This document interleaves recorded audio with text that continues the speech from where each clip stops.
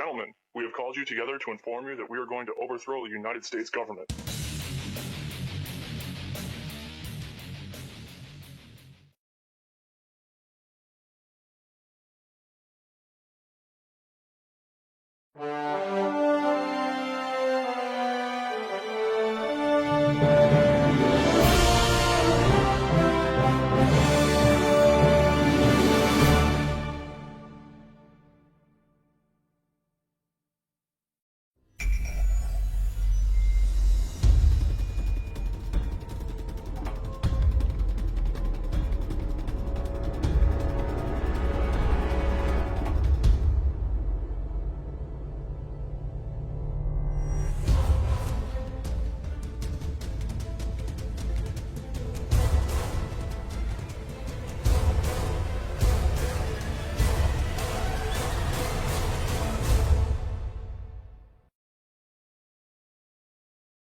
Okay.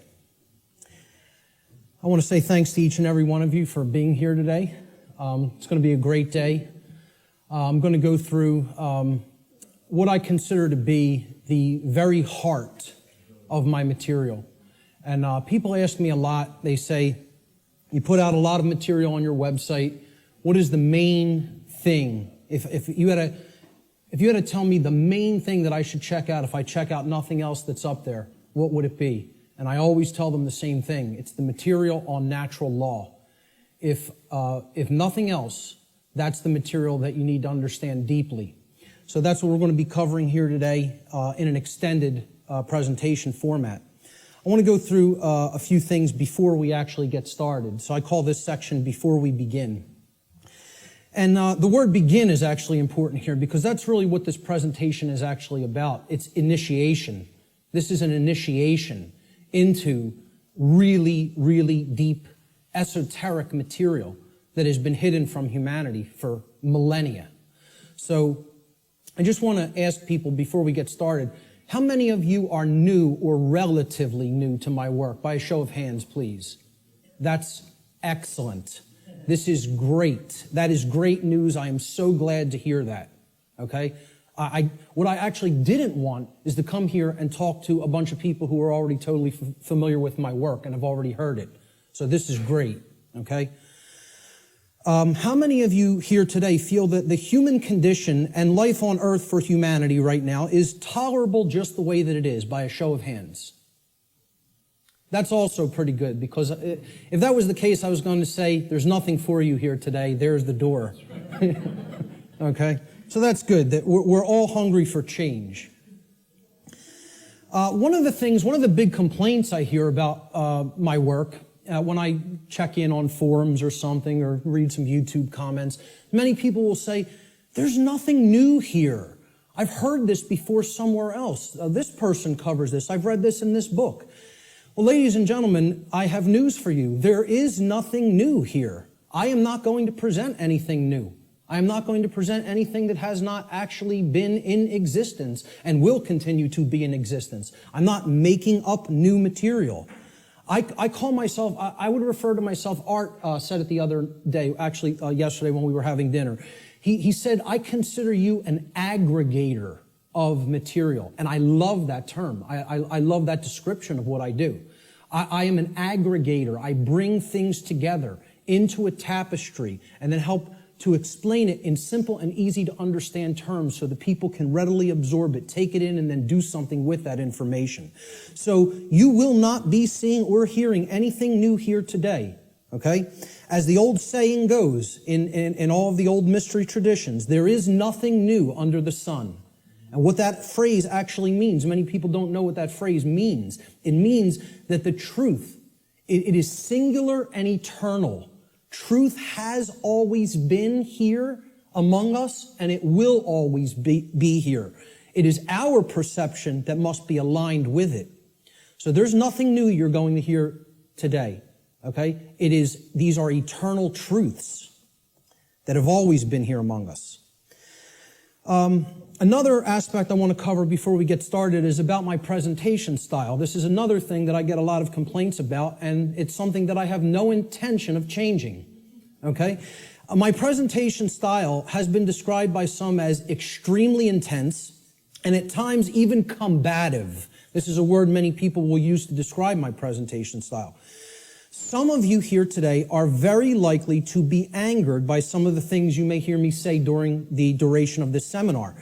And I say, so be it. That's okay. If you get angry, that's okay. The fact of the matter is that truth itself, by its very nature, is belligerent. And I'll actually be putting up a quote to that nature later on in the presentation. The reason truth is belligerent is because it actually is at war. It's at war with the lie. It's at war with deception. It's at war with mind control. So truth can be belligerent. Many people don't want to hear it when they first encounter it. So I tell people all the time, I don't do this. I don't present this information, okay, to be liked. I don't do this to make friends. Okay, I'm not interested in making a whole bunch of new friends. If it happens, that's great, okay? But that's not the reason I do what I do. I don't do this to be popular. I don't do this to make money. It's not a popularity contest. Telling people many things that they don't want to hear is not going to make you popular, or it's not going to make you a whole lot of new friends, okay? So those aren't the reasons I do what I do. To be honest, and I tell people this, and sometimes they get upset by just hearing this, I don't even really want to do this, okay? I don't want to do this with my life. I don't want to do this with my time, okay? As I already know, understand, and live the information I'm going to present. So I get this. I know this, okay? I don't need to keep going over this over and over and over again for my own entertainment, okay? The reason that I actually do this is because I recognize that in a time of such overwhelming ignorance of this critical information, this information which is capable of saving humanity from its current condition, all right? The fact that I do already understand this information places me in a position of moral obligation and responsibility. That's why I do what I do. I'm in a position of moral obligation to speak this information to other people in an effort to help to get them to understand it and live it as well. And that is the reason I do this.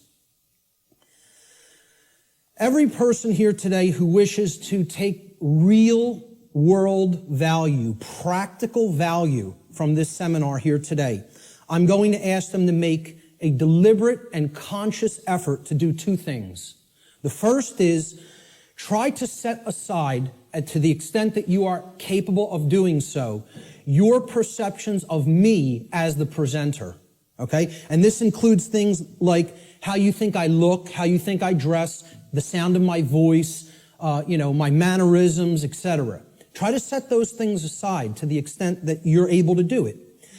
And I know that's difficult for some. And I say this because paying attention to such trivialities will detract your own mental focus away from the information that is being presented today. And that's the worst thing that could happen, because it's the information that is important, not me. Try to ignore me and focus on the content. All right? The second thing I ask people to try to do is to be consciously aware of any of your own impulses that you may have here today, to immediately reject the information that is being presented in this seminar based solely upon your own initial emotional reaction, your initial emotional response to this information. Okay? This is a logical fallacy. Okay, you cannot think with the emotions. So if you hear something you don't like or that angers you, that's okay. Feel the emotion. But don't just immediately say, that can't be true. And don't believe me either. It's about checking it. It's about a process of truth discovery. It's about doing your own due diligence and actually researching this material. Okay? But if you try to gauge the veracity, meaning the truthfulness of this information, solely based upon how it makes you feel when hearing it, you are committing a logical fallacy. Okay? So I ask people to try as much as possible to suspend immediate reactions of disbelief. Okay, and saying, no, I don't want to accept that, no, it can't be true, based on how something may make you feel that you hear today. That's very important to keep in mind. And lastly, this information the entire seminar is a tapestry. Okay, it's like pieces of a huge jigsaw puzzle. All right? It is meant to be seen and taken as a whole in its entirety. Now, I know I'm asking a lot here, too, because it's going to be a long day. Okay? And my goal here, my work here, is to keep your interest and your attention and your focus throughout the entire course of this seminar. And that's a challenging thing to do. But what I'm asking people is, you have to try to see it as a whole.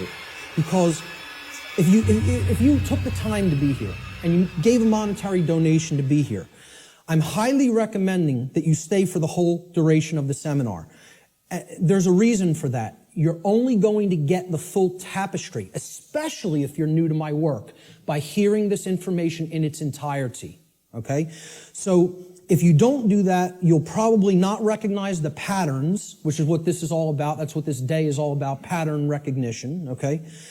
That are inherent to this tapestry of information. And more likely than not, you'll have wasted the time that you took to be here today and wasted the money that you spent to be here today.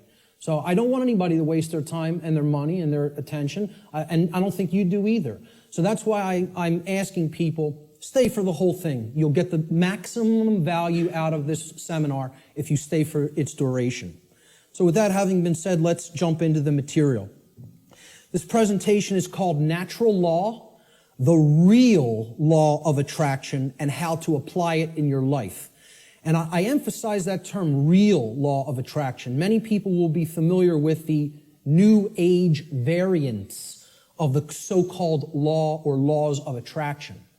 And this is going to differ quite widely from what people have heard in the New Age community and in the New Age movement regarding what the law or laws of attraction are. These are the real laws of attraction you're going to be hearing today and hopefully understanding today. So let's start in. The first section is about teachability, the teachability of the student, okay? How does a student place themselves in the best position to learn?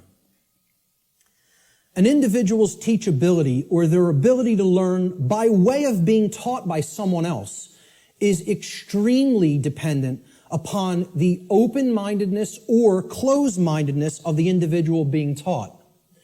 Low teachability derives from arrogance and rigid skepticism. But it also derives, low teachability also derives from naivete and gullibility. High teachability, on the other hand, derives from a balance between healthy skepticism and an open-minded willingness to learn and change.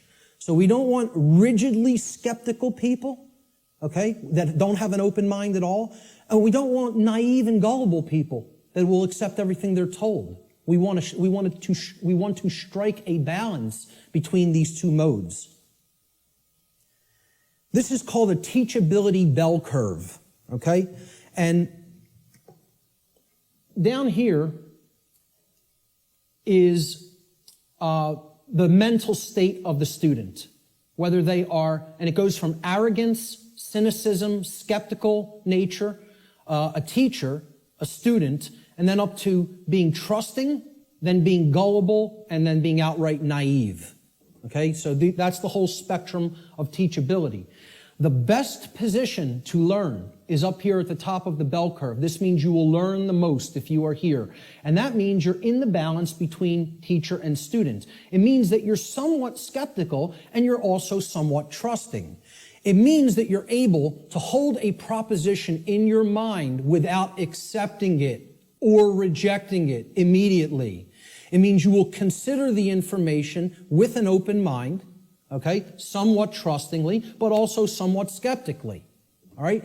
That's going to be the mental state we want to attempt to keep during the duration of this seminar, and therefore you will be in the best position to learn. Of course, as we already said, the poorest positions to learn, the things that, if you're in these mind states in arrogance and rigid skepticism and naivete and gullibility, you're not going to take very much away from this seminar. Okay? So we want to remain at the top of that bell curve if at all possible. Human beings should consider with great care where their information comes from, the source for the information. And this is because by refusing to present certain information and by influencing people to dissuade them from looking into certain information because they're telling you that it's unimportant or unnecessary to consider, many modern institutions like media, like so-called education institutions, are seeking to actually control human perceptions, or let's call it outright what it really is, to control the mind, okay? And therefore, to limit what human beings may even come to understand, and therefore by limiting what they are coming to understand, they're actually limiting what they're able to do, what they're able to change, what they're able to create in the world. Okay? So you have to be skeptical of where your information comes from. And that's why I tell people at the very beginning in my lectures, do not believe me. The worst thing you could do is believe what I'm telling you. You need to look into it for yourself, and most of all, you need to do personal introspection to really feel inside of yourself whether this information resonates with truth. Everybody has that intuitive capacity. That also has to be turned on and engaged and used. All right? If anybody is coming to this seminar from the perspective of modern, organized, institutional bodies, meaning political thought, political agendas, political organizations, religion, religious thought, religious organizations. I'm talking about organized religion here, okay? What I call scientism, not real science, but scientism, science as set up by institutional bodies to be rigidly skeptical belief systems that blot out anything that could possibly say anything to the contrary of their pre-existing beliefs. I call that scientism. Okay? And of course, the New Age movement, which you could group that in with religion. It's just it's for those who don't fall into the religious mindset. This is an alternative religion proposed for them, and they call it the New Age movement. And I tell people, please don't think this is going to concur with any of these belief systems, with any of these boxes for consciousness. This presentation is going to shatter these boxes. It stands outside of all of these because these are limiters for perception and thought. They want to place everything in a box, say nothing outside of this box is fit for human consumption, so do not go there. And as a result, they act as a mind control influence. The other and biggest limiter of the human perceptions and the mind, and ultimately of our behavior, is money itself. If you want to talk about the biggest religion, if these other religions aren't big enough and powerful enough for you, there's the one that is the ultimate power in the world, the ultimate religion, the God of this world, if you will. Okay? So what I'm basically saying here is if you're already in a mindset approaching the, let's call it the discovery of reality or the exploration of reality from any of these perspectives, you will be sorely disappointed here today by what you're going to hear. Because the information here falls well outside of any of these institutional limiters for consciousness. Okay? The requirements for creating change and the role of knowledge. Let's talk about these concepts for a moment. Human beings everywhere say that they want certain things in their life. And they say that they want certain things to be present for all humanity. Okay? We say we want certain conditions to be present for ourselves and our species as a whole. And we say we want things such as happiness, health, peace, prosperity, freedom, etc. And all these things are great things to aspire to. And we say we want them. Most people will say and tell you we want these things. All right? However, I don't really feel that they're truly being honest with themselves. Okay? They'll say they want them, but then when you tell them, well, those aren't automatic conditions. They don't just magically manifest. Okay? There are requirements for obtaining these conditions. Okay? And people wouldn't say they want these conditions if these conditions were already omnipresent. Right? They're saying that they want something because they don't have it at all, or at least in fullness, right? So when you tell them there's requirements for obtaining them, many people will say, oh, well, I may not be willing to go there. I may not want to exert that much effort. And they believe that somehow they're going to magically get these things, right? Well, this is what the real laws of attraction are about. It's explaining conditions that you want don't just automatically manifest by thinking of them or just having a feeling about them. This is a New Age deception. There are requirements for obtaining the conditions that we say we want. Requirement exists in nature. It does exist. If you want something to be different than the way that it already is, than the default conditions, then requirement exists. If you're okay with things being the way that they are now, requirement doesn't exist. There are no requirements to creating change. You just accept the default conditions the way they are now and go on with your existence and accept it's going to be this way and possibly get worse.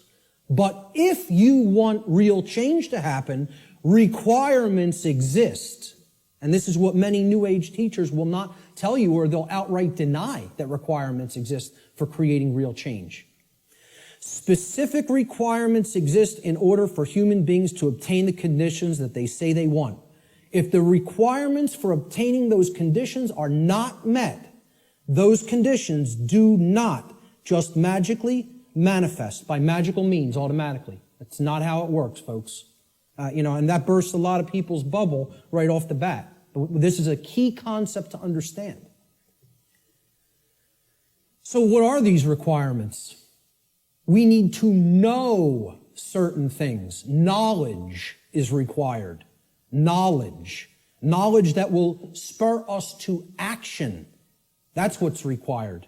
Okay? Since human beings as a species do not already have the things that they say they want, and again, at least not in fullness. If we want to split hairs, we could say we have a modicum of what we may say that we want, but we don't have it in the fullness that we will say that we want it, especially societally, globally.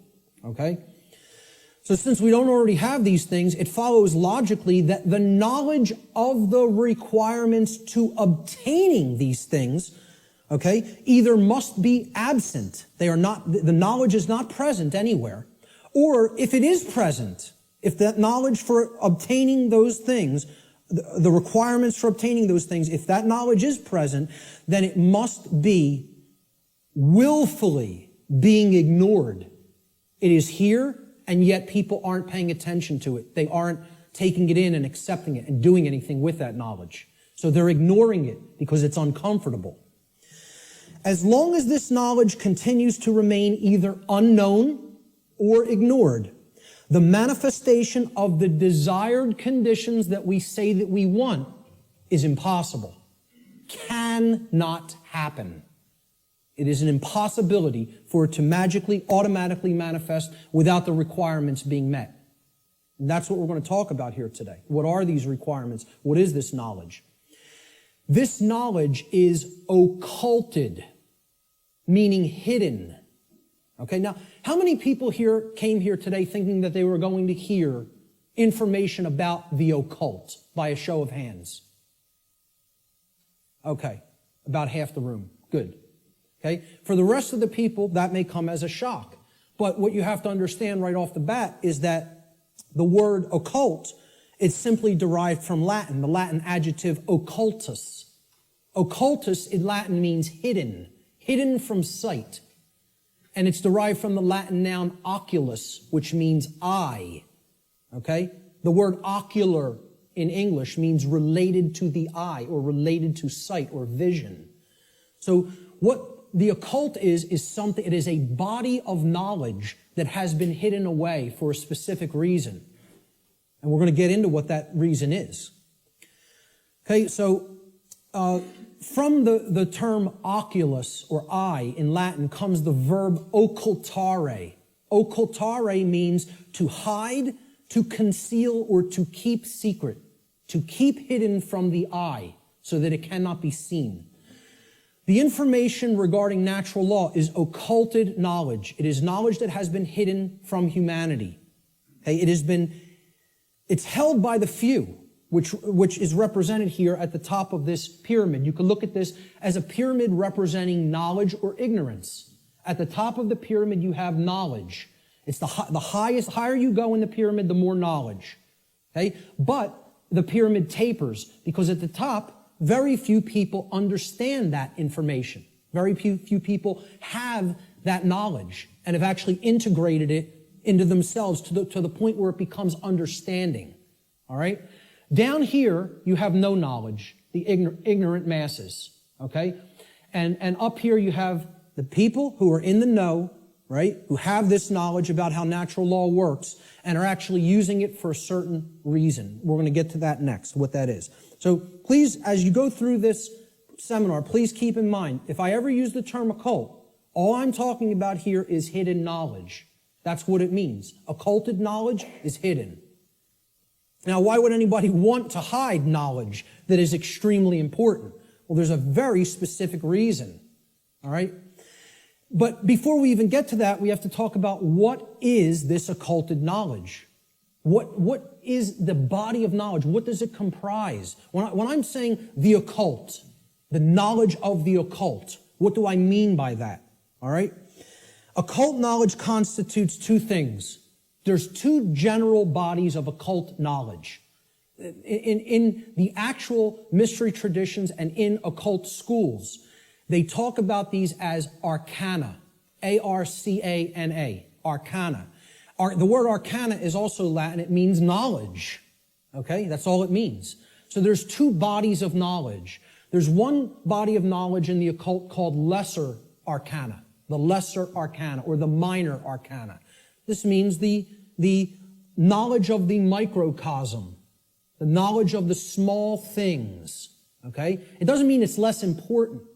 It means it's dealing with the individual units of consciousness, the human psyche, the psyche of the individual.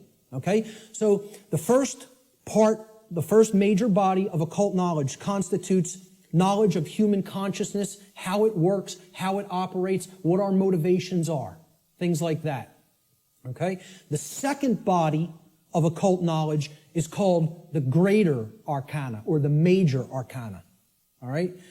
And again, this doesn't refer to that it's more important. It refers to it is the macrocosmic understanding, the understanding of the very large laws of nature that govern the macrocosm. Okay? So universal laws are part of the greater arcana of occult knowledge. And what I call here today, under the umbrella, the term natural law, falls into that second category of greater knowledge, the greater arcana of occult knowledge. Okay? And what these natural laws are unseen and universal spiritual laws. We could talk about the word natural here too. Natural is derived from Egyptian and other Middle Eastern tradition languages. Okay? The word nectar in Egyptian, which would have been spelled without vowels, if we transliterated it, it would be N-T-R in English. Nectar means spirit in Egyptian, in ancient Egyptian. The suffix al, even in English today, but if you go back into Arabic languages and ancient Middle Eastern languages, al as a suffix actually means of or related to, or having come from. Okay? So natural, if you put these root words together, nectar and al, right? It means of or related to the realm of spirit, of or related to God, actually. The word nectar also meant God, spirit or God. Okay? So this is the spiritual domain, the laws that actually are operating in the unseen realm. Okay? Now, they manifest in the physical realm. We're going to talk about that. Okay? Because that's the operation that it trickles down from. It starts in the spiritual domain and then it manifests in the physical domain. All right? So it's important to understand these two bodies of knowledge. The lesser arcana, okay, is about the monad or the individuated unit of consciousness. of the human being. And then the greater knowledge is about the laws that govern the macrocosmic universe. All right? So, what these laws do, this body of the workings of nature that I am calling under the umbrella natural law, they're universal spiritual laws which govern the consequences of behavior. They govern the consequences of behavior. And I would add a caveat to that. They govern the consequences of behavior for intelligent species, for beings that are capable of coming to their understanding. Okay? And I would delineate that from, like, the animal kingdom. Okay? The animal kingdom is not held to the same standard as human beings when it comes to this body of information, because I don't think you're going to sit down with your cat and explain natural law to it. Okay? So when people say, well, why doesn't the animal kingdom held to account in the same way that human beings are? It's because, surprise, surprise, we don't share the same level of consciousness. Okay? There is differences in levels of consciousness and abilities to comprehend information and to actually know how something works. Just like you will not be explaining physics to your dog anytime soon, okay? You're not going to explain natural law to the animal kingdom and have them grasp it, because they're not at the same level of consciousness as we are. Okay? So we are held to a different account when it comes to natural law. It governs human behavior. It would be an easy way of saying it. This body of knowledge has actually been called consequentialism by past researchers and teachers. And I have no problem with that term. I've actually looked into consequentialism, and it's quite similar, okay, in its scope and what it teaches. It's been called karma, karmic law, in many Middle Eastern and Eastern traditions, okay? And I have no problem with that term for it either. It has been called in some of the Western traditions and Christian traditions moral law, and I have no problem with that term either. Religionists have called it God's law, and I have no problem with that term either. I have no problem with any of these terms being applied to the umbrella of natural law, because that is essentially what it is. But we're going to get deeply into how it works and operates in our lives here today. Why is this knowledge hidden away from people? To what ends? The knowledge of the occult, the hidden knowledge about how natural law works and how consciousness works, is not commonly known. That's why it's not the exoteric. It's not given to the masses. It's the esoteric. It is reserved for the few. And there's a reason for that. It's been deliberately hidden away and kept from the general public in order to create and maintain a power differential. Because if someone else is an extreme level of knowledge, and they know how something works, like something as trivial as how human consciousness works, how human motivations work, how human perceptions work, how human beings can be manipulated. If somebody has deep knowledge of that information, and there's a whole bunch of people over here who have not one iota of how that works, what kind of a number do you think somebody can do on people like that? See, the way I ask people to look at this is real simple.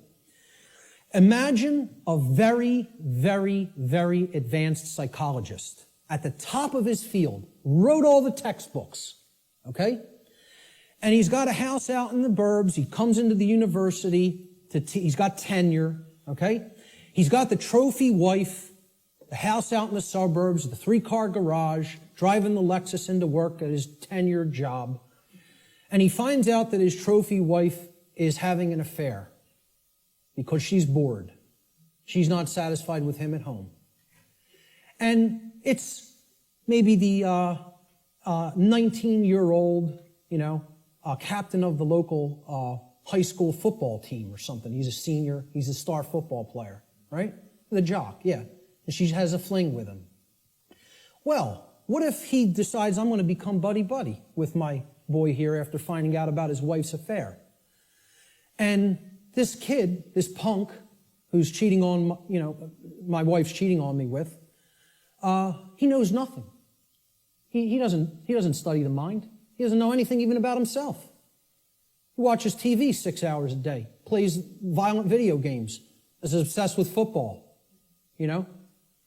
What kind of a number you think that psychologist can do on that kid? Total number. That's the answer, exactly. That's right.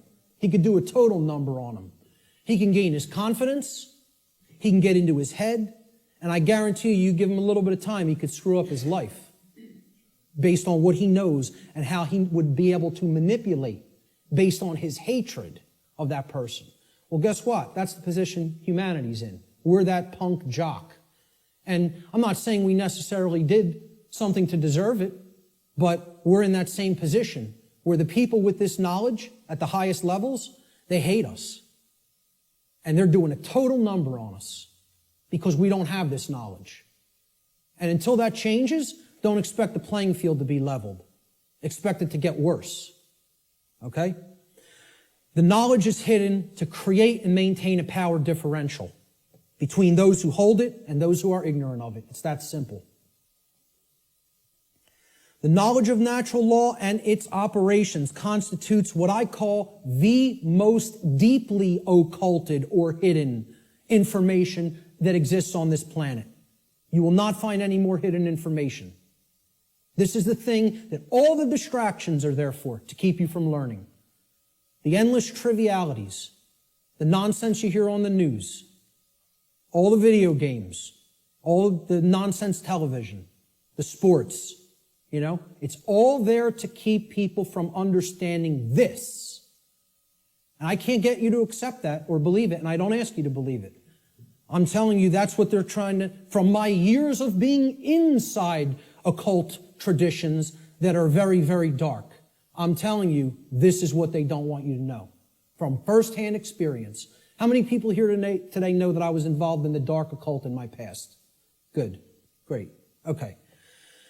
The powers that be want to seek to keep this information hidden from the people of the earth at all costs, because understanding this information about natural law will level the playing field and put an end to the currently entrenched systems of control that are operating on the earth. We should very clearly make a distinguishment between nescience and ignorance so that people fully understand the difference between these two concepts. How many people even have heard the term nescience? Very few. This is a word that has practically been sanitized from colloquial English, practically been sanitized from the English language. And there's a reason for that too. There's two contexts to not knowing something. The first context is nescience. Okay? Nescience comes from the Latin. The prefix ne in Latin means not or not present or absent. Okay? And then sciere in Latin means to know. It's where we get the word science from. Okay? So you put them together, and nescience, it actually, those two roots form another word, nesciere. Nesciere in Latin means not to know, to not understand. But there's a connotation to it. It means to not understand because the specific information that you may be having a desire to understand is completely absent. It is not present, and you cannot actually aggregate that information. You can't bring those pieces of grammar together to form the sentence. Okay? It's not present. Okay? So you don't have it at all. It's unattainable. This should be clearly delineated from ignorance. Now, nescience is not someone's fault. The information just isn't there. Okay? You can't be blamed for nescience. There is no blame in nescience. The person who is nescient is not to be blamed for being nescient. The information simply wasn't present so they could take it in and then come to understand it. Ignorance carries blame. This is another thing. People want to think in the New Age movement there's no such thing as. Nobody's to blame. And that goes to that there's no cause for anything that's happening, as you'll hear a lot in the New Age circles. Okay? I very strongly put down these notions, or attempt to. Okay? There are causes and effects. There are people who are responsible for what is happening. There is blame. Blame exists. Okay? There are people who are culpable. We're going to talk about moral culpability later. So ignorance has blame attached to it and responsibility attached to it. Okay? It comes from the Latin verb ignorare in Latin. And this means not to know, just like nescience means not to know, but in a completely different connotation. The connotation of ignorance means you don't know even though necessary information is present and right there before you, because you have willfully refused or disregarded that information. Whether you've refused it because it made you feel uncomfortable, or whether you disregarded it because you felt that's not important for me to know. I don't need to know that. Or you feel you already understand something that contradicts with what's, the new thing that you're hearing or seeing. Okay? So when you willfully disregard something, okay? If I wanted to willfully disregard the gentleman sitting in the front row, he's present. I could just pretend he's not here and ignore him. That's what ignoring is. This is why I try to say to people, the impact of the word is almost lost to us, of the word ignorance, because of the way it's pronounced. I tell people, start pronouncing it ignorance. Ignorance. Then people will hear the word ignore in it, and the connotation becomes clear. It means you're ignoring it. Ignorance. Okay? That's how I like to say it now. Because the connotation is clear that way.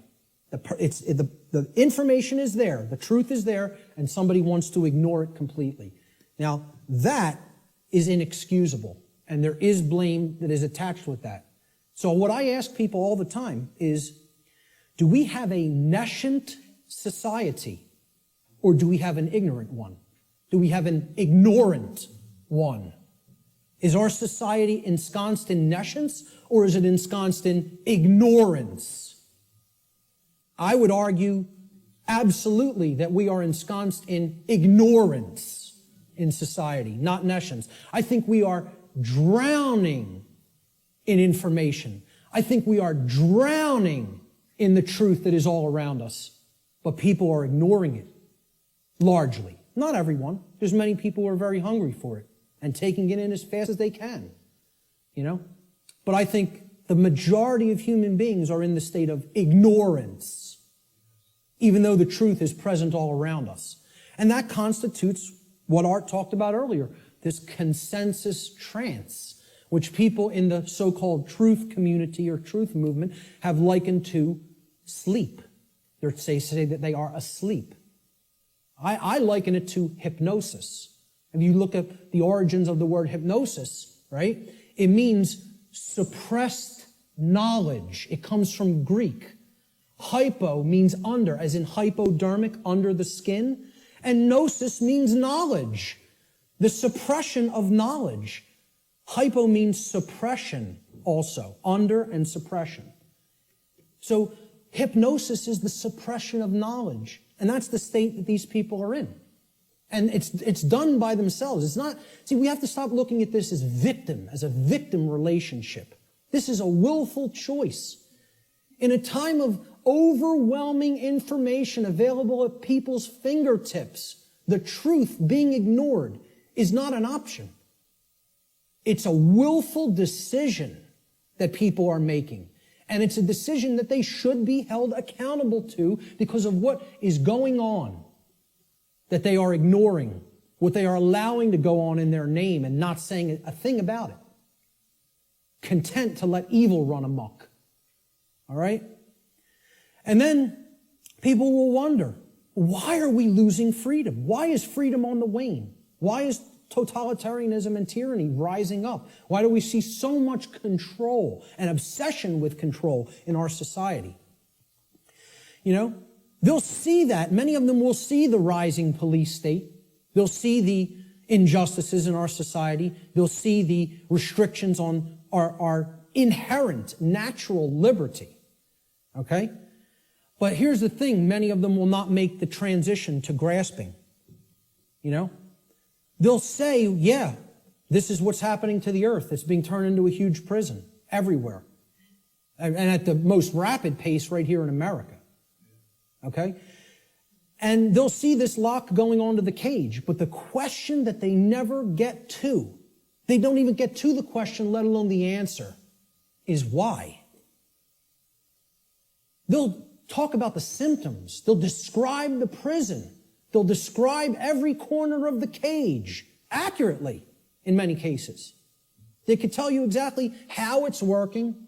They can tell you all the different aspects of the control system, but they can't tell you why it's actually going into place. Why is that happening? Well, that's what this presentation answers. Why are we losing freedom? And it gets to the actual heart of that answer.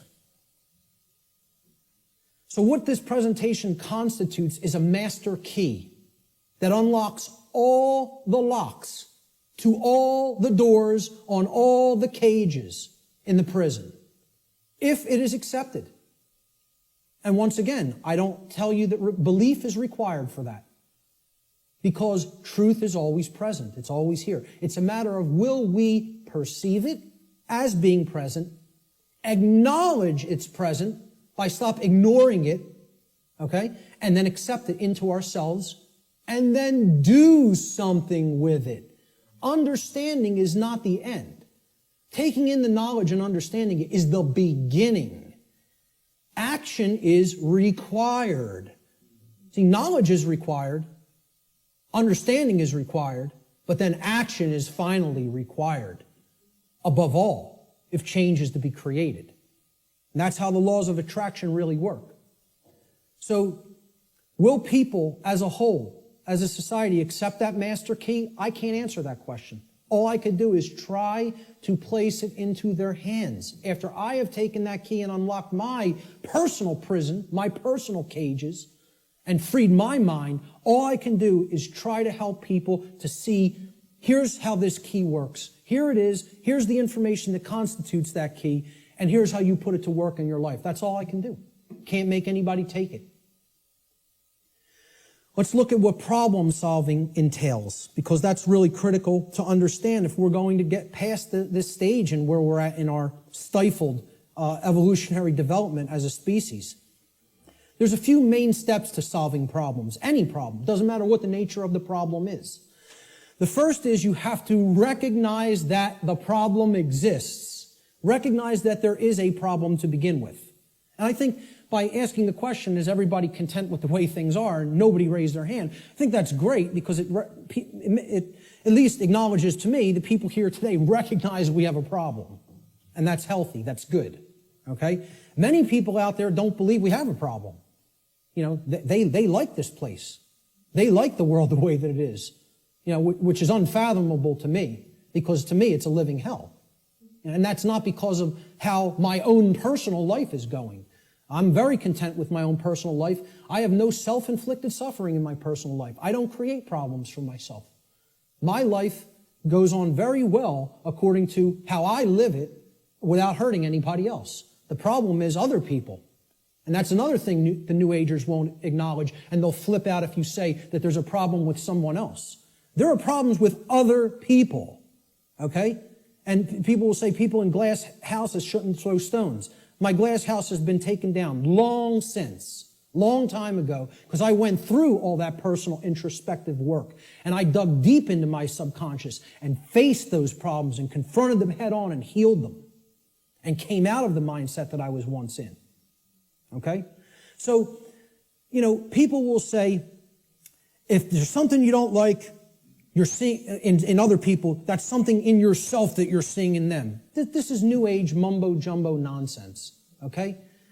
If you're not part of the problem, I'm not part of this problem. I can say that honestly. I'm not part of this problem. I can look at every single person, anybody who's watching this, and say, I'm not part of the problem that's happening on the earth. With all honesty and knowing that I'm telling the truth with that. Okay? But see, at one point, I was part of the problem. And a big part of the problem. Okay? What I had to do at some point is stop doing this and pointing out and saying the problem lies elsewhere while I was still part of it. And then I had to do this and point squarely at myself and say, what do I need to change here, here, and finally here in the guts, in the courage? You know, people will say, yeah, change happens in the mind, it happens in the heart. But lastly, it happens in the guts. We need to generate what I call the heart, mind, guts. Okay? You got to care enough to know and then put it into action. The heart, mind, guts. Okay? That taking action is the most important step when it comes to creating change. And we're going to get to that in a moment. But the whole point here is I had to look at what I needed to change about myself in my thoughts, my emotions, and my actions, and then change those things in myself. This is what most people want to run away from. They want to say, yeah, I want those things that I say I want to magically, to be present in my life, but I don't want to do those things that require self-change in how I think, in how I feel, and in how I act. I want it magically to happen without changing those things in me. So I can honestly look at the rest of the world and say, the problem does not lie within me. I am not seeing a manifestation of myself in other people. Other people have not done the same process that I have, the introspective work that I have, and gone through that painful, painstaking work that involves effort, hard effort. I'm not up here telling people, I'm offering you the tonic. You're going to take a sip and magically you will be enlightened. Okay? Knowing what's going on in the world is hard work. It involves destruction. It's a destructive process.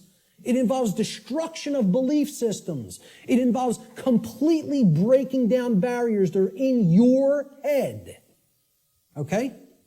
Hardly anybody wants to do that work.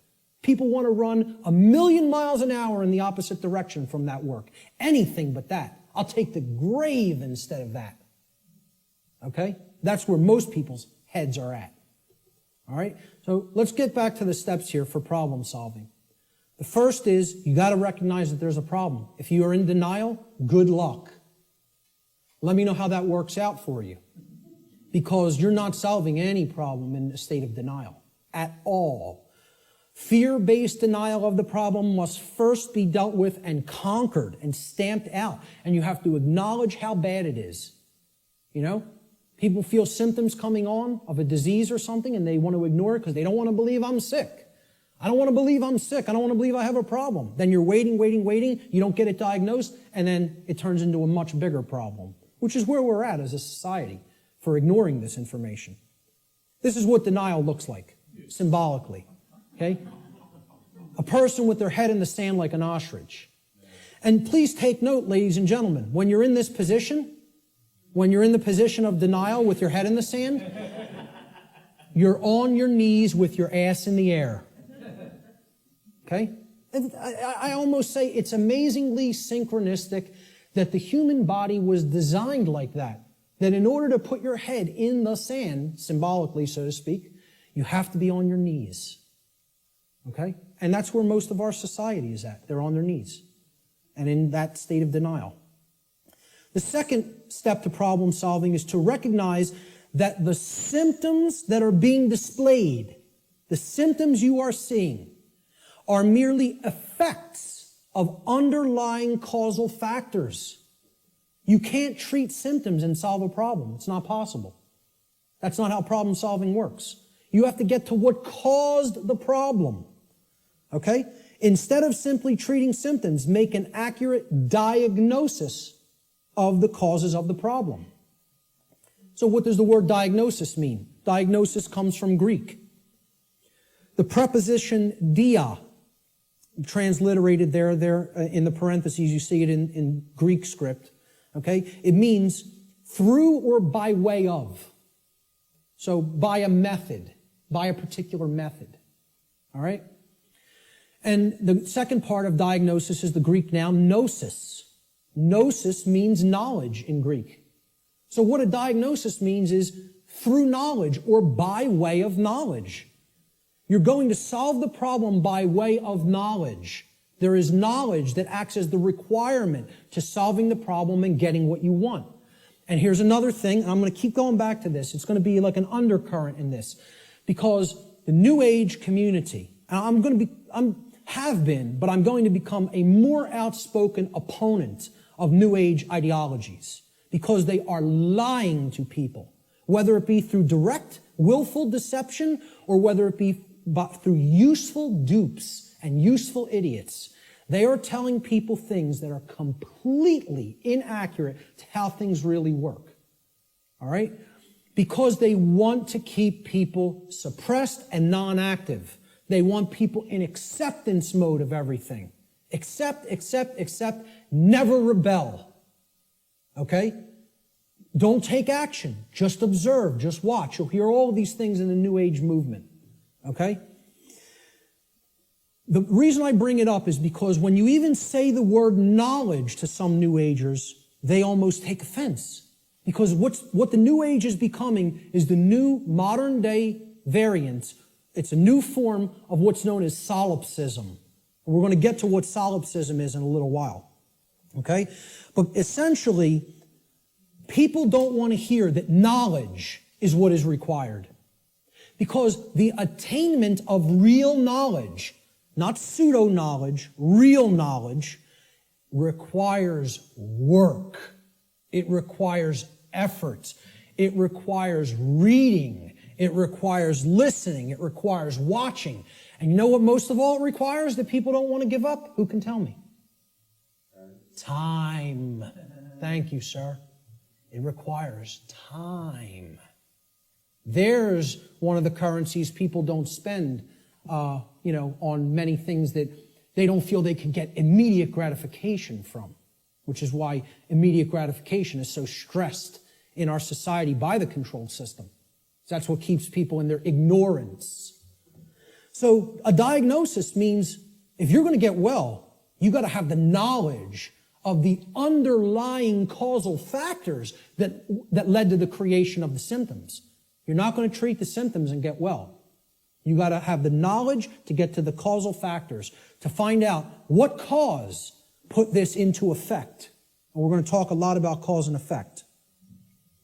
The third step to problem solving is, through the knowledge that you've acquired now, via making an accurate diagnosis of the problem of the causal factors, right? You're going to then put that knowledge into action. Understanding what created the problem is like step 2, right? Stop being in denial. Understand what caused the problem. Act on the knowledge you now have to solve the problem, to make it right. Okay? So action is required. We make the diagnosis, then we have to take the required action necessary to rectify or to set right, which is what the word rectify means, the causal factors that led to the manifestation of the problem. Let's talk a little bit about the concept of what truth is, how I refer to truth in all of my work. Because people have a real deeply mystified concept of what truth is or what it means. They'll get into all these really deep abstract discussions of the mind of God and, trying to get into quantum theory and everything. This is mystification of the concept of the truth. And we have to demystify it.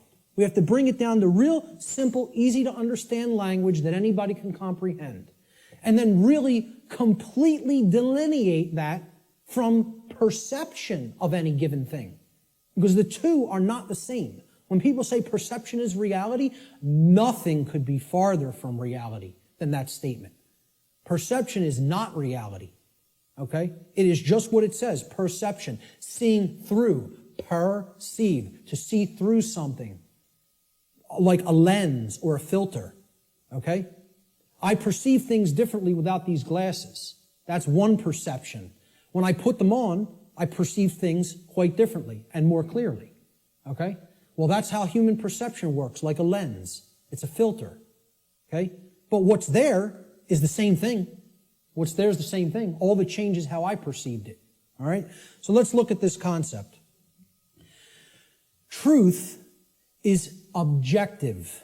That means that it's not dependent upon the perceptions of human beings. No one wants to hear that. That is a direct assault, a direct frontal assault on the human ego.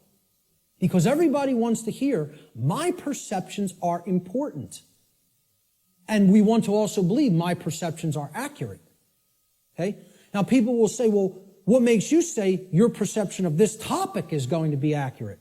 That's because I went through the process of having to admit over and over and over and over and over again, endlessly, how wrong I was about my former perceptions.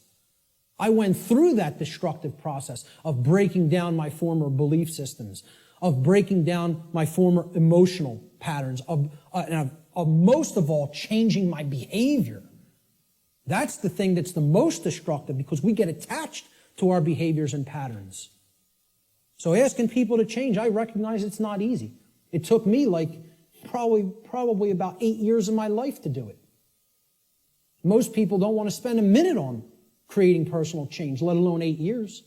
And, when I look at myself, in all honesty, again, none of this is to sound egoic or to toot my own horn, but I look at it like I was a mild case of ego entrapment, a mild case compared to where I see other people at. I feel like I was the, very brittle stone that just needed to be hit with a chisel a few times and it broke into powder. Other people are hardened granite or diamond. To break them down is going to take enormous effort and work. And most of them don't even want to do it. They're so calcified, they've been so compressed into that hardened state that they don't even want to start. So I realize telling people your perceptions are not what really matters, The truth isn't based upon how you perceive things, that it's independent from your perceptions. Most people don't want to hear that. They don't want to hear that. Human beings' perceptions are capable of wavering. They can waver slightly from the truth, and they can waver wildly from the truth. All right? What truth is that which does not waver. It doesn't move. It's that which is. It doesn't matter what anybody thinks about it. It doesn't matter whether anybody believes it. It doesn't matter whether anybody knows it. It doesn't matter whether anybody sees it. It doesn't matter whether anybody wants to see it. It's there. It's always been there. It's always going to be there. Nothing anybody does can change what has happened. Can anybody change what has already occurred in what we call in the thinking of linear time, the past? Not one person here is capable of doing that. Let me tell you something. Not one being in the entire manifested universe is capable of doing that. Because that which has already occurred is set in the record of the universe. Nothing can change the past. Ever. Great movie on this. Watch the new movie, The Time Machine. Not the original 50s version or 60s version. The new one. I think it came out in late 90s or early 2000s. Okay? This movie got crushed in reviews. Crushed. Whenever reviewers crush a movie and give it the worst ratings, go see that film. Because I guarantee you there's very important allegorical concepts that you need to understand embedded in that film, and that's why the reviewers crush it, because they don't want you getting any ideas, This movie got crushed in the theaters, and I'm telling you, it's one of the best films to understand the concept of the absolute impossibility of changing the past. The past cannot be altered. You know what can be altered? The future. That's what that movie's about. And you know where the alteration of the future begins? In the present moment. That's exactly right. That's the only place it begins. Okay? So what truth is, the demystified concept of truth, is it's simply that which already exists. It's that which has happened in the past and is happening in the present moment. The truth does not exist in the future. When we get to those future moments and it's the present, truth will be existent then. But not until, okay? So there is no such thing as truth in the future. Truth is that which has occurred in the past and that which is occurring in the present. It is simply that which is and that which has been. please recognize when I use the word truth, that is all I'm talking about. I'm not talking about the mind of God. I'm not talking about the entire reason for the existence of the universe. I'm talking about the events that have taken place in the past and are taking place in the present. That's all. And guess what? That's all the truth is. It doesn't need to be any more complicated than that. Okay? You want to make it more complicated than that, call it something other than truth so as not to confuse people to what truth really is. Truth versus human perception. Okay? Now, I want to ask people to imagine, see these white lines? Imagine these white lines that do not waver as truth. And imagine that the perception that is set against the truth, we're going to take three different individuals. This is individual A, this is individual B, this is individual C. Okay? Their ability to perceive what has occurred and what is occurring is what I would refer to as consciousness. Okay? Consciousness is a being's ability to recognize patterns and meaning with respect to those patterns. Meaning you have an accurate understanding of what's taking place within and around you, or you have an inaccurate understanding of what's taking place in and around you. If your consciousness is high, meaning it's at a high frequency, okay, that means you're going to have more of an ability to understand and recognize the patterns. If your consciousnness is low, you're at a low frequency, you're going to see the pattern less. You're not going to accurately perceive. So I liken this to a waveform. In simple, physics, a wave, this is a simple sine wave, okay? It has its crest here and its trough here, okay? And then the pattern repeats, goes up to the crest, down to the trough, and it repeats over again. The distance between the either crests or troughs of the wave is called the wavelength, okay? The longer the wavelength, the shorter the frequency. What that means is how frequently is it going to be intercepting the line that represents truth? How frequently is it going to be aligned with this line, which we are calling truth? Okay?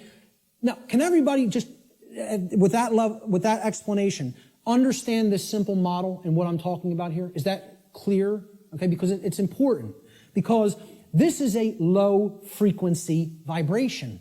It's a low frequency wave. A wave like this, if it was an audio wave, would produce a low frequency, would produce a low bass tone. Okay? As we go up to a higher frequency, you can see the wavelength is shorter, meaning that it intercepts the line which represents truth much more frequently. We can count them. 1, 2, 3, 4, 5 here. 1, 2, 3, 4, 5, 6, 7, 8, 9 there. Okay? So this is a higher frequency vibration. And we go up to an even higher frequency. Let's say person C has this consciousness. They have a higher frequency. Okay? And they're intercepting the line that represents truth, much more frequency. I won't count those out because there's a lot of them, okay? The higher the frequency, the more in tune with truth we are. What would happen if this frequency became infinitely high? What would it become? It would be indistinguishable from a line. And therefore, someone would be aligned to that which is. The higher the level of consciousness or frequency, which is their perception of reality being accurate, okay? Not wavering as much from the truth, because it's hitting it in more places. We would basically, this wave would turn into a line at some point, the higher the frequency went. Think about this in sound, right? You hear a low bass tone, it's like, then it goes up, and it would go eventually outside the range of human hearing, because the frequency went so high. Same concept here. The higher the frequency, the higher the perception of reality, the quality of the perception is going to be. Okay? The concept to keep in mind here is perception is not reality. It's the filter we see reality through. What the human being's work is to do is to align their perception to the reality which exists, which is truth. We need to set aside what we want the truth to be and look at what it is. What it is altogether different than what we want it to be. But until we recognize what it is, we're not even in a position to make an accurate diagnosis of what's going on and therefore create what we want it to be. So I'm going to give the first quote here, comes from a gentleman I personally greatly respect. How many people are familiar with Travis Walton, by a show of hands? Hardly anybody in the room. Wow, 2 people. Amazing. And I know Barb is in the back because we've met him personally. I spoke with this gentleman at a conference last year in 2012. And I just want to say, I just think he's a totally genuine individual. I don't care what anybody thinks of me saying that, okay? I believe him. Do I know factually that what he claims happened to him did? No, I do not. But I believe what he is saying for a reason. When I am around somebody, especially for any length of time, I think my intuition is good that I can get a feel for their heart, okay? And when he's telling you stuff, it's very consistent. And in his book, he asks people, you need to listen to my whole story, suspend your disbelief for a minute, and then do your research, and then make a judgment call. Do you want to believe me? Do you think I'm telling you the truth? Do you think I'm lying to you? And then make up your own mind, okay? And who Travis Walton is he claims that he was an abductee, that he was taken on board an extraterrestrial craft at a point in his life. He disappeared for days. They were out looking for him, and his best friends were accused of murdering him. And he shows up 5 days later in like deplorable conditions, out on a country road someplace. But anyway, again, I spoke with him back in 2012. I just bumped into him again. We were just at a conference. I'm bringing this up for a reason. We were just at a conference in Philadelphia where he spoke. And this quote, I feel I would start, if I was going to quote somebody, I was going to make this like the first quote in the presentation today. Travis Walton says in his book, which is called Fire in the Sky, he said, I have come to realize that the biggest problem anywhere in the world, the biggest problem anywhere in the world is that people's perceptions of reality are compulsively filtered through the screening mesh of what they want and do not want to be true. Now, when I read that in his book, I got chills up and down my spine. Because I said, this meshes exactly with what I'm talking about in my section, in my presentation called Truth versus Perception. And he's encapsulating it in a sentence perfectly. All right? We want things to be true. That doesn't make it so. That's not what makes truth the way that it is. What makes truth is the way that it is what behaviors were taken and what is the actual effect in the manifested world. That's how things are, okay? It doesn't matter how we want them to be. They may be a completely different way right now than we want them to be, and I would say for the people in this room, they are a completely different way than we want them to be. But most people in the world think, they kind of believe that they're the arbiter of truth. And that's a bad place to be in. That's a very, very low level of consciousness. To think that if I don't believe that it's this way, it's not this way. Many people are trapped in that state of mind, okay? Now, the reason I even bring this up and included Travis's quote here is at this conference that we were just at a couple of weeks ago, okay? I didn't speak at it, I tabled at it. A woman came up to my table and she picked up my New Age Bullshit DVD, which is available here today in the back. And she said, what's this about? With a real skeptical look. And I explained, well, it's a 7-hour extended video podcast that has many, many slides, okay? I gave a shortened version of it at the Free Your Mind conference in Philadelphia. And this is the extended version that goes deeply into the deception of the New Age movement and how it is a religion that is designed to suppress the masculine side of the personality, which is the side that actually takes action and creates change, okay? And that's, of course, pushed by the sacred feminine, which is care and creativity, and compassion, right? Both need to be present. We're going to talk about that here today. But I said this is about the suppression of that masculine energy. And that's what the New Age movement is about, the suppression of the masculine, right?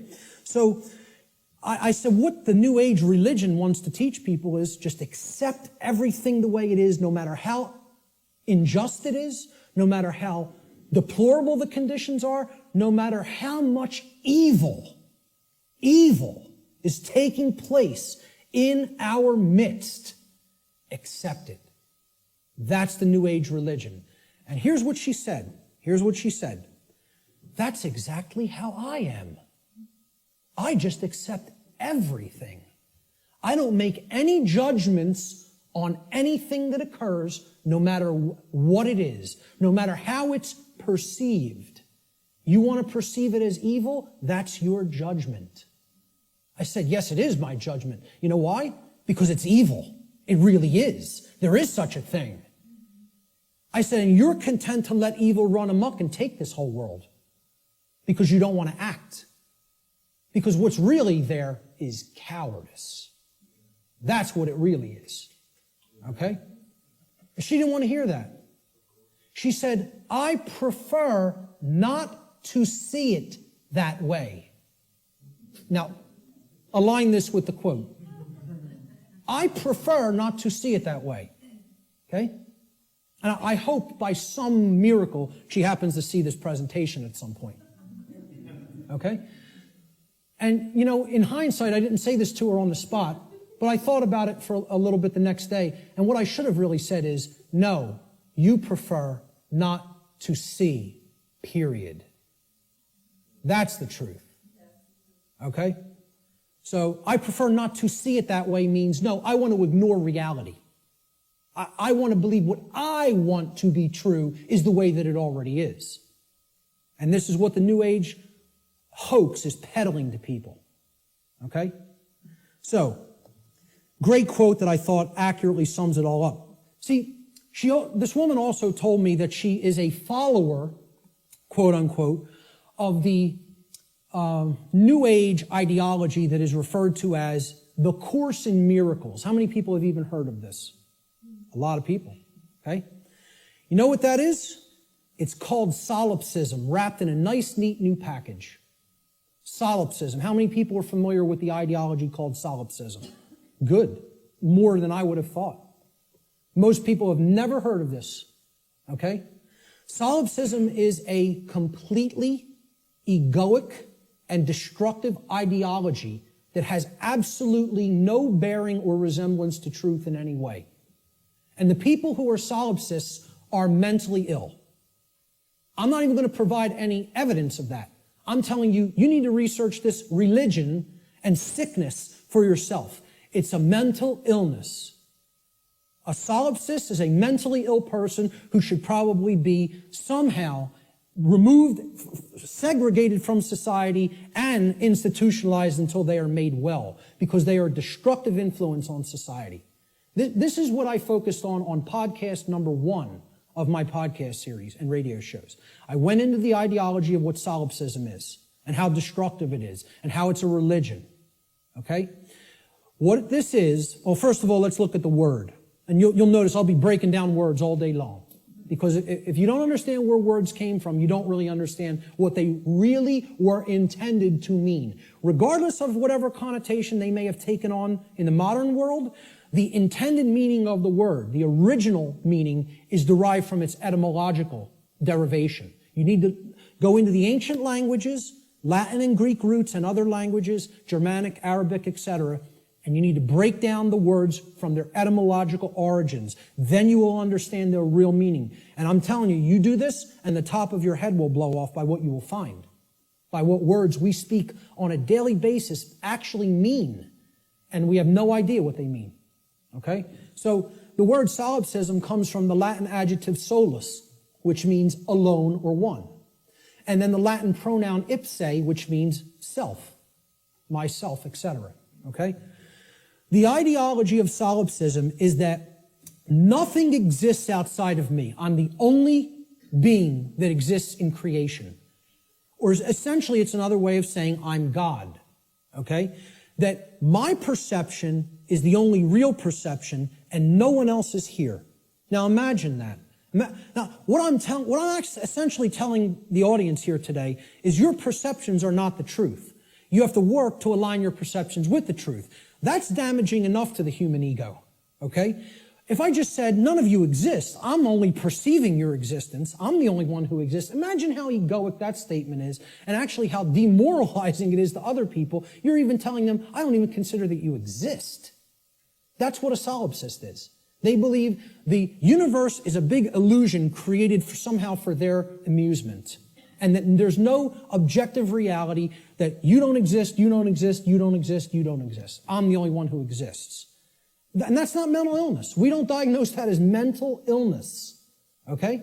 I don't care if you want to accept the notion everything is one. I personally accept that notion. I do accept that we are all one. That doesn't mean you're not existent in the physical domain right now as I'm talking to you. Of course we all exist here. We are in the physical domain. Okay? The whole point is, these people want to believe the entire spiritual physical domain is such an illusion that nothing that takes place in it matters or has any significance and should just be watched, and nothing should be done to change it. And let me explain what this is, folks. When I was a Satanist, okay, and I was working inside the Church of Satan and other dark occult organizations, they have a set of sins, believe it or not. They don't look at them as sins in the same way that, religionists look at sin. But they have the things that, these are behaviors and thought patterns that should not be engaged in by the dark occultist themselves, by the magician, if you will.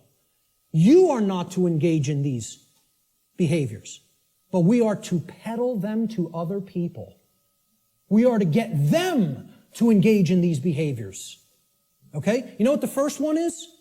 No, it's not. That's the second or third. I think it's the third, if I'm not mistaken. I don't have the list handy. But the first one is stupidity. That's the first satanic sin. Okay? For the dark occultist. But they want other people in deep stupidity. They want other people in deep ignorance. The idea here is, we will know it all. We will know the truth so that we can control others and keep them a dumbed down herd. Okay? There's a bunch of other ones, but I think the second or third is solipsism. Solipsism is one of the biggest sin for Satanists and dark Luciferians and dark occultists. They don't want any of their membership believing in this mental illness nonsense. Okay? But they want to propagate it and peddle it. They want to do that. And they told me personally, higher ups in this network told me personally when I was working with them, wait until you see the New Age books that our membership, will be writing, or either writing ourselves or putting into the hands of useful dupes to write and put out there. We'll be giving them the idea, they'll write it for us, put it out there as their own idea. And they said, we are going to propagate and peddle solipsism like you have never seen. And you know what? When they say something, they do it. I'm serious. They're aligned. Their act is together. They act on the same page. And for that, I have respect for them as an enemy. And I don't take anything they do lightly. I recognize they have the will. They're not like the rest of humanity. They align their thoughts, their knowledge, with their version of care. You know, it's not like our emotionally based care, but they care about what they're doing, and then they act. And when they act in concert, and they get it done. Okay? I'm not saying, I agree with any of their agenda, because I don't, and I'm trying to stop it. But I have respect for their unity. They are unified and on the same page, and humanity is not. And that's why, in all honesty, we're having our rear ends handed to us in this spiritual battle right now. At least right now. Solipsism is the ideology that only one's mind is sure to exist. Solipsists contend that knowledge of anything that is outside of one's own mind is unsure, and hence there is no such thing as objective truth. Okay? No such thing as objective truth. And therefore, nothing about the external world and its workings can actually ever be known. Just think about that statement. It's saying no one can ever know anything. You cannot come to know anything at all. There is no such thing as knowledge. So what I would say to somebody who's following the quote-unquote Course in Miracles, or a Course in Solipsism, or a Course in acceptance of all forms of evil in this world, is you can't know anything by reading the Course in Miracles, because nothing can be known. You know? Why would a solipsist ever pick up a book? Why would a solipsist ever watch anything, any video? Why would a solipsist ever engage in a conversation with another human being? You know? Tell a solipsist you can't know that you're going to fall off that cliff, so why don't you go try to walk over it and see what happens? Because you can't be sure of anything. They won't do that, though. You know? The whole point here is this is a religion. This is a New Age religion. And I'm telling you who it's peddled by. It's peddled by the occultists who have the knowledge of how natural law works and are trying to put out whatever ideologies they can, destructive ideologies they can, to get people not to understand it. Or to even go so far as to believe that nothing can be understood. Why would you bother to look into natural law? Nothing can be known. It's unbelievable that anybody would be so gullible and naive to fall into this mindset. Let me just tell you what it really is. It's a person who has given up on life. They feel that it's so difficult to know anything and they don't want to do the work to come to that level of knowledge that they've just said, I don't believe it can be known. That makes me feel more comfortable in my ignorance and laziness. That's the truth about what solipsism is. Okay? And that's the truth about my friend I bumped into at the MUFON conference. And I'd say that to her face. Okay? So, we have to realize we're battling this force. This religion is on the rise. Solipsism is on the rise. More people are becoming solipsists or solipsistic in their beliefs, in their thought processes. Let's look at some basic definitions and working definitions. Now, first thing we're going to define is definition. Let's define what a definition is, okay? A definition is an exact statement, a statement of the exact meaning of a word, all right? We're looking for an exact meaning, not a connotation, not a maybe or a like or a somewhat. We're looking to narrow the focus. That's why it definites it. It makes it finite. We're taking it not infinite, we're finiting it. We're making it finite. Okay? We're actually limiting through words what something means so we can be clearer about what we're saying. Okay? It's an exact statement or description of the nature, scope, or meaning of something. Another way we could look at a definition when we're talking about visual or audio definition is it's the degree of distinctness or clarity of an object, image, or sound. Okay? So why do people buy HD TV sets? They want higher definition. They want a higher clarity of the picture. Okay? If you have high definition audio, for audio files, they won't accept anything but high definition audio. Because in comparison to low def audio, the clarity of the sound is very good. It's much better. Okay? So that's what definition is. It is all related to clarity. When we use it in conjunction with words, it means the clarity of the meaning is amplified. Okay? And when it's with a picture, the clarity of our vision, of the ability to see what the picture is, the information in the picture is amplified. And same thing with sound. The more accurate the definitions that we have for words or concepts, the better our clarity of meaning and therefore our understanding of those concepts, words or concepts will be. So definition simply means clarity of meaning when we're applying it to words and concepts. So therefore, let's define natural law. So this is what we're going to be talking about for the rest of the day. We have to define it. The simple definition of natural is inherent, having a basis in nature, reality, and truth, not made or caused by humankind. So if it's natural, wasn't made by man. Mankind didn't make it. Okay? And again, the origin of the word, neter in Egyptian, means spirit, and all means of or related to. So of or related to spirit. It is all of nature, the spiritual domain. See, this is the other part. People believe that the spiritual domain is separate from the physical domain. This is a huge thread and a huge central focus in all of my work. If you think the spiritual domain is not where you are at now because you're in the physical domain, you're mistaken. If you think that the spiritual domain is someplace other than the physical domain, you're also mistaken. If you place emphasis on one above the other and say, well, this one takes precedence and this one's not important. Either way you do it, whether you say the spiritual is more important and the world of matter should not be given any significance, it's imbalance. And it's not true. Okay? Or if you say, hey, like scientism does in many, left brain scientism, the material world is all that there is. This is just a dead mechanized clockwork called the universe, and it happened by accident for no reason.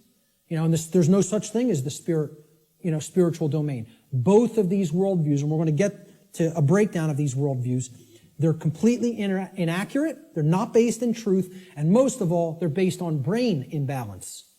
And we're going to see how one of these worldviews or another develops when either the left brain hemisphere or the right brain hemisphere has taken precedence and dominance within the individual consciousness. So, natural means spiritual. These words could be used interchangeably. So when I'm talking about natural law, I mean spiritual law. Unseen spiritual laws. But overall, the dictionary definition of natural is it's inherent to nature and it's not made by man. The word law the definition is an existing condition which is both binding and immutable. So let's look at each one of these words. Existing. It means that it is present. It is present. Okay? It cannot be just ignored and expected that, well, that doesn't make it true and it's not going to have an effect. It's there. It's present. That's why it's a law that it's in operation, that is in operation. It is binding. Binding means it has an effect. It means it doesn't matter whether you believe that it has an effect. It doesn't matter whether you understand that it has an effect. It doesn't care. And this is another big hammer to the ego. The human ego wants to hear what it wants to hear. One of the things it wants to hear is the universe cares about you. Personally. It cares about John. It cares about Bob. It cares about Mary. It cares about Elizabeth, whatever. Okay? It cares about you individually as a being. Now, you could go so far as to say you believe that the creator of the universe cares about you. I'm not denying anybody or saying don't think that. What I'm saying is that the laws of the universe don't care about you. Laws have been created in this realm that work flawlessly. 100% of the time, flawlessly. Let me ask people to envision this scenario to try to clarify this. A couple are on a picnic. They're out in a state forest or something like that. They're on a picnic. About 50 yards away from where they're at, okay, there's a pretty tall cliff, maybe about 200 feet, okay, and it ends in some jagged rocks. They brought their 2-year-old child on the picnic with them. They unfold the blanket, take out the picnic basket, they're having their picnic. Maybe passions got heated and the husband and wife were, making out a little bit. Their kid, 2-year-old daughter, in her nice Sunday sundress or whatever, wanders off, gets to the edge of that cliff. Will gravity care if that girl goes over the edge? No. Will gravity allow her to go over the edge? Yes, it will. Gravity is not going to say, this girl doesn't understand this law, and she'll die if she goes over that edge. She's innocent. She's nescient even. Not even ignorant. Innocent and nescient. Will that law still have an effect? You damn better well believe it will. And so does natural law in the same way. It doesn't care whether you don't know. Doesn't care whether you're nescient or ignorant. It's in effect, it's binding, and it is immutable. Immutable means that nothing you can ever do can ever change it. It is in effect eternally. Because man didn't put it into effect. You know who put it into effect? The creator of the universe put it into effect. And I don't really care what you think of that force as. You could think of it as an impersonal force. You could think of it as the man with the beard. You could think of it as this remote control. I don't really care what you think of it as. Personally, that's none of my business. But you know what? If you think of it that it's man that makes the laws, then I have a problem. Because man doesn't make these laws I'm talking about. The creator of the universe set these laws into motion, put them into effect, and they bind you. You and I are bound by these laws, whether we like it or not, whether we accept it or not, whether we understand it or not. They're in effect, and you are already creating the reality that we are experiencing based upon interaction with these unseen laws. Already. You're already doing it. You can never not be doing it. That's an impossibility. Okay? You're always creating, co-creating in harmony, in cooperation, I should say. Whether it's in harmony or opposition is a different story. In cooperation with these spiritual laws that I'm going to talk about, you are already creating in cooperation with them and can never not do so as long as you exist in the physical domain. Okay? So that's what the simple definitions that we're working forward with. Natural law doesn't mean anything other than this. That's it. It means, so let's put them together. Inherent, existing conditions. Conditions that exist in nature, which are both binding and immutable. They have an effect whether they're understood or not, and they cannot be changed. So what would be our requirement of knowledge here? What do you think should be done? If we are always working with these, do you think we're going to create something that is wise to create, that is good, that is in alignment with what we say we want, if we don't know how these laws operate? You know what's going to be created? A mess. Total chaos. Something you don't want. Something that leads to enormous suffering, which is where we're at. If, on the other hand, you have that knowledge of how these things work, then you align your behavior to them, you're going to create a whole new different ballgame. And then you're going to not have self-inflicted suffering. Okay? That's what this is all about. So let's give a working definition. This is what I call the soundbite, right? People say, well, tell me what natural law is, Mark. You have a few days? Maybe a large portion of the day like we're going to cover today. Maybe. Some people will get it. Okay? But really, you need to devote a large amount of time to studying this, understanding it, reading about it, and even experimenting with it. This is not an untestable hypothesis. Okay? And it's not a hypothesis. It's actually a law. But it's not untestable. You can test it. You can apply all the scientific methodologies to natural law. Same thing. Gather your information, observe, hypothesize, observe, test the results, publish the results. That's scientific methodology. The scientific methodology will be borne out for everything I'm talking about in this presentation if it is applied. Because this is not a religion. This is not some new age mumbo jumbo. This is a science. It is a science that constitutes knowledge of how laws that are existent, in operation, and immutable in this universe work, and how we are creating what we experience in conjunction with these operating laws. And man didn't put them into effect. Whatever created this universe put them into effect. I'm not here today to tell you what that is. Your job in your own personal experience is to get in touch with what you feel that is. I'm not here to tell you what that is. Now, I'm not here to tell anybody what that is. But my whole point is, it created these laws, and they're in effect. And if you want to stop suffering, and if you want the human condition to change, you have to understand how these laws work. There is no way around that. Knowledge of these laws is required. And this is what people in the so-called New Age movement and in religious communities and in other communities don't want to acknowledge. They don't want to acknowledge that work is required. So let's give a working definition for natural law, my soundbite variant, okay? I tell people who want the 6 o'clock news edition of what natural law is, okay? Natural law is universal, non-man-made, binding, and immutable conditions that govern the consequences of behavior, and specifically, at least on this planet, human behavior. I would say in the universe, it governs the behavior of all intelligent beings. Intelligent beings. Okay? Natural law is a body of universal spiritual laws which act as the governing dynamics of consciousness. The governing dynamics of consciousness. That's the working definition.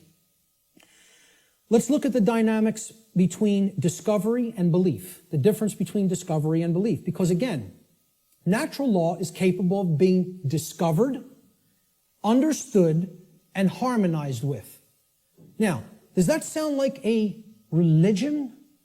Religion asks people to believe, accept, and do without question. What this is saying, this exists, you're bound by it. The best you can do is to understand its operation like you would understand gravity, and therefore not just walk toward the edge of a 200-foot cliff that is bottomed by jagged rocks. If you're intelligent and you understand how the law of gravity works, you won't do that behavior. Okay? Just like if you're intelligent and you understand how natural law works, you won't do certain behaviors to create a prison for the entire species, for your entire species. Unfortunately, humanity has not reached that level of consciousness yet. They are not at that level of co-creative intelligence to understand how these laws work and then align their behaviors to them. So natural law has nothing to do with religion. It's not a belief system. It's a science. It is a discoverable operation that is already in effect that we can either understand and align our behavior to or remain ignorant of and suffer as a result of that ignorance because it's already in effect and already has a binding effect upon you and your behaviors and everyone's. So when it comes to belief, and anybody that was trying to propagate a religion wouldn't put this slide up here. When it comes to natural law, it works just like gravity. So the clown that's going to jump over the cliff saying, I don't believe in gravity, what's going to happen? Down he goes. Because belief is irrelevant. Because natural law does not care about you. It does not care about you. It is in effect, no matter what you do, deal with it. And people don't want to hear that. And I recognize this. I recognize I'm not telling anybody anything they want to hear. If I wanted to sell a lot of stuff, if I wanted to be real popular, I'd come up here and I'd tell you exactly what you want to hear, and then I'd be making $50,000 a presentation like Wayne Dyer does. Okay? And that is his fee. I know because I've actually had some people speak to his management. That's what a New Age presenter gets. You know what I ask for? 0. I don't even ask for a stipend because I don't even care about fake money. I care about making real money. Real one I. The word money is actually one I. And people don't even have said it 1 billion times in their life and never recognize what they're saying is one eye. And it's the symbol of the one eye, which represents spiritual enlightenment, is plastered all over the $1 bill. Okay? Well, this is the one. See, I tell people, I'm a poor man when it comes to the fake money, but I'm very rich in the real stuff. The real thing, I have tons of. The fake stuff, I don't do so well with, and I don't care. It's not what I'm concerned about. I know it's fake. Okay? So I don't ask for a stipend when I present. I tell whoever's setting up the presentation, pay for my travel and lodging. Hook me up with a dinner or whatever. That's it. I'll come out and speak anywhere. Okay? The point is If I was trying to appeal to somebody's ego and what they wanted to hear, I would tell you your beliefs are very important. Your beliefs shape. And they do shape your reality. In a negative way, if you don't align yourself with truth and you want to stay attached to a belief system because you prefer it over what's real, okay? So when it comes to natural law, I'm not telling people don't believe in yourself. People will say, there's forms of belief that are good. Yeah, I acknowledge that. I understand that. Believe in yourself. Believe in your own ability to come to this understanding of information like this. But I'm explaining when it comes to a law that is existent in the universe, your belief doesn't matter. It's irrelevant. The universe doesn't care what those parents at that picnic whose child just went over the cliff believed. It doesn't care whether that girl doesn't know how gravity works. It's going to have an effect. You act a certain way, like a computer. Boom, you put this in, here's how you program this, that's what has to come out. Invariably. Invariably. It is nothing personal. Natural law is not a personal force. It is an impersonal force. That every single mystery tradition and occult tradition that has actually wanted to share this knowledge with people has been telling people about and attempting to tell people about since time immemorial. It is an impersonal force. It does not care about you. It does not worry or care in the slightest bit whether you understand it or accept it or not. It is in effect, you are bound by it, the end, and stop crying in your milk over it. That's it. No one wants to hear that. And I'm not so naive that I recognize people don't want to hear that I don't recognize that. I do recognize that. Believe me, I realize the wall I am up against in saying this. I get it fully. Fully. If I wanted to blow smoke up people's rear ends, I'd come up here and I'd say, the universe cares about you and what you believe. And it's going to gauge that, it's going to look at all that, and it's going to tabulate it, and it's going to say, well, what did he believe when he took this action? It's not going to say that. It's going to say, is this what happened? Yes or no? Yes? Here's the result. That's it. Unwaveringly and invariably. The human ego has a hard time with that. There was some popular TV show, I don't even remember what it was. Barb had downloaded it. And she was watching an episode, and it said, humanity's greatest fear is that truth is absolute. And I usually don't bother watching any television, okay? I download a couple of shows to watch them because they're allegories, and I want to pick apart the allegory. But I wasn't even watching this one, but I heard it, and my head snapped around. Whoa! That came through a network television show? How'd that happen? Humanity's greatest fear is that the truth is absolute. The ego has a hard time with the concept of any absolutes. It loves relativism. That's another part of the big trap of where we're at. Relativistic ideas, and especially when it comes to morality. We're going to talk about moral relativism. But the concept here is natural law does not require your belief to be in effect, no more than gravity requires your belief to be in effect. Okay? That needs to be understood. Human belief is completely irrelevant when it comes to the existence and operation of natural law, just as it is irrelevant in relation to any of the other laws of nature such as gravity, inertia, momentum, thermodynamics, or electromagnetism. Similar to such other phenomena of nature. The workings of natural law require no belief in order for them to be discovered and known. So what I'm saying is, your belief will not change natural law, but your inquiry into it can lead to an understanding of it. You can develop the knowledge of it if you are willing to open your mind and look at how these laws function and what we're getting as a result of our disharmony with them.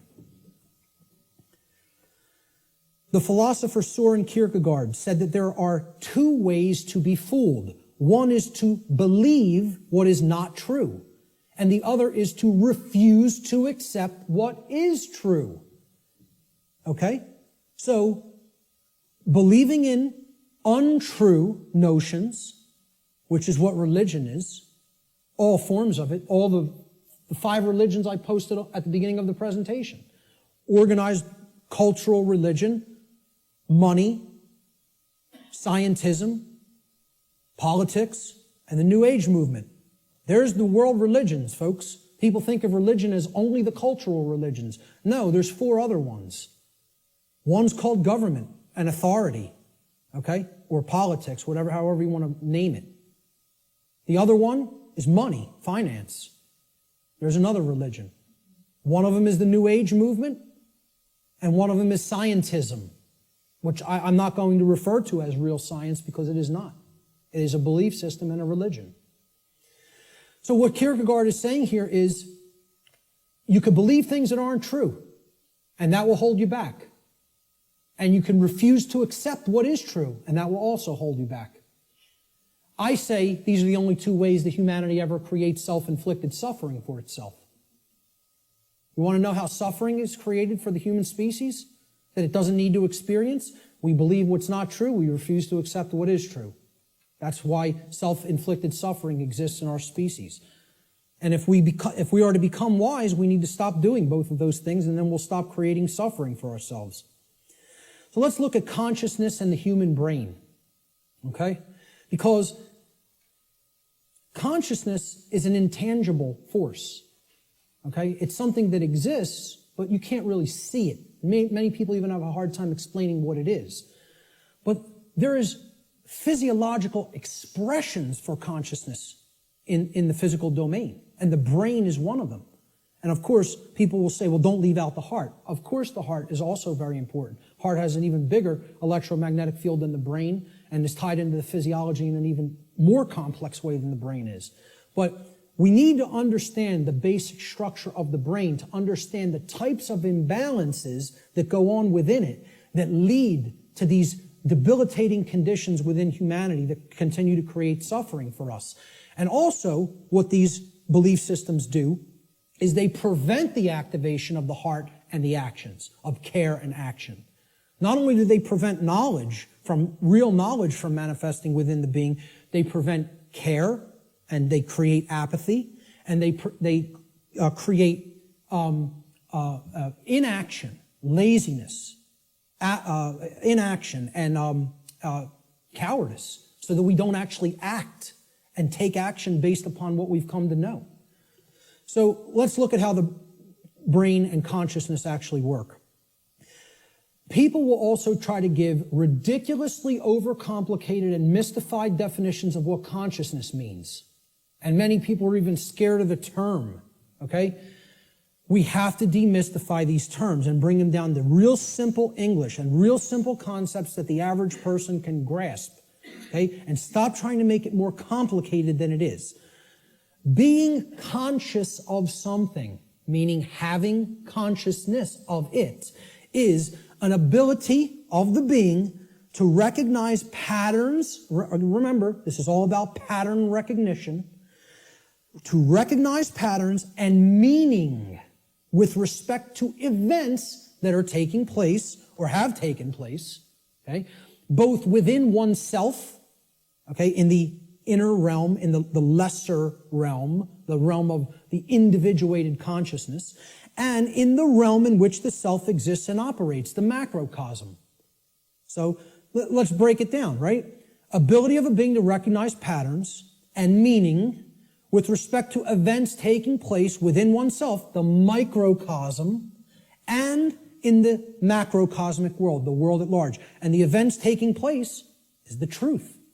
So it's our ability to accurately perceive truth of what has happened and what is happening. That's consciousness. That's consciousness. And it's made way overly complicated by people. It's mostly made overly complicated in the New Age movement, again, which I can't stress enough how big of a deception it is. For people, really have to go and check out my work on the New Age deception. Okay? It's on my website. It's in the video section, and it's in the podcast section. And it's a 7-hour presentation. But I'm telling you, it will be as worthwhile for you to check out as this seminar. So, that's what consciousness is. Now, how does consciousness express? There's a difference between what it is and how it expresses in our life. Consciousness expresses. I ask people, just tell me, what are the ways you could ever make yourself known to any other being? How can any other being come to know who you are in this incarnation, in this physical manifestation? How could they possibly come to know you? How could you manifest yourself or make yourself known to them? And there's only 3 ways: thoughts, emotions, and actions. Okay? And I would say speech falls into the line of the combination of thoughts and emotions. And speech is also a form of action. I'm using force to, make the air flow over my vocal cords to make sounds come out so that you can hear what the concepts I'm trying to express. So it is a form of action. And it derives from what we have thought up to this point and the emotions that we have, and we could express it through speech. So thought, emotion, and action. Thought you have to look at as the creative force that is the expression for consciousness within the individual. Okay? So it's a neutral force. You don't look at your thoughts as masculine or feminine, do you? But you do look at them as creative forces. In order for anything to manifest in the physical domain, it had to first exist as a thought. This computer, somebody had to envision all the parts, how it works, how it's put together. Okay? This camera equipment, the clothes you're wearing, the seats, everything that exists had to first exist in the realm of thought. Had to. By law. Then it comes into physical manifestation through action. Your emotions are a polarized component, you could look at it as. It is a feminine aspect of consciousness. Because other people don't feel your emotions. They could perceive or sense them. You're the one who's feeling the emotions in your physiology. It's an internal expression. You feel emotions inwardly, inside in the physiology. Hence, this is a feminine expression for consciousness. It is something that is not externalized and put out. It is something that is felt within. So the emotions in the mind-body-spirit connection are the spirit in which we do something. Okay, so that's the feminine force or the spirit. Of course, thoughts are within our mind, hence that's the mind component of the consciousness. Then there's a marriage between them. Okay, so you could look at thoughts as the creative essence, which then blends with or marries to the feminine. Now, see, we're getting into a notion that is taught in many different religious traditions. It's called the Trinity. And I challenge anybody, go and look in any of the trinities that exist, in any of the religions. You can go back to Babylon. You can go to the Indus Valley traditions. You can go to the Egyptian and Cometian traditions, the Christian traditions.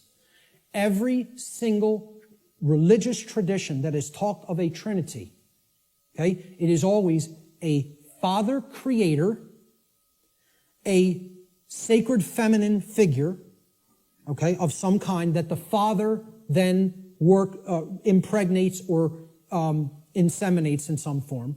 And then from that offspring is born a male child. Always. Okay? What we're talking about here is the Father being the mind, the creative essence. Then the spirit or the emotions being the sacred feminine essence. Okay? Or the Holy Spirit, the emotions. And then the child, the male child, is behavior. It is the active or masculine principle that actually interacts with the physical world to change it. And hence, that is the only way to actually save ourselves. And again, people in religious thinking will immediately attack this and say, you're saying that saving ourselves will not come through faith. Yes, I am. Saving ourselves will only come through action. Action will save humanity. Faith will not do it. So sorry to again, smash another egoic attachment that people have to religious notions. But these religions are created by the control system. Okay? People don't understand that exoteric Christianity is created by the dark occult, of the ancient dark occult mystery schools. They don't understand where this religion came from because they haven't studied astrotheology. And I'm not telling you there's no good concepts in any religion. I say take all the good concepts and leave the nonsense. Because one of the nonsense is that you need to believe in something to be saved from the current human condition. You don't need to believe in a thing. You need to know the truth. And right in their own religion, there it is. Let me just stay on this for a moment, because in their own scripture, the exoteric Christian scriptures, what is the one prescription that the Christ figure gives to the people when he is asked about freedom? He's only asked about freedom like once in the Gospels, okay? In the words attributed to his teachings. And they want to know what will save us, what will make us free, and what is his prescription? Truth shall make you free. No, that is not. There's something missing there. You're close. What is the actual saying? Know the truth. Knowing the truth will make you free. That's the prescription, even in exoteric Christianity. It's right there in the Gospels. But Christians don't want to hear that because the controllers in the church who came from the dark priest class gave them this nonsense that all you have to do is believe and everything will magically change. Well, good luck with that. When people's behaviors have no alignment with morality, you think your belief's going to change something? Again, let me know how that works out for you. And again, I'm not mincing words up here. You know, I'm telling it like it really is. I don't care who it offends. So, the expressions for consciousness are thoughts, emotions, and actions which are likened to, in the consciousness community, of mind, spirit, and body. And it's a trinity. A father, creator, which is the thoughts, the mind, the feminine essence, which is the mother of the trinity, the emotions, the inward aspects, the spirit. And then they give birth. When the thoughts and the emotions come together, they give birth to action in the world, which is the male child. This is very important to understand. I hope everybody is clear. This is our internal trinity, which constitutes the expressions for consciousness. Okay? So let's move on. Yes? Okay, how much time? It is. Okay, we're going to stop right there and take a break. We will resume at 1:15 precisely. Okay, so if you want to come in a few minutes early to get settled, I will start again at 1:15 p.m. Thank you, ladies and gentlemen. Thank you.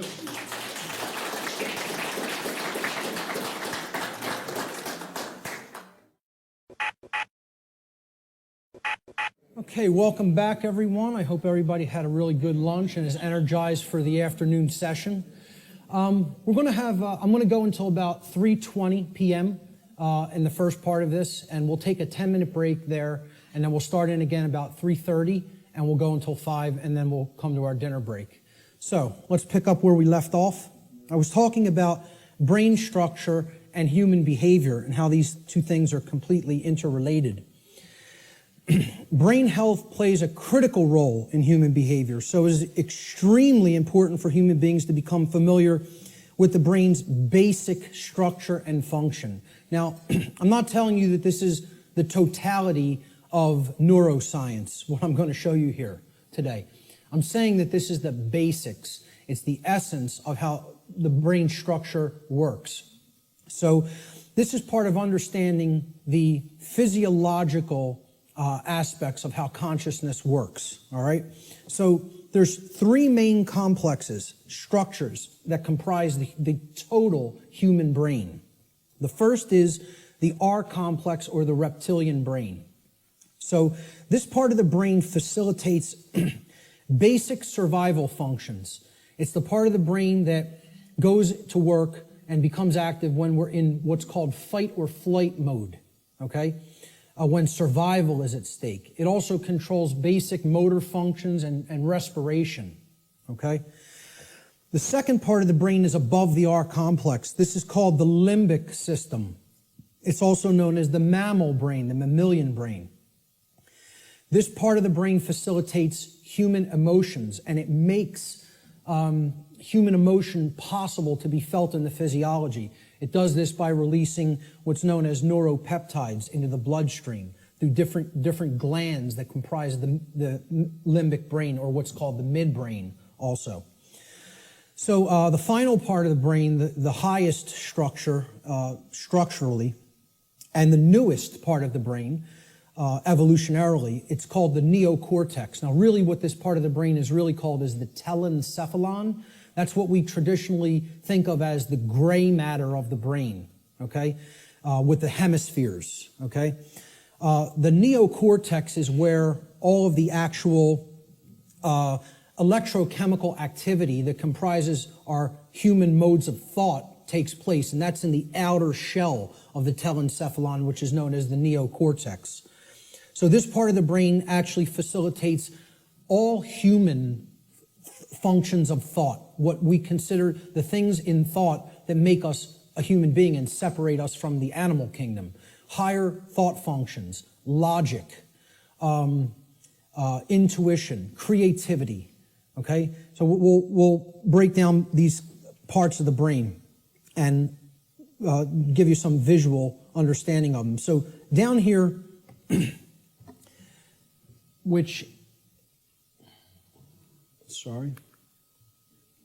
down here is the reptilian brain. It's comprised of the brain stem right here, and this part of the brain is called the cerebellum, okay? These two components together essentially comprise the R complex. So again, the R complex is the lowest consciousness part of the brain. We don't do any thinking with this part of the brain. It's the reactive part of the brain. It reacts to stimulus. It's the stimulus response mechanism. Now, up here in this middle part of the brain, these are all the different glands like the hypothalamus, the thalamus, the pituitary and pineal glands, etc., that comprise the midbrain or the limbic system. All human emotions are facilitated, are made possible by this part of the brain, okay? So this part of the brain, if it wasn't working properly, you would not be able to experience a normal range of human emotions. This is part of what psychopathy is. Psychopaths, this part of the brain is not functioning properly, whether it be from a birth disorder or whether it be from conditions over one's life that if someone has stayed in chronically has numbed out this part of the brain and it is not functioning properly anymore, so the person's not actually experiencing a normal range of emotions. This part of the brain, which again is the telencephalon, this gray matter part with all of the grooves, etc., that's the neocortex. The neocortex is the outer casing, basically, of the telencephalon, the higher brain. It's the human brain, okay? Neo means new, so it's the newest part of the brain structure as far as evolutionary development of the human being goes. So this part of the brain facilitates all higher order thinking. Now, what you have to understand about the telencephalon, or the hemispheres of the brain, is that they're first of all bilaterally symmetrical, and they generally control different functions of thought. Now, I'm not telling you it's 100%. Neuroscience is more complicated than that, okay? But in general, the left hemisphere of the brain is what governs logic, analytical thought, and scientific and mathematical thinking, and also linear thought processes, okay? Physical world tasks and details, being able to break things down and analyze them, all right? So this is taking things apart, breaking them down into smaller components and analyzing the pieces. That's what the left brain does. You could look at it as a series processor, okay? It has to go into this part first, then here, and then we can spit out the output. A linear process, like a series processor, okay? The right side of the brain, the right hemisphere, governs or generally facilitates and makes possible human creativity, our emotional makeup, okay, all the emotional dynamics of the human being, holistic thought, being able to see the big picture thinking, pattern recognition, and then things like compassion, nurturing, care, okay, ethics to a large extent. And I don't say ethical thinking comes from a balance between the two, as we're going to get into. Now, if this left part of the brain here becomes chronically dominant, the masculine part of the brain, and again, I'm putting these symbols here.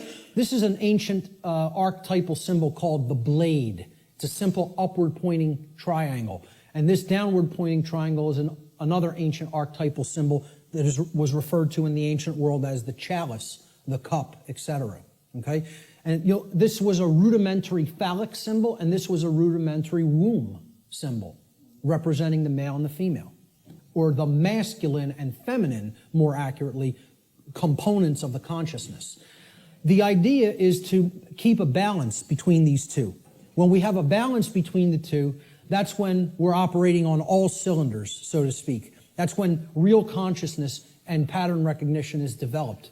And that's when real morality and ethical considerations are also created within the personality, within the being.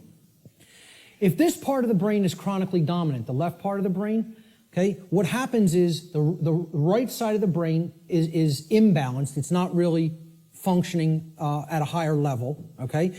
And the limbic brain will actually suffer that effect, okay? It will also start to shut down.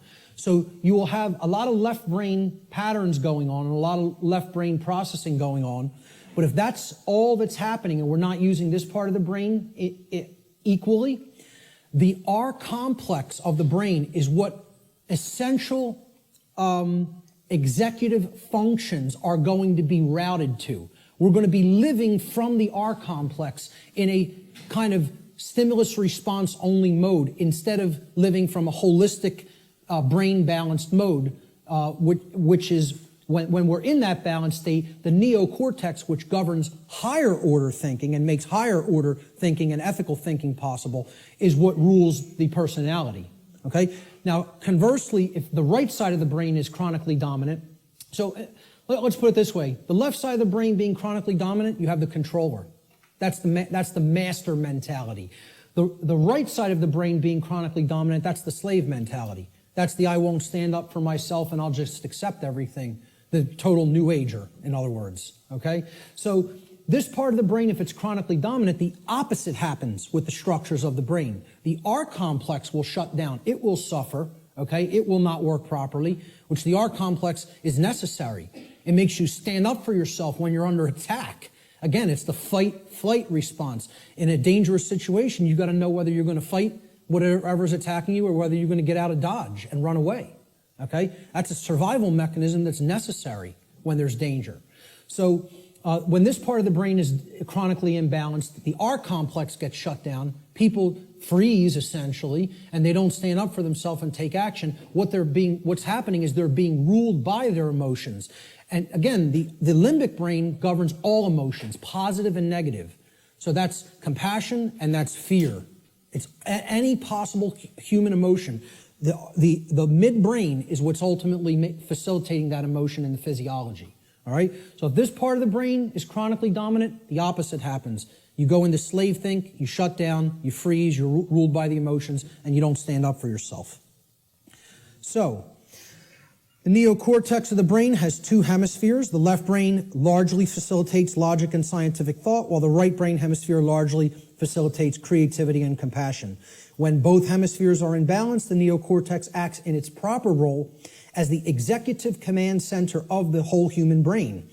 And that's when true intelligence is born. Now, true intelligence is a concept that I think more people really have to understand.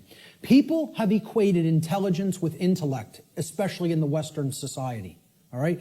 Intellect is not intelligence. Let me say that again. Intellect is not intelligence. Intelligence comprises more than intellect. Intellect is left brain understanding.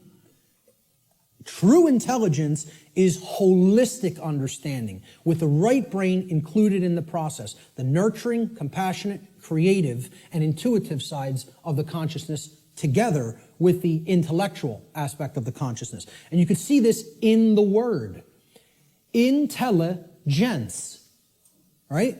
Intella is where intellect comes from, okay? And gens, G-E-N-C-E, comes from the Latin verb generare.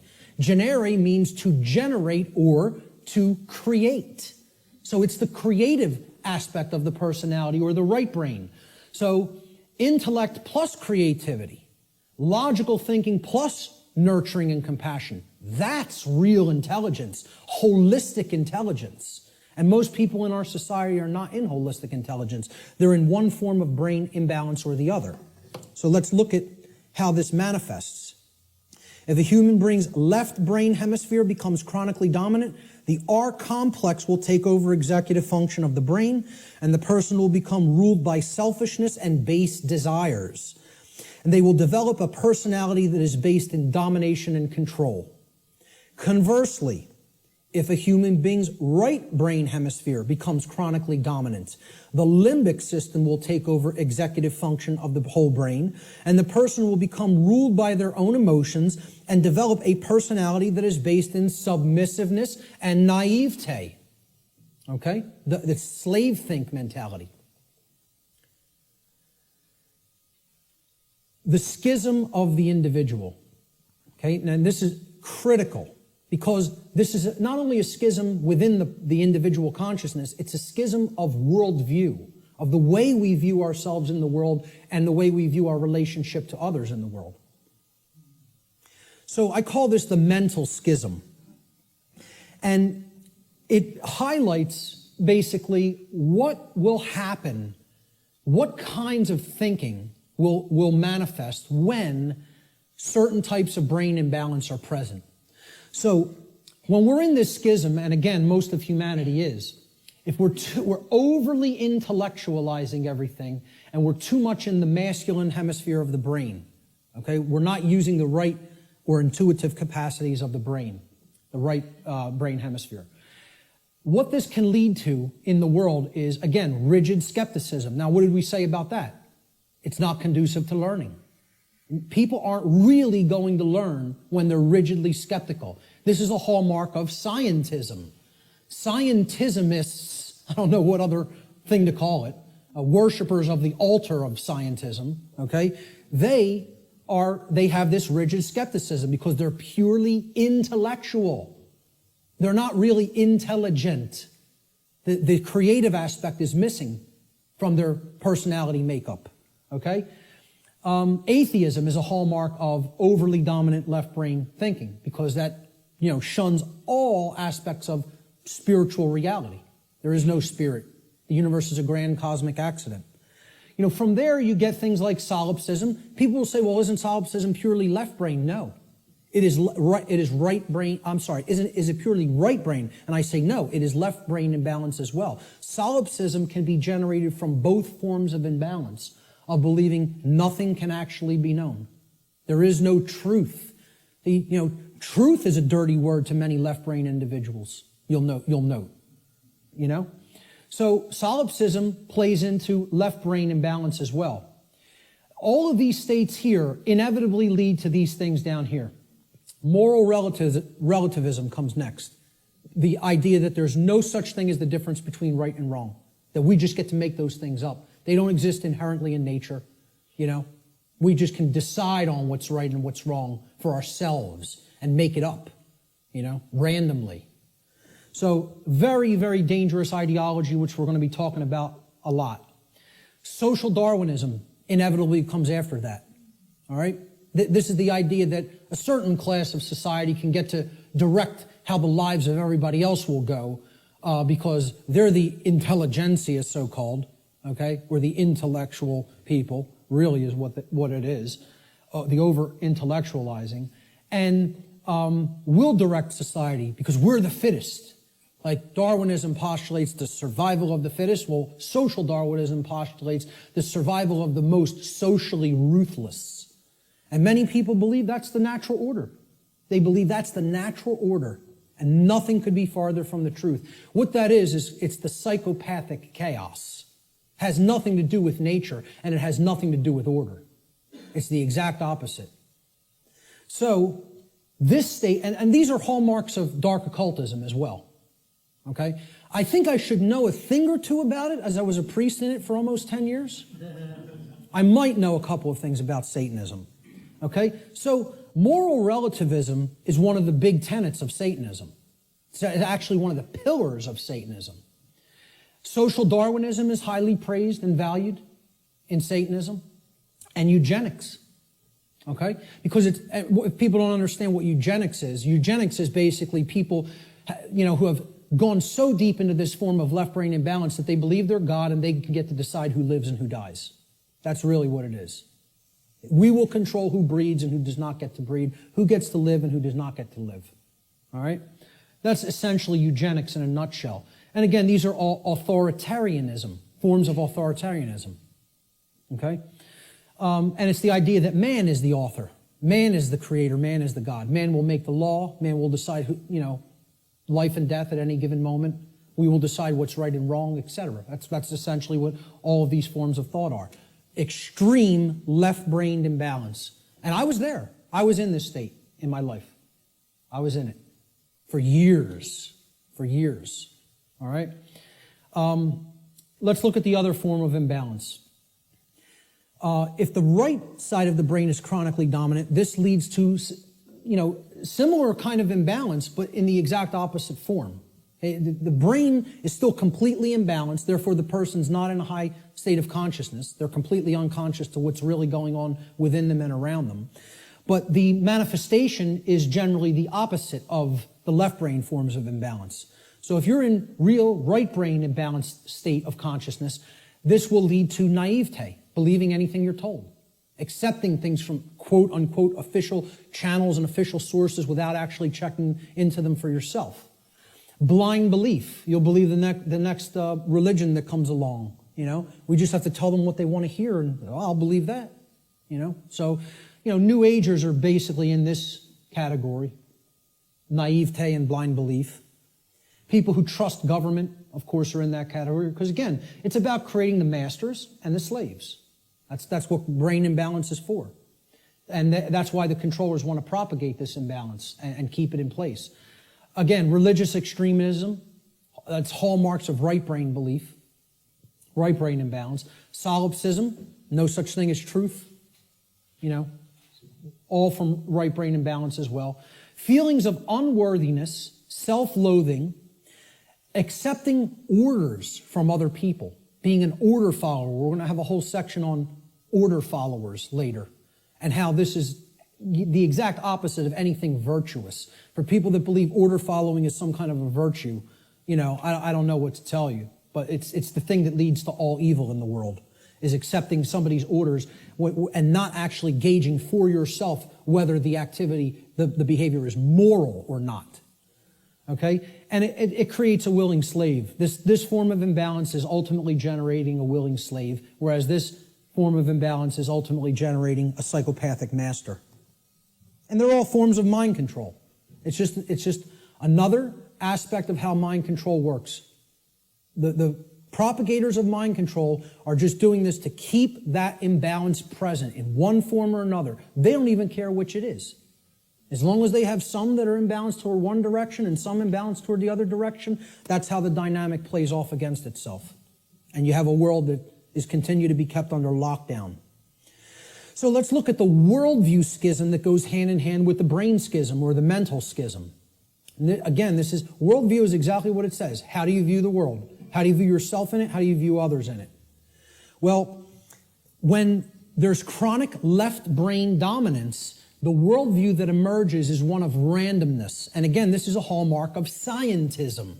The world is this grand cosmic accident. All right? The whole universe is a grand accident. There's no purpose. Right? There's no creator. Everything just magically manifested on its own for no reason from a single singularity, a single point in space-time for no reason. You give me that one, and I'll tell you everything else that happened after that. But you got to give me that one, and I have some bridges to sell you, you know. So, you know, there's no underlying intelligence in nature. Nature is dead. That's what this worldview is about. Nature is dead. It's a dead thing. It's a mechanized machine that is there for no reason. Okay?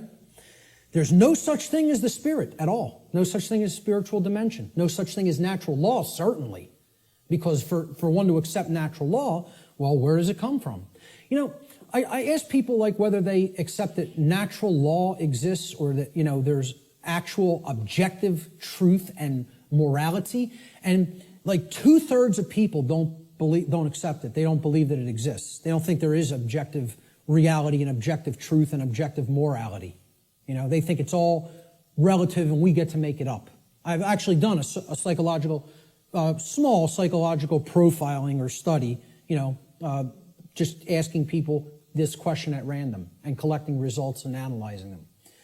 We're at about 2/3 of people who are moral relativists and believe that truth is relative also, that it's not objective. Okay? Now, you ask the same people, do you believe in karma?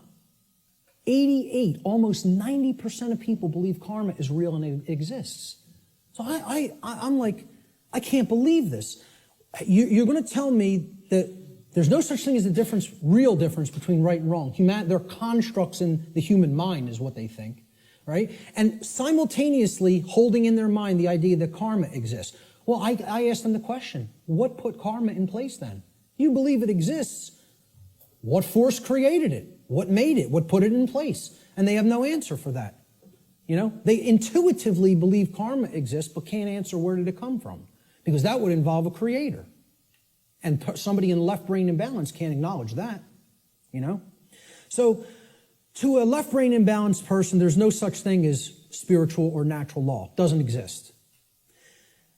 As a matter of fact, all of existence has no purpose other than to continue its existence. See, survival is the highest aspiration to a left brain imbalanced individual. Right and wrong have no bearing. There's no point in even discussing it. Okay? Because right's what's right for me if I'm super left brain imbalanced. Wrong is whatever affects me negatively. Okay? It doesn't matter what's actually moral. Okay? It's all subjective to a left brain imbalanced individual.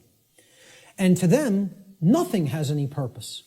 Since it's all a grand cosmic accident, how could there be a purpose for existence? Without a creator, who's going to create the purpose for it? You know?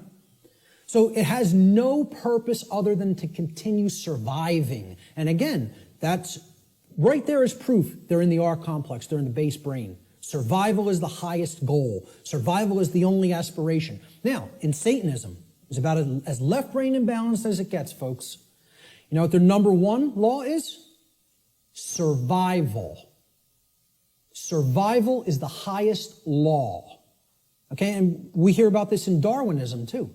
The ultimate purpose of the being is to continue to survive. I would highly debate that. I would highly disagree with that. There are laws higher than survival. Okay? But in Satanism, they simply refer to it as self-preservation.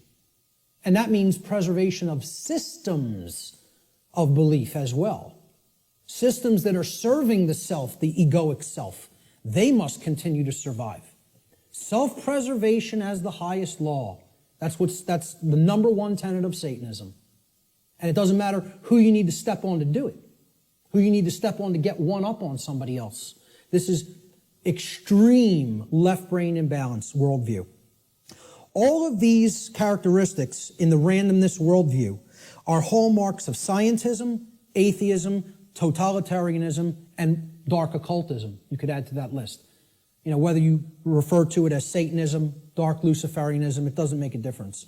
It's the hallmarks of the dark occult. On the other side, on the right brain imbalanced side of the worldview, there's another worldview called determinism. Okay, determinism is based in right brain imbalance and is defined by, in general, helplessness, religiosity, and the dismissal of free will. This worldview will eventually lead to a society of blind order followers and willing slaves who accept their conditions as their lot in life. So hallmarks of deterministic worldview. God controls every event in creation. Nothing happens at random. There is no free will. So you can never throw anything a curveball through free will. Every event is preordained. Okay? And religionists believe in this. See, I like to say, my presentation is going to piss everybody off. And that's what it should do. Because if you're in one of these forms of belief systems, it represents one form of imbalance or another. So people who believe in government and science are in that left brain imbalance. They're going to get pissed off that I'm talking about that form of imbalance. And then the people who are in religion and the New Age movement, they're in that right form of imbalance, so they're going to get pissed off at that. Good. Let them all be pissed off. The truth will piss you off, and then it will set you free if you accept it. So, all occurrences are preordained. Free will is an illusion. No, you know who just said this in his latest book? Stephen Hawking, who you would think is the most left-brain person that you could think, worships at the altar of scientism, believes the universe is a grand accident, okay, and a mechanized machine, okay? It's like this comes full circle. It feeds off of each other like a feedback loop, these forms of imbalance. He went so far through left brain imbalance, he's so in the left brain, that he actually developed the hallmark of right brain imbalance, which is that there's no such thing as free will. No such thing. Since it's all a mechanized machine and there's no consciousness, there can actually be no choice. We are actually robots controlled by matter. Hawking believes this. He actually wrote this in his book. He said free will is as dead as God. Okay? And millions of people buy this moron's books, and I'll call him a moron right to his face. There's not a drop of intelligence in that man, and people think he's one of the most intelligent people in the world. You might be one of the most overly intellectual people in the world, but you have no wisdom at all. Zero, if that's how you think. And again, put him in front of me and I'll tell it to him to his face. Okay? Because these people actually believe he's smart. That person isn't smart. He's dumb. He's intellectual, but that doesn't make you intelligent. Okay? He has no part of the big picture. None. Just because you can theorize something and visualize it and calculate it mathematically does not make you an intelligent person. That means you're great at using the intellect. You're great at mathematics. You're great at linear and logical thinking. That does not make you wise. All right? So, to continue with the right-brained imbalanced worldview, since God controls everything in creation, nothing is possible to change. Human beings are powerless to create change. Everything is being made to be this way by God. This is what religionists and right-brain imbalanced people think. So, therefore, why take any action? Action is ultimately meaningless. A big hallmark of the New Age community, because it's a religion. The Course in Miracles. Oh, we just need to accept everything the way that it is, right, folks? Doesn't make a difference if evil is running amok in our midst. No, accept it all. Don't try to change a damn thing. Take no action, just observe. And see how far deeper that gets you into bondage. Because that's the best way to get real deeper into chains. Okay? So these are all hallmarks of religious extremism and what I call simply slave think. Because that's what it is. Let's not euphemize anything. Let's call them what it really is. This is master think, that's slave think. And if you want a world that continues to propagate slavery, you'll stay in one of those forms of brain imbalance. And this right brain imbalance, in addition to religious extremism and slave think, is the hallmark of the New Age movement and their followers, their religious followers. Now, there's a balance that is struck between these, okay? And that's what everything really is ultimately about, creating a balance. Because there are components to these two worldviews that if they come together, it shows us what the truth is. And here it is right in the middle here. There is a deterministic component to reality. And there is a random component to reality, existing in cooperation with each other, in conjunction with each other. The deterministic component is what I'm talking about here today and referring to under the banner of natural law. That is determined. It is law. It is set. You're not changing it. It works that way flawlessly 100% of the time. That's determined. Natural law is determined. Okay? It's the deterministic component to reality. Then there is a randomness component to reality that works continuously in conjunction with natural law. And this is a little thing called free will. Our ability to choose our behaviors, to do certain things and to not choose to do certain things. And we have it. Every individual has it, no matter what position, no matter what situation they're in. I don't care what institution you're in. I don't care who you've listened to up to this point. I don't care what background you come from. I don't care what economic class you come from. Every single solitary being that is capable of thinking at all is gifted with free will. You have free will to choose your behaviors, and so does every other human being. Everyone. Okay? It's a gift of creation itself. Okay, we can choose what we will do and not do. Nobody can actually make anybody do something like a robot. Oh, believe me, there's people who are trying. Like Art talked about, Jose Delgado. Was searching for means to electronically, directly control through chip implants and stimulus through chip implants in the brain, human behavior, like a robot, to put a technology into the brain to control the behavior of the individual. And that went on right here. This is where that took place, folks, right on Yale's campus. Okay? Read some of his stuff. You want to be disturbed? You think what I'm telling you is somewhat disturbing. Read some of Delgado's material.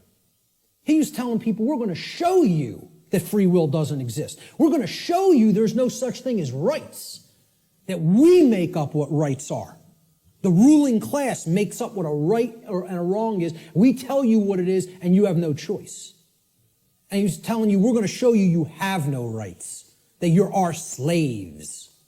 Yeah, read some of his material. And an excellent book Art recommended too, Jim Keith, Mass Control, The Engineering of Human Consciousness. If you haven't read that book, get it and read it. And that's just an introduction. And many people think he was murdered over it. So truth lies in the middle of these worldviews. There's a deterministic component called natural law. There's a random component called free will, our ability to choose our behavior freely. So let's look at this debate that's been going on since time immemorial of human nature versus human nurture. And again, I'm getting ready to piss everybody off, okay? This debate's been going on forever. Which is it? What's human nature really look like? What's its essence? Is it angelic or demonic? Okay? I would say it's neither. It's neither one of these things. It's not both. It's neither. So nobody wins here, who falls on one side or the other. And it's a very difficult thing for people to accept as well. Because when we ask the question, what is the nature of a human being? It's a very similar question to asking, what is the nature of this computer up on this platform? What is the nature of that projector? What is the nature of those cameras?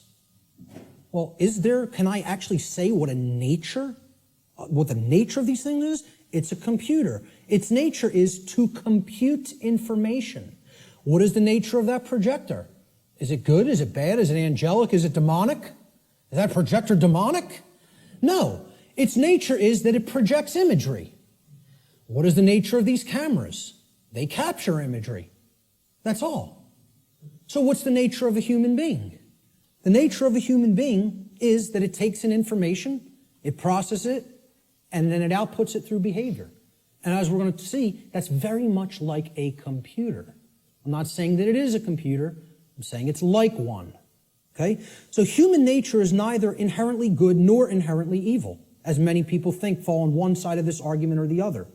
Instead, we should consider the operating conditions or the environment in which human beings exist, which influences behavior to a great extent, thus creating the current human condition. That's why it's called the human condition. It's not called, the situation we're in is called the human condition. It's not called the human nature. okay? It's called the human condition. There's a reason it's called a condition. For any condition to be in place, well, hey, what condition is my computer in right now? What condition is my projector in? What position is Richard's cameras in? They're in operating conditions. They're doing what they're supposed to be doing because they've been kept up in good condition. Okay, in the example of my computer, it has a working operating system without malware on it. Okay, it has software that does the job, that does what I'm asking it to do properly without bugs.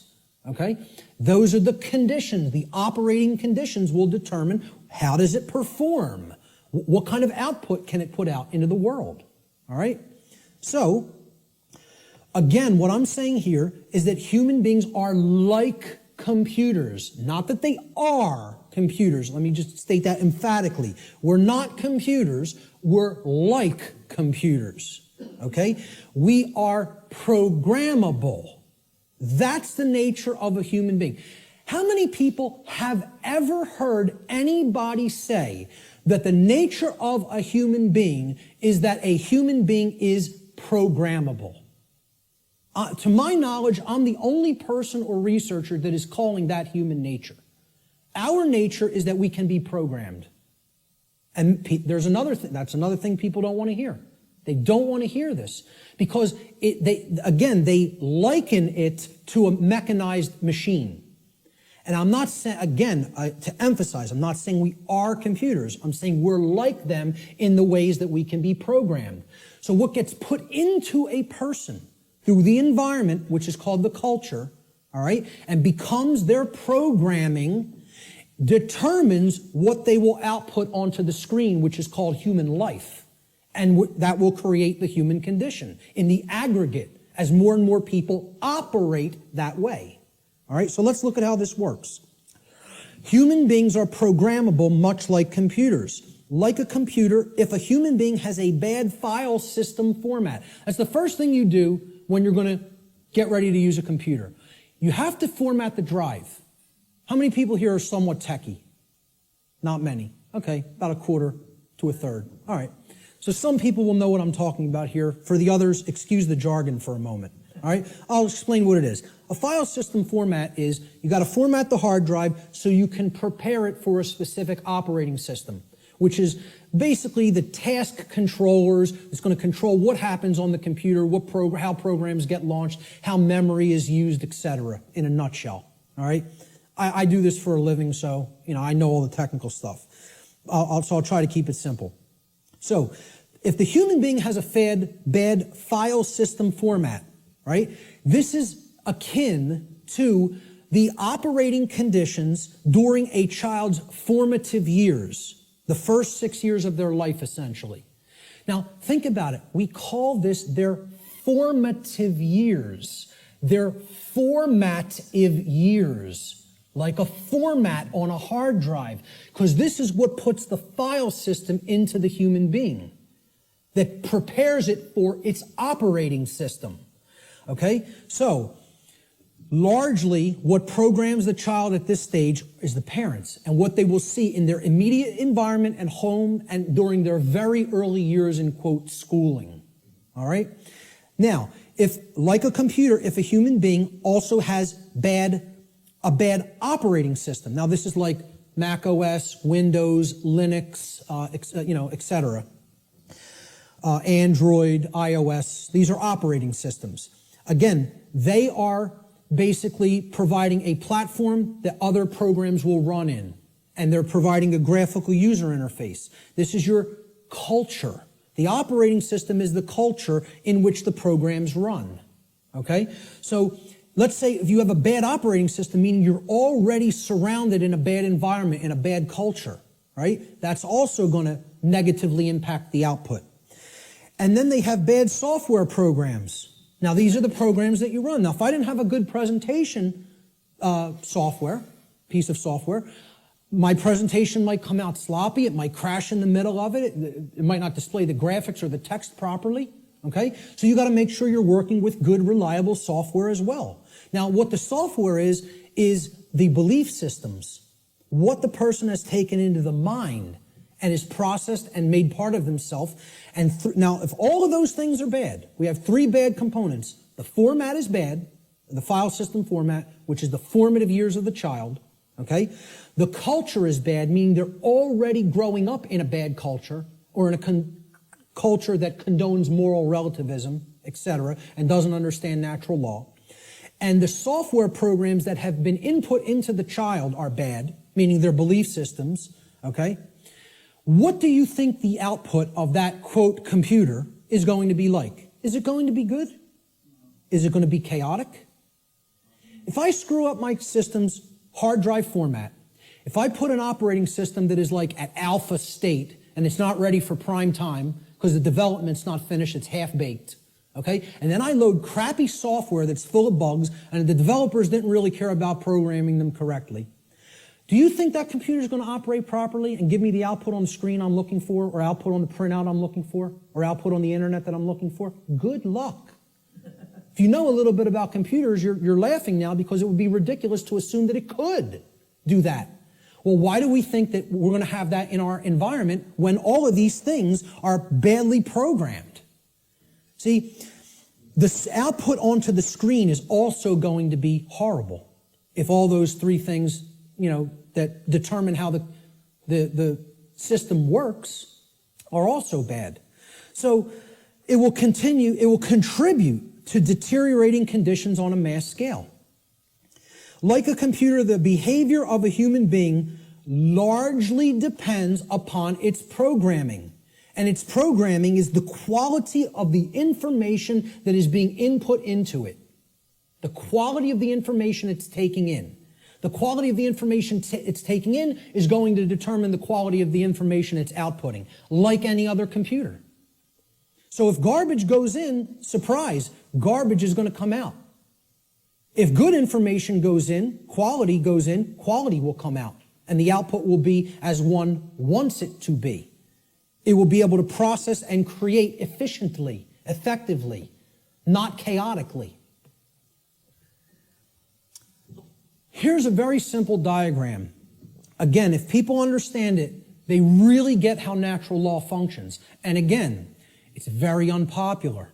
People don't want to look at what the bottom base foundation or platform of this structure is. Because once again, this idea that knowledge is what's required makes many people upset because they want to believe they're going to achieve these things they say they want without doing the work to acquire that knowledge and therefore understand the requirements for obtaining those conditions. So we start with available information. And when people look at what I'm going to describe here, they will recognize it as something. And I'll hold what that is for a moment. Available information is what you're starting with. This constitutes potential knowledge. And it can become knowledge if it's taken in, if it's amassed, if it's aggregated. Okay? It can be gathered, it can be processed, it can be understood, and then it can be acted upon. You could call this the grammar stage of this three-part process I'm going to explain. Okay? You could also refer to this as the input stage. If we're looking at it in a computer model, this is the stage of inputting information or programming something. Okay? Now the next step that's built upon this is once you've taken information in, necessary information, you then come to a position of understanding it. You know what it means, you recognize the patterns. All right? So this is the second step in this process. Now, your understanding or lack of understanding, okay, now in the first stage, your knowledge or lack of knowledge is going to lead to understanding or lack of understanding. If you have understanding present, your decision-making processes are going to be in harmony with what you say you want. Okay? You're going to understand, if here's what I want, this is what's necessary to get that, to make that happen, to manifest it. That's understanding. It's a decision-making process that happens within the mind.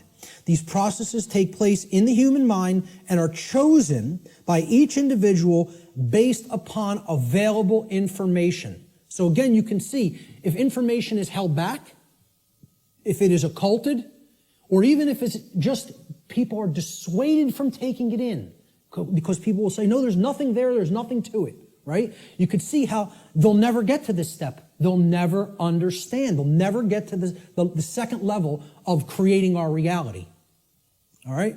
Effectively, efficiently. The third stage to this process is what you do with what you have come to understand, to know and understand. So this is the action stage, okay? Each individual's behavior, the behaviors that they choose through their own free will, is based upon the quality of their decision-making processes that are happening within the human mind. Okay? That process, as we've already seen, is in return based upon the quality of available information. So this is behavior. See, people don't think of wisdom as behavior. They don't think of wisdom as action. They think of it as something that you just know. No, wrong. Wisdom is not knowledge or understanding. Wisdom is action. Let me say this again. Wisdom is action. It is knowledge and understanding that has been applied. Application. That's the program that you're going to run on the computer that you've put an operating system on and formatted properly. The application is the action. When you're working in a computer doing things, you're working in an application.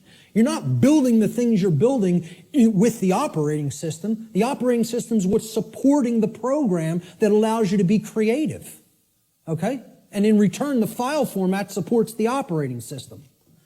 So, we start with available knowledge. That can be converted in available information, which can be converted into knowledge, which can then, through decision-making processes and filtering of that information to eliminate inconsistencies, can lead to an understanding.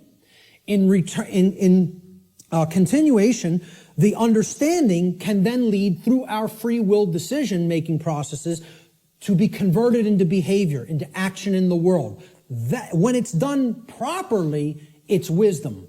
When it's done with morality and ethics in mind, it's wisdom.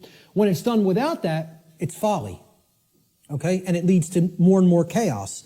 So, based upon these three processes, something is generated. Something is created in the physical manifestation, physically manifested reality, the real world, so to speak.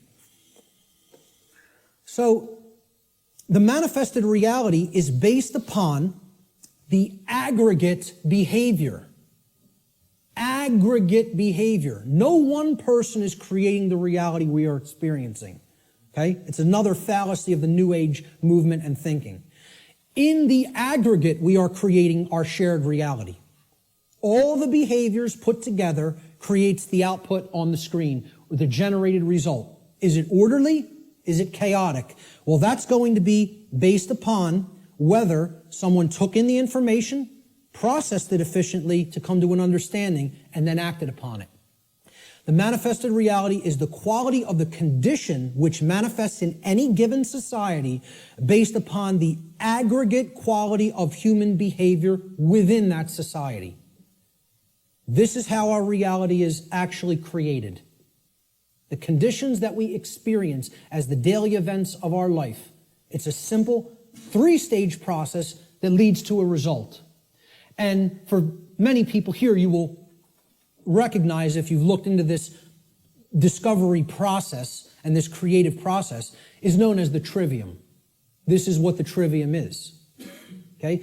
In the ancient traditions, this is what the trivium was labeled. It was labeled knowledge, understanding, and wisdom. In the later aspects, when they passed out of mystery school tradition hands and went into some other think tank and society hands, the knowledge of the trivium was termed grammar, logic, and rhetoric. Grammar being the knowledge stage of aggregating available information, logic being the understanding stage of making using processes to analyze and filter said information and come to an understanding of it. And then the rhetoric stage was the application, the action, taking action based upon what you've come to understand. Now, there's a third way of looking at the trivium in computer jargon, and that is input, processing, and output. And then you get the result on the screen, which is called life. All right? Any way you want to look at the trivium, I don't care. But understand it, know how it works. Okay? Because this is why a big part of why we're in the situation that we're in is that the trivium methodology of truth discovery has been completely obliterated from public consciousness. Completely obliterated. And I ask people how many people have even ever heard the word trivium. Raise your hand if you've heard the word. So a good portion of the people here have. Many people have never heard the word. And if you do a Google search on it, most people are going to get back the band, the metal band, the trivium, which is not a bad band. But, but the whole point here is the results that are going to come back through Google or Bing or Yahoo or whatever are going to give you a metal band, a heavy metal band, instead of the trivium method of learning, the classical liberal arts education methodology. Because they want to try to sanitize that as much from human consumption as possible. They don't even want you to understand how that works at all. And that's why it's been removed from public schooling. And that's why, as long as this society stays the way it is, it'll never be put back into public schooling. I tell people a little anecdote. When I was in high school, and thank God I went to the high school I did because they really hammered Latin and Greek into you. You were going to know your Latin and Greek when you came out of my high school, okay? For whatever other indoctrination they put into you, that's a different story. But I'll tell you what, you came out of there knowing your ancient languages. It was still part of the curriculum when I was in high school. And, again, I think I came out better out of there because of simply the linguistics knowledge that I gained from it. And we read Gaius Julius Caesar's war journals in their original Latin and translated them.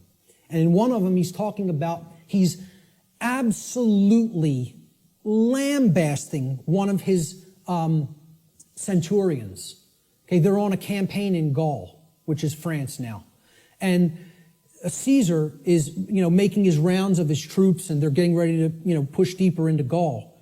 And he finds, when they would have their encampments, they would have a lot of, slaves of the Roman Empire that they would take with them on their campaigns that would do a lot of the lifting of the equipment and the carrying of the equipment for the centurions to do battle in the next battlefield location. And the slaves would have to do all that manual labor. And Caesar says to one of his centurions, he's passing by their encampment, and he sees one of the actual centurion leaders teaching one of the slaves the trivium method. And he flips out on him in this journal. He says, I caught one of my centurions, teaching the trivium, and freaks out on him. How dare you teach a slave our method of learning? Soon they won't want to be a slave anymore. There'd be an uprising if they knew what we knew, if they knew our truth discovery methodology. He said, I forget how it really ended, but I think how it ended was he told this centurion, if I ever catch you doing this again, I will personally cast you into the wilderness of Gaul and let the Gaulians deal with you, who knew that the Roman Empire was trying to conquer their people at that point, which is basically saying it would be a death sentence, but I won't even carry it out. I'll let our enemy carry it out on you. That's how much he didn't want their slaves to understand their methodology for learning. And that's the trivium. And that's why most people have never heard the word. So you got to look into it and understand how it works. That's all I can say about it. It is how we build our reality, either efficiently or destructively. So let's look at some of the principles of natural law. Now, in my extended seminar, which goes over a 6-week class of lessons, I get into these principles deeply in an extended form. We're not going to do that today because time doesn't allow. I'm going to briefly touch on each one. Okay? The word principles, let's define it. Principle comes from the Latin noun principia. Principia means first, foremost, leading, chief, or most necessary. It is that which matters most. It is the first things that must be understood before anything else can be understood. Principles have to come first. And this is the problem. Our society does not put principles first. It puts trivialities first, and we're no longer a society that even cares about principles or first things. So first things first. First things or principles have to come first. So let's look at what the principles that underlie natural law. These are the things that are most important. That's what principles should mean to people. If we ask people to define what a principle is, first thing they should say, that's the most important thing. The most important thing in my life. Now, when in the natural law seminar, we did a homework assignment, we asked people what the most important thing was to them. Very few responded with principles. Most people responded with saying that people or the family was the number one response. The familial connection was more important to them than principles. Now, when people hear me say that that's backwards, they'll say, how cold are you? That's so cold, okay? What I'm telling you is that the familial connection, no matter what it is, between a mother and a son, a mother and a daughter, a father and a son, father and a daughter, husband and wife, doesn't matter as much as principles. I'm not telling you they don't matter at all. I'm telling you have to put principles first. Otherwise, those relationships are just meaningless. They don't really have any real value unless they're based upon principles first, which is why so many relationships are dysfunctional. Principles have to come first before you can even build a solid relationship with another human being. So, let's look at what some of the principles of how natural laws work first before we can actually find out what the expressions of these laws are in our lives, which will be the next section. These are what I call the general principles of natural law. Natural law is expressed through 7 basic underlying principles, plus what I have referred to as an 8th or hidden principle, which you hear very few other researchers, even people who are studying this from the occult perspective, who are studying this from the consequentialism perspective, you very hear them incorporate the 8th and all-encompassing principle, which I'll get to last here. This 8th principle, which I call the lost principle, binds all the other 7 principles together. All right? These principles together constitute a master key through which universal wisdom, including the knowledge of the requirements to obtaining what we desire, is then unveiled or de-occulted. When people ask me, well, what do you consider yourself in your performance of presenting what you present? I tell them, I consider myself a de-occultist. I'm no longer an occultist. I'm a de-occultist. I'm attempting to take this information out of hiding. It's been hidden. The hiding of it is destroying the fabric of our society and putting us into bondage. It needs to come out and be non-hidden. It needs to be unveiled and shared widely and freely with anybody who's capable of accepting it and comprehending it now.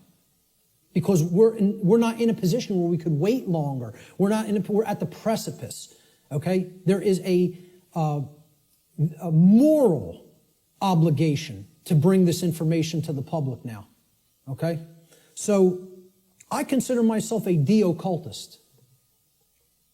One who takes things out of hiding and presents them openly.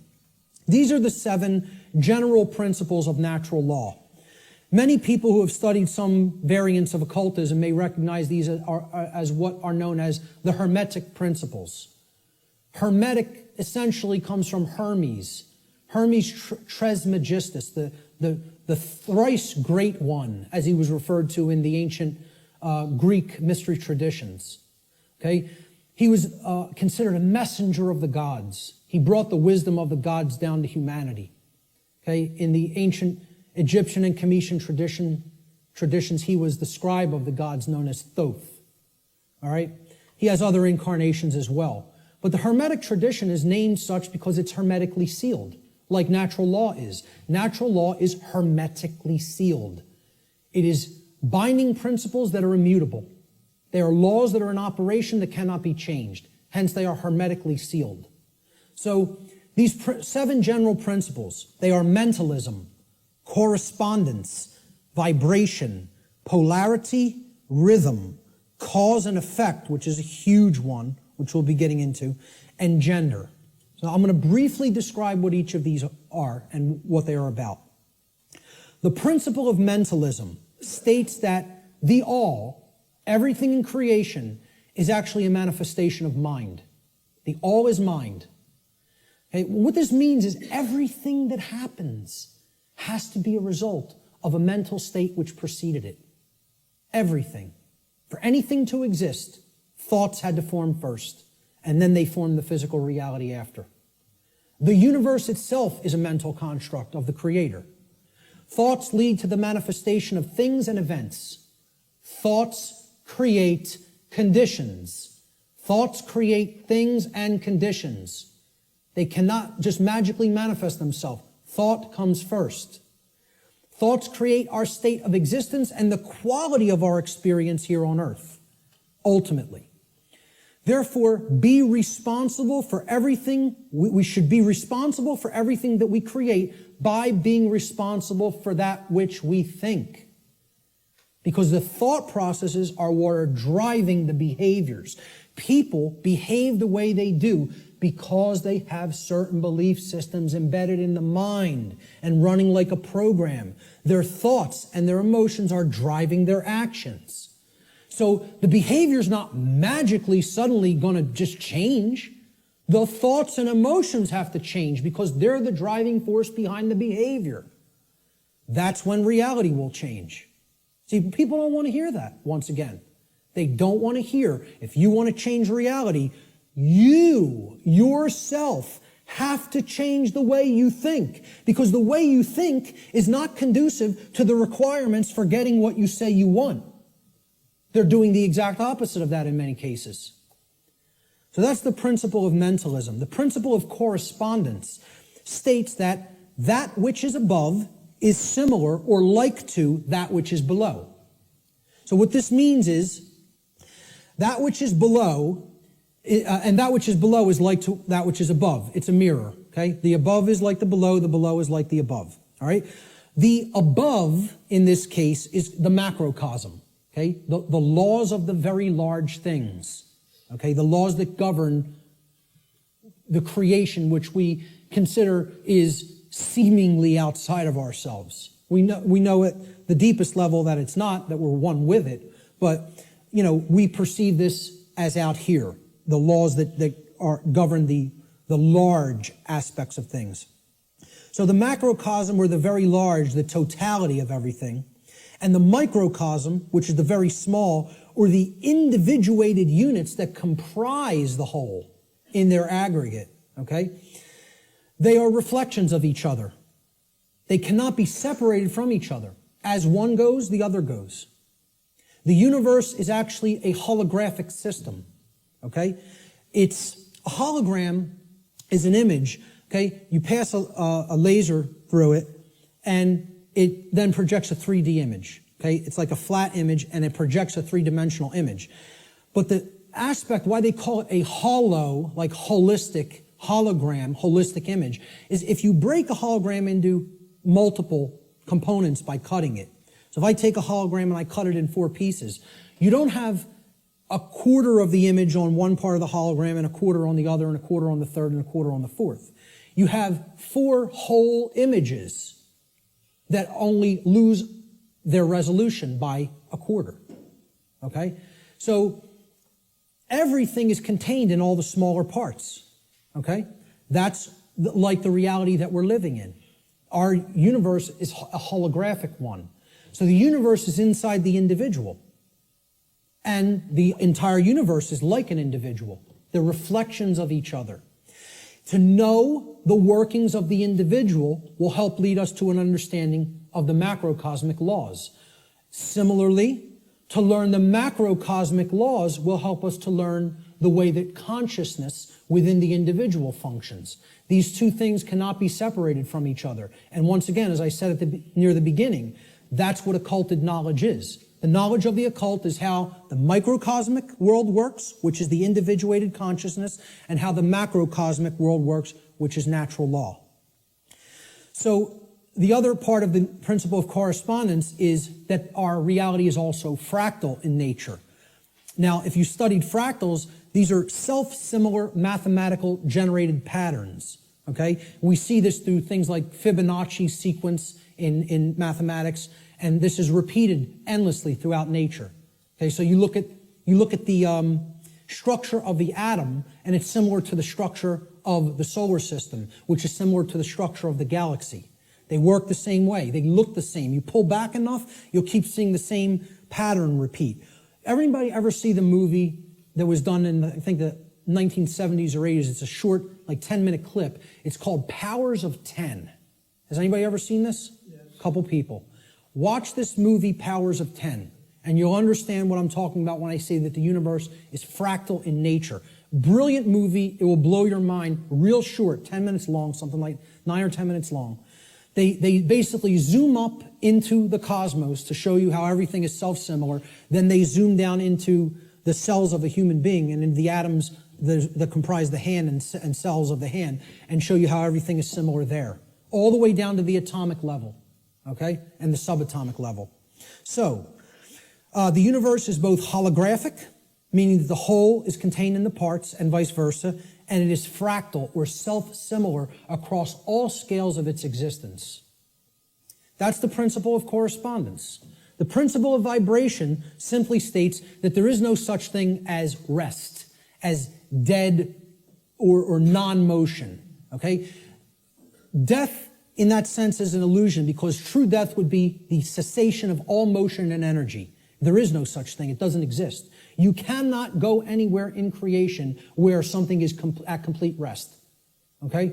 And I joke around about this. Barb tells me funny stories when she comes home from work, and she's trying to, enlighten some of the other RNs that she works with. And she was trying to explain to one of the other nurses, that desk has atoms in it, and they're not at rest. They're like in crazy, chaotic motion, especially the, electron clouds of the atom. And if you could look at it at a deep enough level, you would see it's like, chaos going on, and it's all kinds of motion happening, seemingly at random. And the other nurse goes, Barb, you're so crazy. What I say to that is, how could you have made it to nursing school and not ever have even considered the concept of the atom? Right. And it's amazing. She actually thinks perceived stillness is actual stillness, and didn't comprehend. If you zoom into that with a powerful enough microscope, you're going to see all kinds of motion, and nothing's at rest. And she thought Barb was the weird one for trying to explain that to her. Okay, so there is no such thing as true rest. It doesn't exist. If something's in existence, it's in motion. Everything moves, everything vibrates, and at the most fundamental level, the universe and every single thing which comprises it is ultimately pure vibratory energy that is manifesting itself in different ways, different frequencies, different vibratory forms. The universe has no true solidity as such, as we imagine solidity at the macrocosmic level. Matter is merely energy in a state of vibration.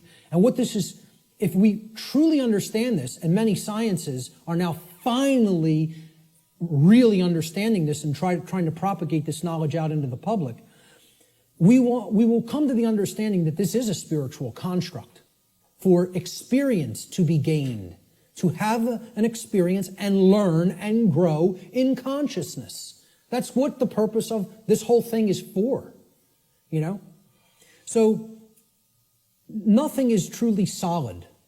It's again, like we say, we are spirit having a human experience. The whole universe is spiritual, having a experience in solidity. All right? That's how you have to look at the principle of vibration. The principle of polarity states that everything has a dual nature to it. There are polarities in everything that exists. Okay? Everything has poles. Everything has its pair of opposites. However, opposites, they are identical in nature, but they're different in degree. So let me give you an example of what that means. Are hot and cold really opposites? Or can we simply look at them as the presence of heat energy or the absence of heat energy? Meaning that they're the same thing, energy. And whether it's concentrated in a specific area which would make it hot, or whether it's absent from a specific area, which would make it cold. Okay? That's what hot and cold are at the fundamental level. At our level of perception, they're opposites, but at the fundamental level, they're the same thing, energy or lack thereof. Just like those 3 stages of the trivium. Are knowledge and ignorance the same thing? Yeah, actually they are. Because truth is always present. It's a matter of whether it's taken in and processed, or whether it's refused to be taken in and it's not processed. Okay? So it's just like that. They're identical in their natures, but they're different in their degree. Okay?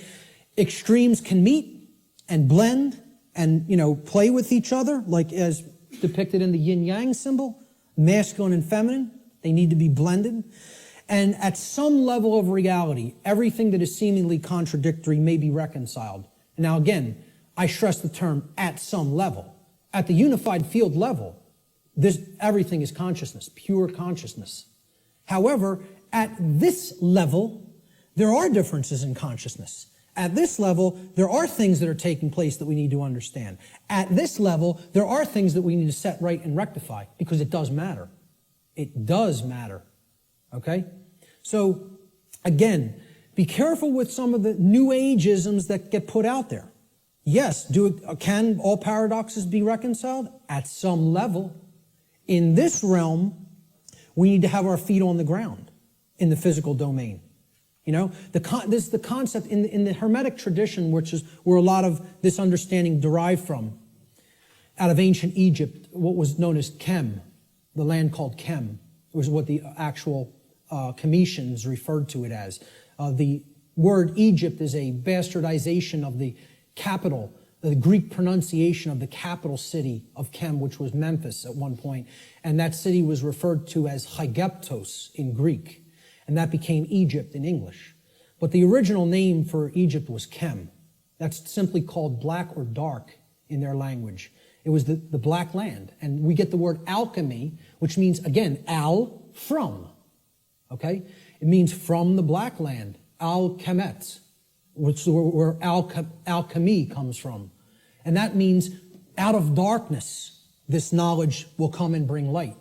Because a lot of these mystery tradition teachings do come from Kem.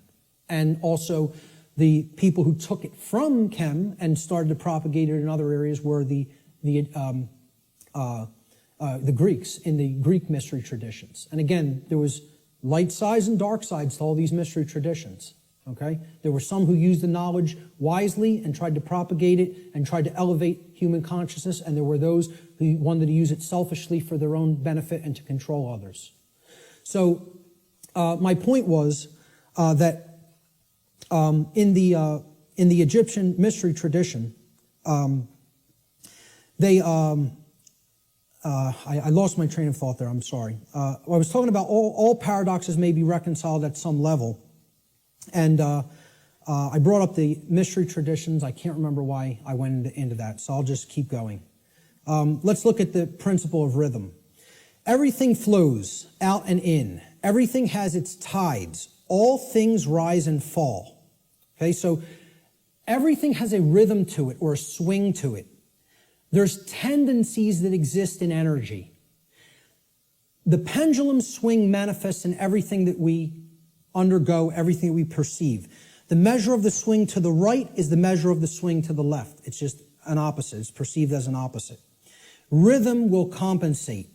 Now, how this should be understood when we are talking about natural law is many people will say, well, that's just the way the tendency is moving us. It's just the way the tide is taking us, right? But that's not really accurate, okay? We can't look at these things as that the rhythms are set in stone and it has to be this way now, right? One of the things that a lot of the Hermetic tradition taught regarding these laws, these principles, were they can be overcome by higher levels of consciousness. Okay, this one was one of them. Rhythm is a principle that is a tendency for something to swing a certain way. Let's liken it to genetics.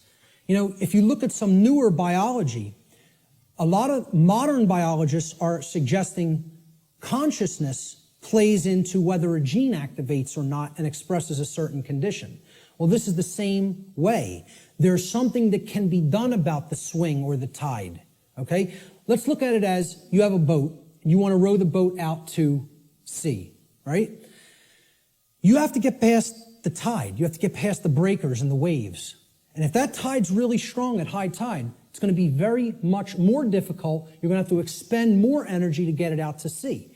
If, however, you were taking it when the current's moving out to sea, okay, there's a flow that's moving outward deeper into the ocean, and you start rowing that boat then, you're going to be able to do it much more easily.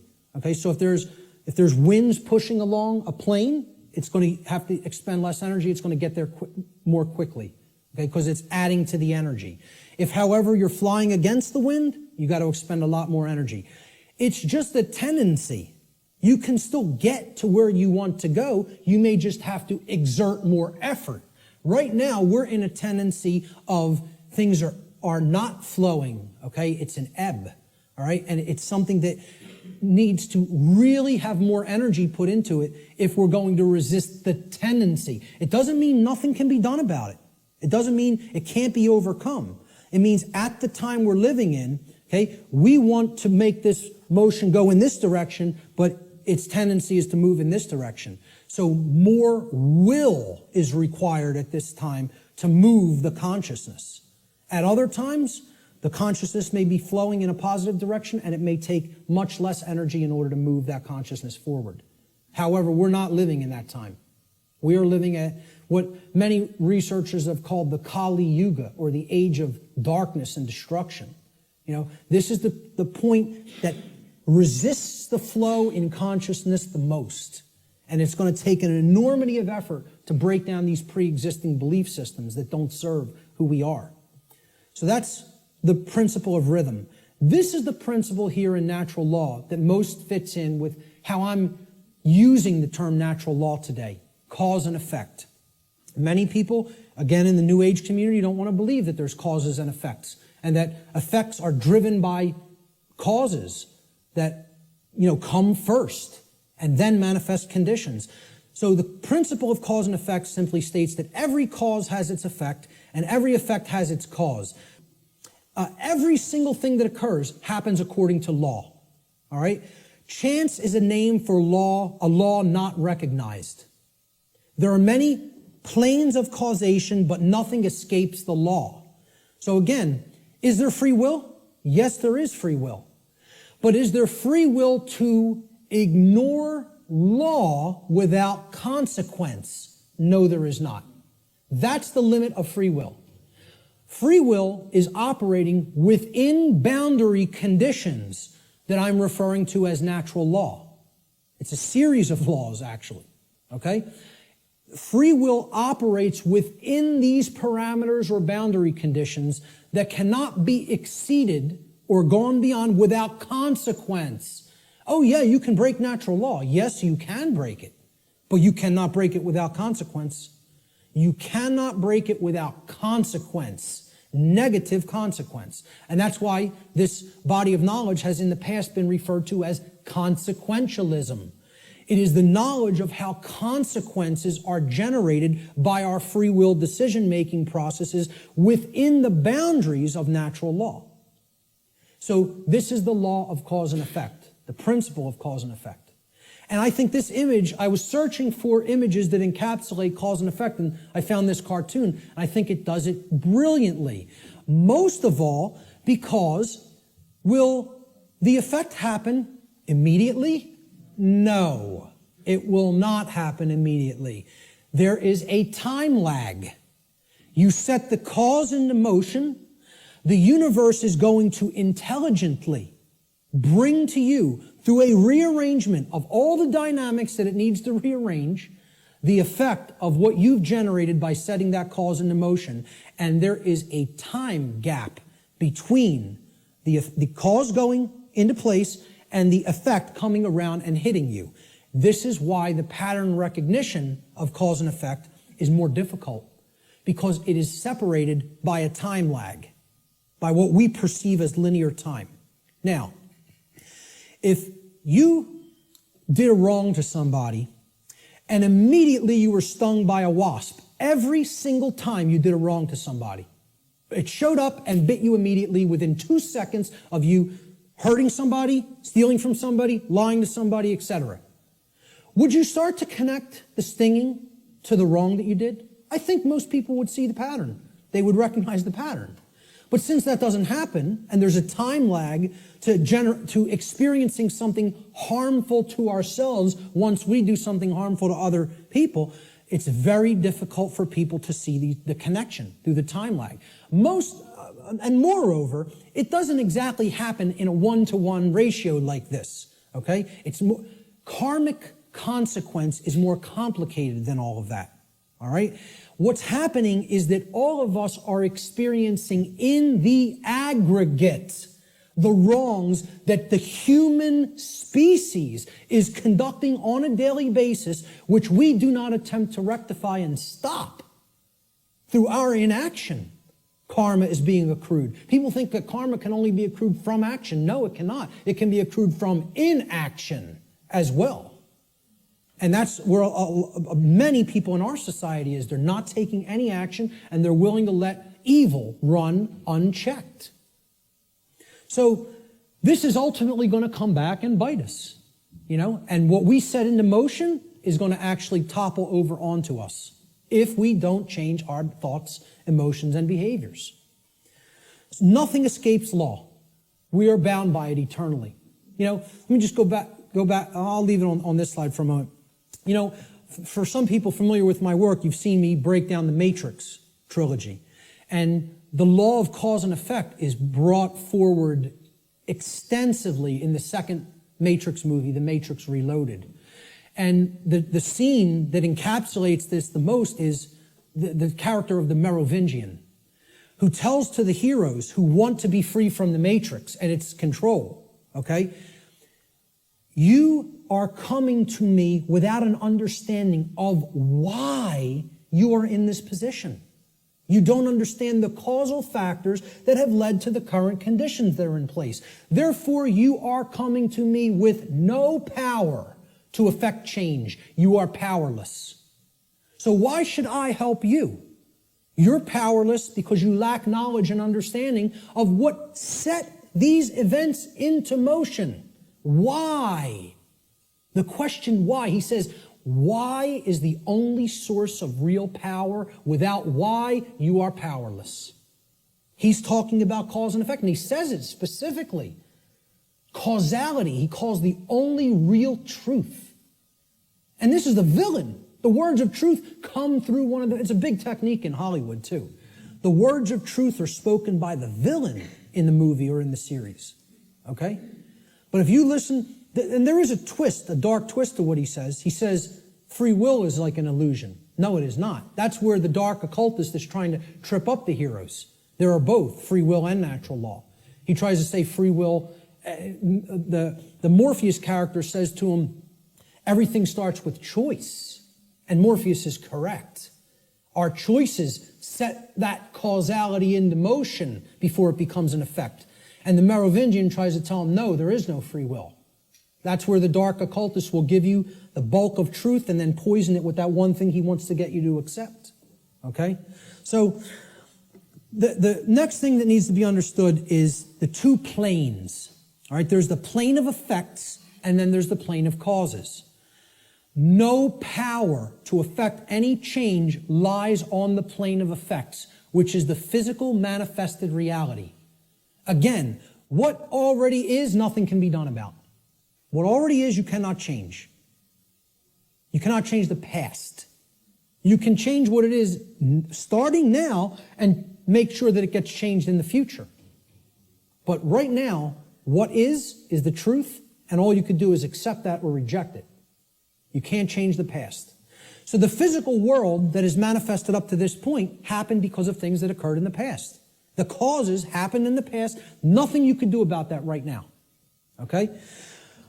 The plane of effects or the physical world is where manifested realities have already occurred, have already taken shape, have already formed due to their underlying causal factors. The plane of effects constitutes that which has already occurred. As such, no power to effect change lies here, because that which has already occurred cannot unoccur. That which has occurred can't undo itself. It happened. It's already done. It has become that which is, or truth. Human consciousness seems to be trapped upon the plane of effects, meaning that humanity as a whole remains ignorant of the underlying causes which they themselves have set into motion and which lead to self-inflicted suffering in their lives. So if you're trapped at this level, what you're doing is you're looking at the symptoms, and you're stuck looking at the symptoms. Okay? This is everybody. Oh, there's a political solution to this. We need to vote in the right people. Oh, there's a financial solution to this. We just need to set the right monetary policy. No, there's a scientific solution to this. And technological advancements are going to be made that suddenly save ourselves and make the world any different. And they think all of this is going to be done while slavery is still in place. Well, again, good luck with that. Let me know how it works out. Okay? I speak at free energy related events. I work with the Tesla Science Foundation. I speak at MUFON-related events that talk about disclosure of extraterrestrial presence. Okay? Both of these communities don't understand. The things that they say they want are impossible. And I'm going to start talking about them in this way more openly. You know, because I've kind of like given them some soft teachings, and I think they need to hear it a little bit more harshly. Because both of these communities are not talking about morality to the extent that they need to. They think we're going to have free energy, but nothing's going to change as far as the social structure of the world goes. We'll just develop free energy and that'll magically save us. We'll still have slavery, but free energy will be here and the world will be a magically better place. The UFO community, they often think, oh, we're going to get disclosure. They're going to come out and tell us everything they know about other intelligences that are out there in the galaxy and in the universe with us. Okay? And they think they're going to get that in a climate of slavery. Well, good luck with all those things. You got to take down the existing structure first.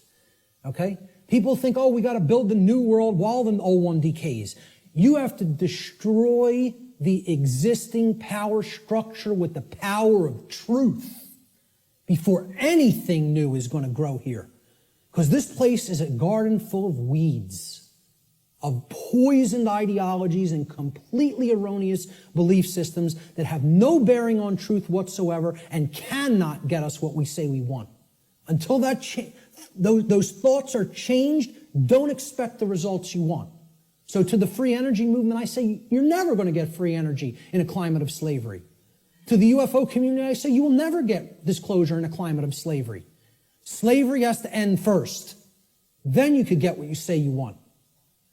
So, again, no power to effect any change lies in the world of effects. Cannot be done.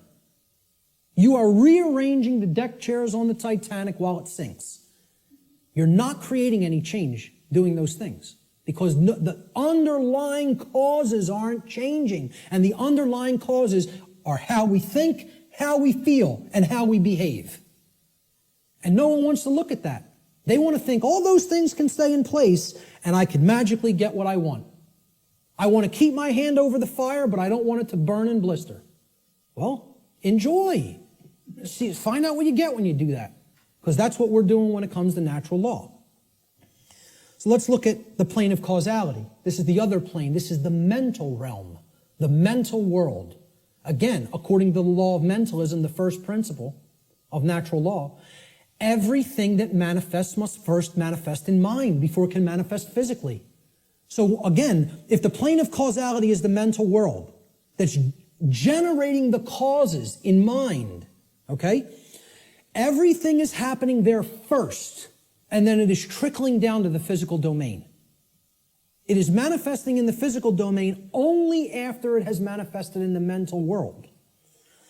The plane of causality is where causes are set into motion prior to those causes manifesting as formed realities in the plane of effects. This plane of causality constitutes the causal factors, the why, which underlies and precedes all manifested things and events. All power All power to effect change lies on this plane of reality. Human consciousness must move away from the plane of effects and to the plane of causality in order for human beings to understand the causal factors of the conditions which they are collectively manifesting in their lives. Only then will humanity be able to co-create their shared reality on a conscious level, meaning with an understanding of how natural law operates, rather than on an unconscious level, meaning that we don't understand how natural law operates. And I just look at it in a simple graphic, in a simple, chart or graph. This is the higher realm. This is the world of causality, the mental world, the why, the underlying causal factors, okay, that precede conditions which are manifested. This is where our consciousness has to go, because this is where all power to effect change is at, in the understanding of why that manifested to begin with. So these are the symptoms. This line could be looked at as the diagnosis. You have to make that diagnosis and get to the underlying causal factors that lead to the symptoms. Okay? The plane of effects, on the other hand, meaning the physical world, is the manifested realm. That which has already occurred, that cannot be undone. At least in the present moment. You could start in the present to undo it in the future. But as far as the present moment and all moments in the past go, you're not changing that. That's truth. That's what is. Okay? That's already manifested. You can't change it. No power to effect change lies in continuously analyzing the symptoms. You got to do that long enough that you know where the problem's at. You've made the diagnosis. Now you can get to the causal factors and start going to work changing those causes. Okay? Unfortunately, this plane, the plane of effects, seems to be where human consciousness in the aggregate is trapped. It can't seem to get past there. Even if it recognizes the problem, it wants to keep describing the problem. It wants to keep describing the prison. It doesn't want to look at the causal factors because it's afraid of what the causal factors are. It doesn't want to acknowledge the causal factors lie in how we think, feel, and act, and until those things are changed, the external manifestation cannot change. That takes responsibility. The final principle of the 7 principles of natural law, at least the formalized ones, are gender. Again, I'm going to talk about an 8th lost one. Gender exists in everything. Everything has its masculine and its feminine components or principles. We've already seen that when it comes to the human brain, consciousness, worldview, etc. Gender manifests on all planes of existence. Spiritual, mental, physical, everything. Okay? Very simple concept. What I want to briefly talk about is mental gender. Mental gender is the state of coexistence between the masculine and feminine aspects of the mind. Again, we've already looked at this when we looked at the breakdown of the physiology of the brain, at least of the higher order part of the brain, the neocortex. Our left brain hemisphere largely facilitates the masculine aspects of the mind, or the intellect, logic, analytical thought, linear thought processes, while the right brain hemisphere largely facilitates the feminine aspect, or intuition, meaning creativity, compassion, and holistic thought processes. This next section is what I call the lost principle. This is the 8th principle of natural law, which binds all of the other principles together. Okay? It is what I would call the encapsulating principle. Okay? It's the container inside which all the other principles fit very nicely and neatly. However, it's lost because we're not exercising it. See, we already looked at 1, 2, 3, 4, 5, 6, 7 principles of natural law. And there they are represented by these circles overlapping each other. Okay? Can anybody see an 8th circle anywhere? You got it. Correct. Here's the 8th circle. And this might look familiar. You might have seen this somewhere. Okay? This pattern is called something. Does anybody know what this pattern is called? What is it? Not the flower of life. The seed of life. The seed of life. Okay? Now, what happens from a seed? It grows. It generates something. It creates something. A seed has an outer casing, an outer shell. Okay? Then if you're going to get to the inner core of it that contains all of the creative, generative material, okay, that shell has to be there and intact. You break the shell of the seed, the creative essence of the seed is going to be gone. Okay? Now, what is that principle? Here's what that principle is. It's the eighth, or what I call the lost principle. And it's the thing that has to be present in order for any change to manifest itself. And it is not what most people think of it as. Even when I tell you what this is, I guarantee you there will be an inaccurate connotative meaning for what people think this means. Okay? Here's what the eighth principle is. It is known as the generative principle, or the principle which governs creation, which actually is the causal factor that goes into effect and generates the result that we say that we want. But what's the real term for it? Who can guess what the actual term, what the generative principle of creation actually is? No, it is not action. Okay, now most people will say it's love. I want to distinguish it from the concept of love, even as I'm going to describe love in this presentation a little bit later on. Okay? What is it? Procreation. No? What? Somebody said it. But somebody said something else. No? Who? Care. There it is. Okay? The generative principle is care. Now, this is different than compassion. People say, why don't you use the word compassion? Because that's not what I'm talking about. It is a different concept than compassion, or even what I would describe as love. Care, and I mean care with a capital C, and here I didn't even put it with a capital C. I'm just putting it in all uppercase. All uppercase care. Distinguish this from care with a lowercase c. Okay? This means, what are you giving attention and helping to grow?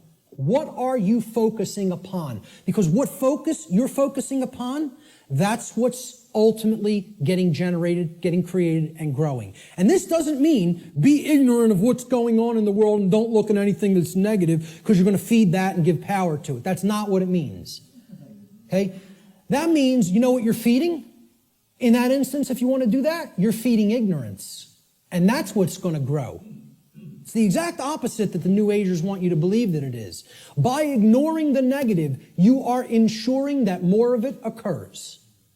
You are fueling it by ignorance, ensuring that it grows and takes over. Okay?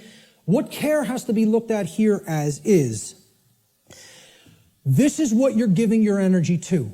This is what you're focused upon. This is what you actually care enough about to do, to spend your time on, to put your attention on, to manifest in the world.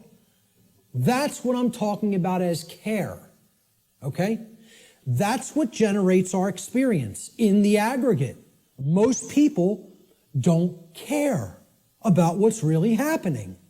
Therefore, it is an impossibility for us in the aggregate to change the direction of energy, to change the direction of consciousness, and ultimately to get what we say we want.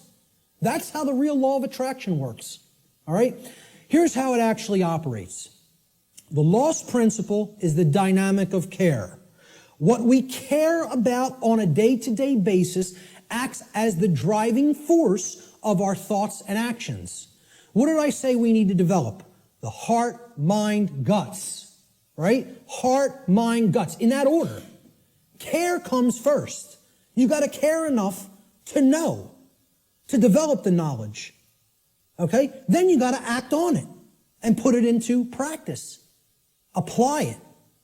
So that's the order. Heart, mind, guts. Care, knowledge, action. Those are the steps, okay? And all three of those have to be in place. All three.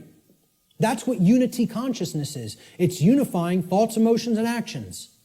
The three aspects of consciousness, such that there is no contradiction between them. Our thoughts, what we say, what we think, how we feel, and how we act are one and the same. There's no contradiction. That's unity consciousness. Okay? Therefore, okay, since care is the driver of our thoughts and actions, it ultimately can be seen as the generator of the quality of our shared experience here on the earth.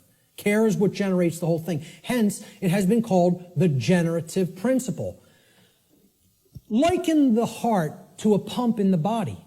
Well, what does a pump do? It's a generator. It provides energy. It moves the life force through the blood in the body. In every ancient tradition, they talk about the life force being in the blood. The heart is what pumps that through the whole physiology and enables us to continue to sustain life. Okay? The heart is the generator. It's the pump. It's the center of the being. As important as the brain is, which we just talked about the importance of it, the heart is ultimately what's generating the experience. Because what we care about determines what we think about on a daily basis most of the time, and therefore how we behave. All right? So, this principle has often been referred to as the generative principle. Is anybody familiar with the compasses and square symbol of Freemasonry? With the G in the middle? Well, that's what the G stands for at the highest level. They'll talk about many porch masons. These are the exoteric masons that are given the teachings of the profane and they think they're in the know. Okay? They're given the information, well, this only means geometry, it only means God, etc. Okay? One of the things they'll tell you it means at a slightly higher level is that it means gnosis, knowledge, okay, which we saw the meaning of in Greek earlier. At a higher level, at illuminated levels of Freemasonry, which are above 32nd degree, they will give you what the real meaning of the G inside the compasses and square is. And it is the generative principle. It means genesis, creation, okay? And yeah, you can tie that right back to God. I'm not saying those things are different. And the forms that get created in the physical manifested world are geometric forms. So it is geometry as well. It's all these things. But at the highest level, it's the generative principle. That's what that G really stands for in esoteric Freemasonry. Okay?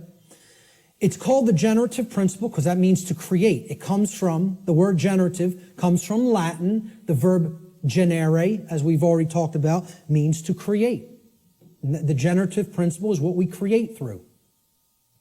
And it's lost because people don't care. They don't have care. Hence, it's the lost principle. Okay? Here's how it works, folks. What we care enough to put our will behind. Okay? So again, heart, mind, guts. Guts is the will. The action, the masculine principle. That's what gets things done ultimately in the physical domain. What we care enough to put our will behind. And that's driven by the care. That's the generator or the pump that drives the will.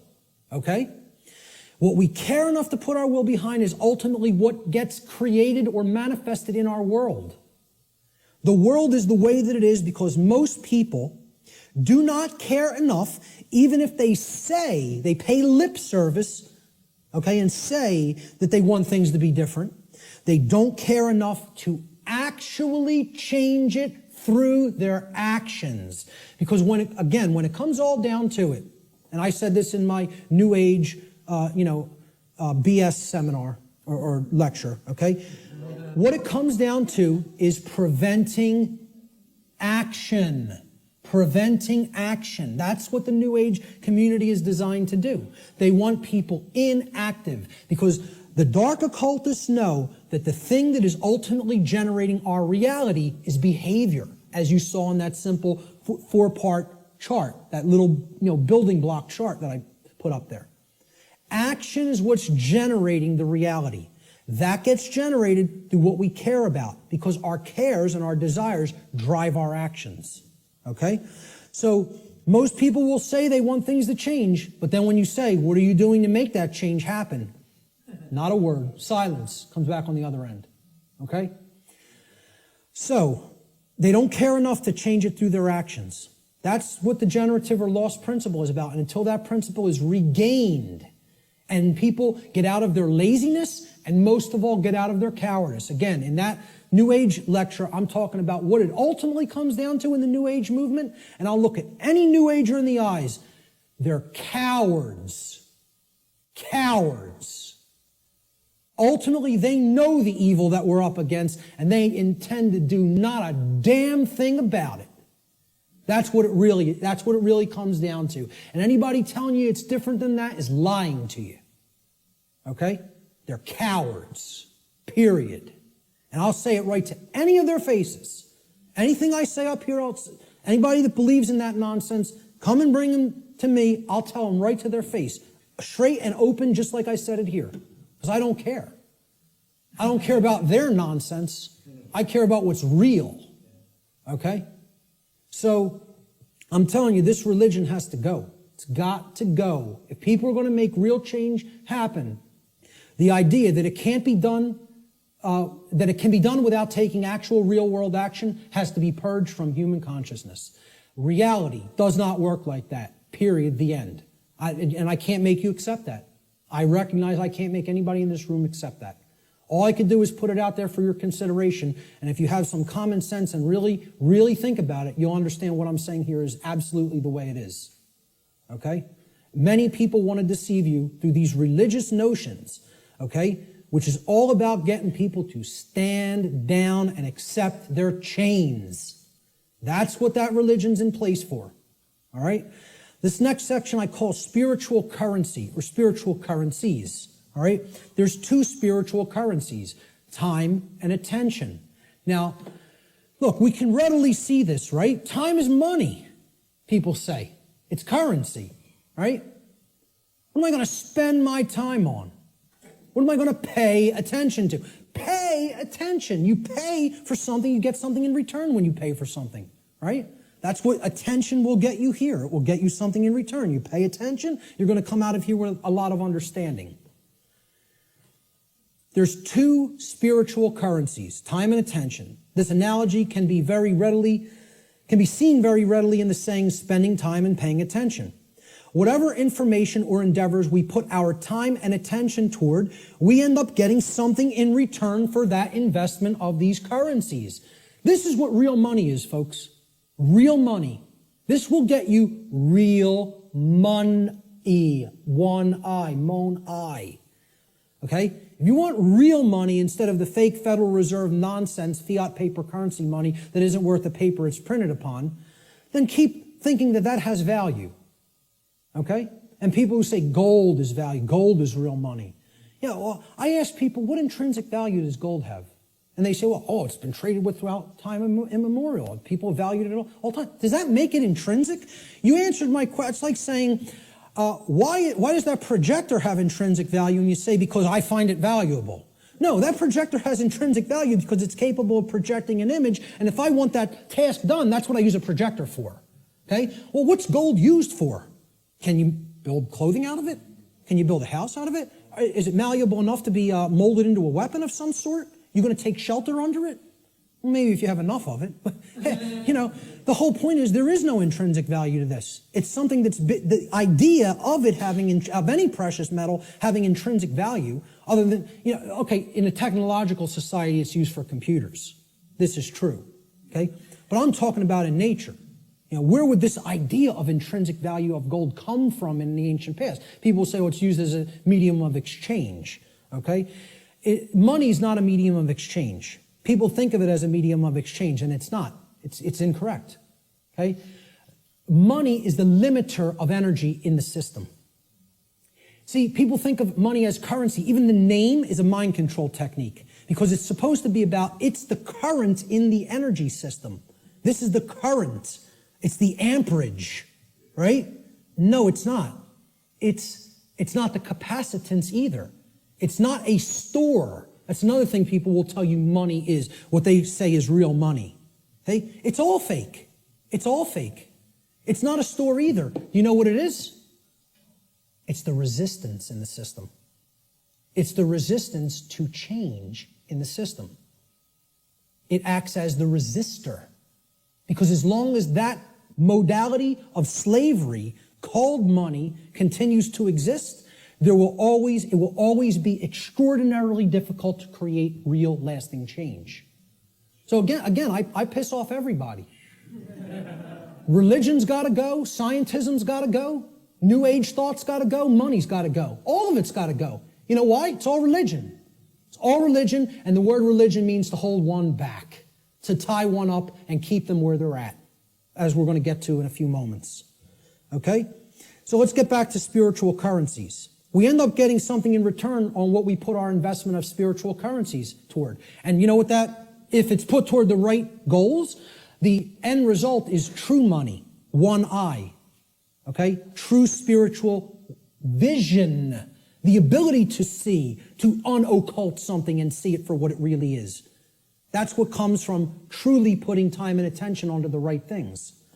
This return could come in the form of knowledge. It could come in the form of understanding. It could come in the form of skills, expertise, and empowerment. But only if we invest these two spiritual currencies wisely. And let me tell you something, folks. That's why most people don't have any money. They got nothing to pay for it with. See, you pay attention and you get money. You spend time and you get money. I'm talking about the real thing. Cool. We're going to take a break in about 5 to 10 minutes. Okay? So we have to invest our spiritual currencies wisely. We should seek to improve our quality of attention by placing it upon information that is capable of improving both ourselves and the human condition as a whole. Give me a heads up in about 8 or 9 minutes. Thank you. Such an effort would also constitute a valuable investment of our time. We should ask ourselves, what am I spending my time on? What am I spending my time doing? And what am I paying attention to? That's where you will find whether you're investing in real value, something that is truly valuable. If most of the time we're spending our time on nonsense and trivialities and, divisive things and TV and sports and all other kinds of entertainment and distraction, well, you're going to have a return on that investment, and that return is going to be low. It's not going to result in much money, real money. Okay? Most importantly, we need to ask ourselves, what kind of quality am I getting in return for my investments of time and money? Time and attention, I'm sorry. Okay? These are the spiritual currencies. And that's what most people don't want to give. They don't want to give these freely for a return on investment. They don't want to pay attention to the right things. They don't want to spend time on the right things. This is a simple chart of how our quality of our attention, okay, and again, this is in the aggregate, but it's created by all the individuals, how the quality of our overall attention as a species will affect our world in accordance with the principle of correspondence, which states, as goes the microcosm or the microcosmic units, so will become the macrocosm. Okay? So over here, we have a pure information stream. This is good information. This is information that is capable, that resonates with truth, and is capable of helping to develop wisdom or right action within the being. This over here is the poisoned information stream like we get from the mainstream media, from scientism, from the New Age movement, from government indoctrination centers called schools, okay? This is the poisoned information stream. Now, everybody's going to take in some form of a mixture of both of these streams. What the goal needs to be is to purify. Just like, hey, you take in bad food, you're going to have bad health. You take in bad information, the output through behavior is going to be bad. So you got to purify. Meaning, if there's valves here on the individual buckets, these are called the individual people, okay? And they're all coming together with the quality of their water, right? What they're holding within their consciousness. And that's all going into the big pool called the world. Everybody's bringing their bucket to the pool, they're pouring it in, and then they're jumping in. And that's the world. That's the quality of the world, right? The quality of this whole thing here is going to be based on how much poisoned, polluted information was in your bucket compared to how much pure information was in your bucket. Okay? So there's valves over here we got to shut this one off, this brown muddy valve over here, and we got to open this one up. Okay? If we do that, the world will be purified, and we won't be creating self-inflicted suffering. We don't do that, we're going to be swimming in brown muck. Okay? And generating all kinds of problems for ourselves. So, how are we spending our time? What are we paying attention to? Is this what we're doing with our time and attention? Sitting behind the hypnosis box? Which means suppression of knowledge. Hypnosis is the suppression of knowledge or the suppression of spirit. Okay? Or are we going to devote our time to some pursuits of wisdom? Which means developing knowledge, converting it to understanding by processing it accurately, and then converting into wisdom through action, through right action. And, you got to read to do this. People don't want to hear that either. Okay? Reading is required. The ancient Romans had two words, the same word, okay? They meant two different things in their language. The word was liber, L-I-B-E-R. Liber meant free, as in not a slave. A free being would be described as liber, free. It's the basis of the English word liberty, liberty, freedom, okay? They had the same word also meant a different concept. So the word liber didn't just mean free. If it was used in a different context, does anybody know what else the word liber meant? L-I-B-E-R meant in Latin? Book. It meant book. Does that tell us something? They associated the Latin word for book also meant free in their language. Okay? And again, liber is the basis for the word library. Okay? Library. Okay? Where you can go to become free if you read the right books. And again, the world is our library now. We've reunited all the parts of the big library that were cast to the four corners of the earth. The mystery traditions are available at your fingertips now, which hasn't been the case at any time in human history. And what are we doing? We're playing Farmville on Facebook. So we have to ask ourselves, what are we spending our spiritual currency on? And are we investing it wisely for a return of real money, which is actually spiritual enlightenment? I'm going to take a quick break right there, and we'll pick it up with the next section in 10 minutes. 10 minutes, right back here to continue. Thank you.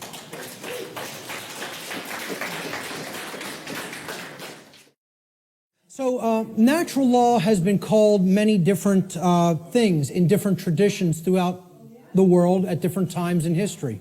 Let's look at what some people have called it. It's been called the law of cause and effect, or the laws of cause and effect. And there's a scientific connotation to this concept of cause and effect too. Even scientists will say an effect invariably follows a cause.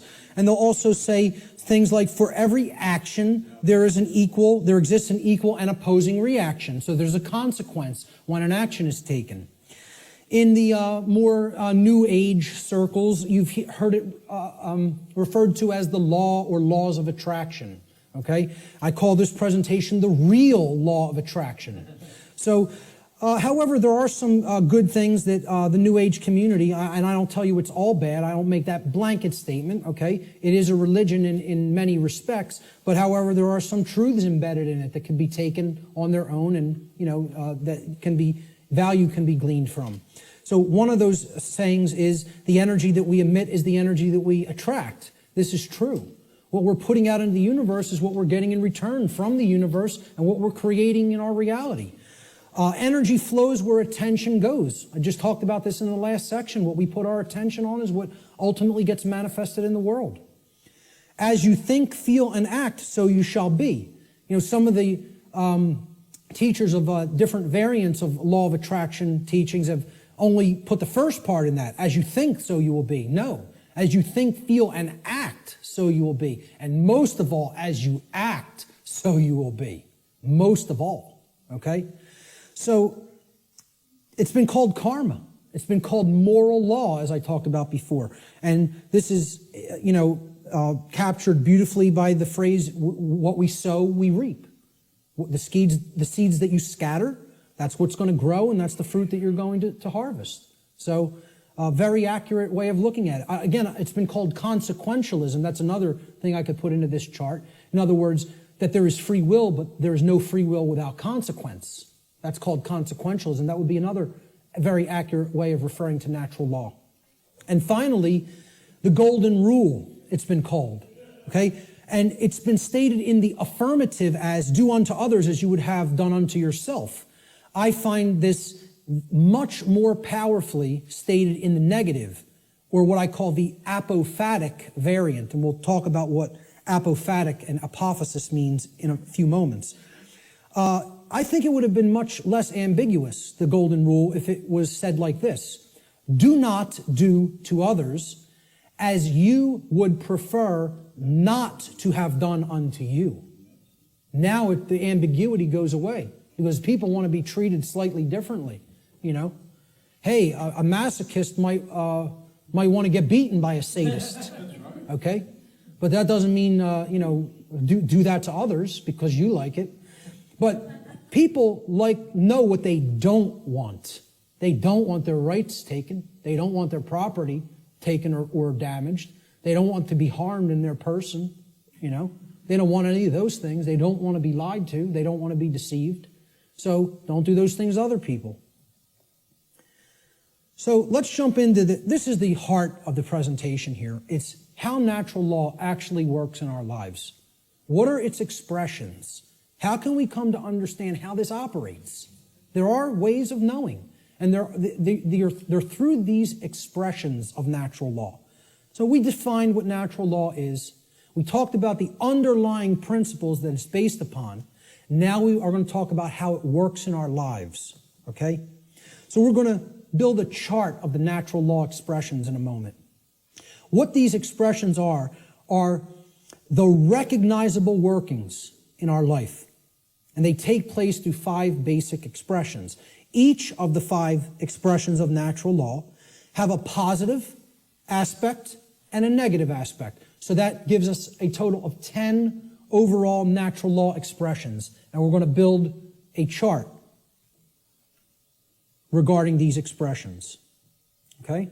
So here's the expression, and then there's a positive aspect to the expression, and there's a negative aspect to the expression. The first expression of natural law is known as, and again, this is what I call these things. There's no hard and fast rules. It's just terminology. It's jargon to try to explain them in words. Okay? These are unseen concepts and laws in reality, in nature, in the nature of the universe. Okay, these are just English word terms that I'm applying to these concepts, okay?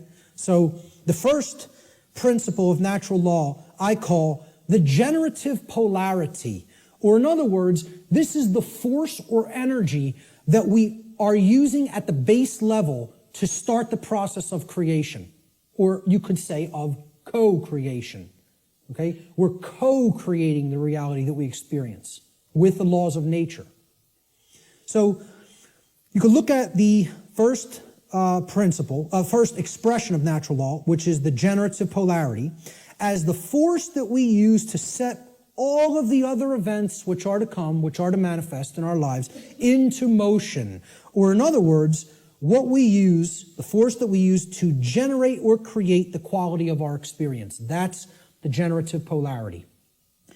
The positive expression of the generative polarity is love.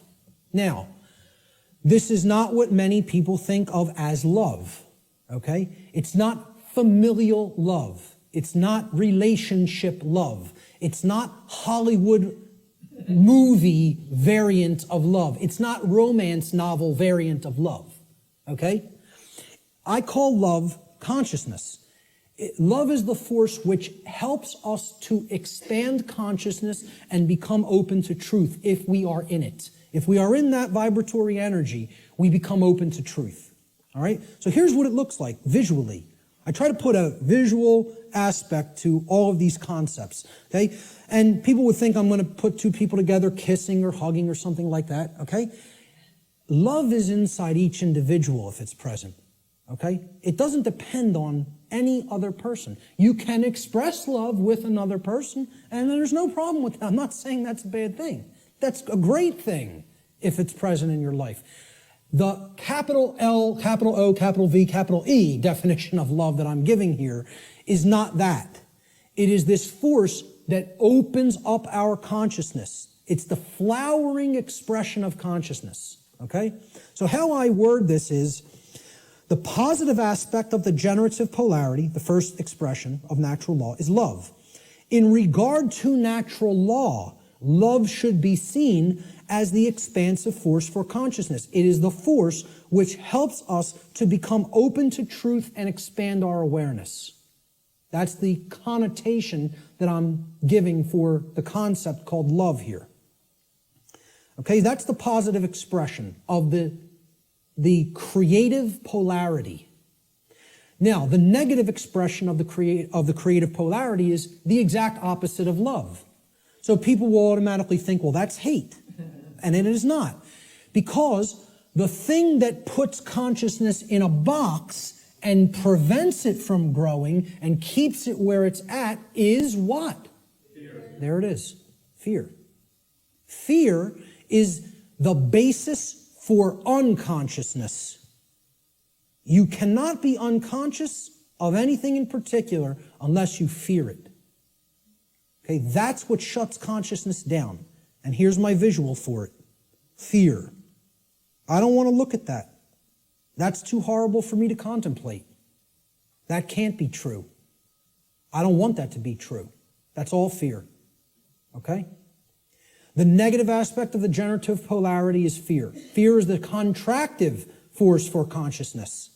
Fear is the force which influences us to become closed to the truth, and it is the force which ultimately shuts down our awareness.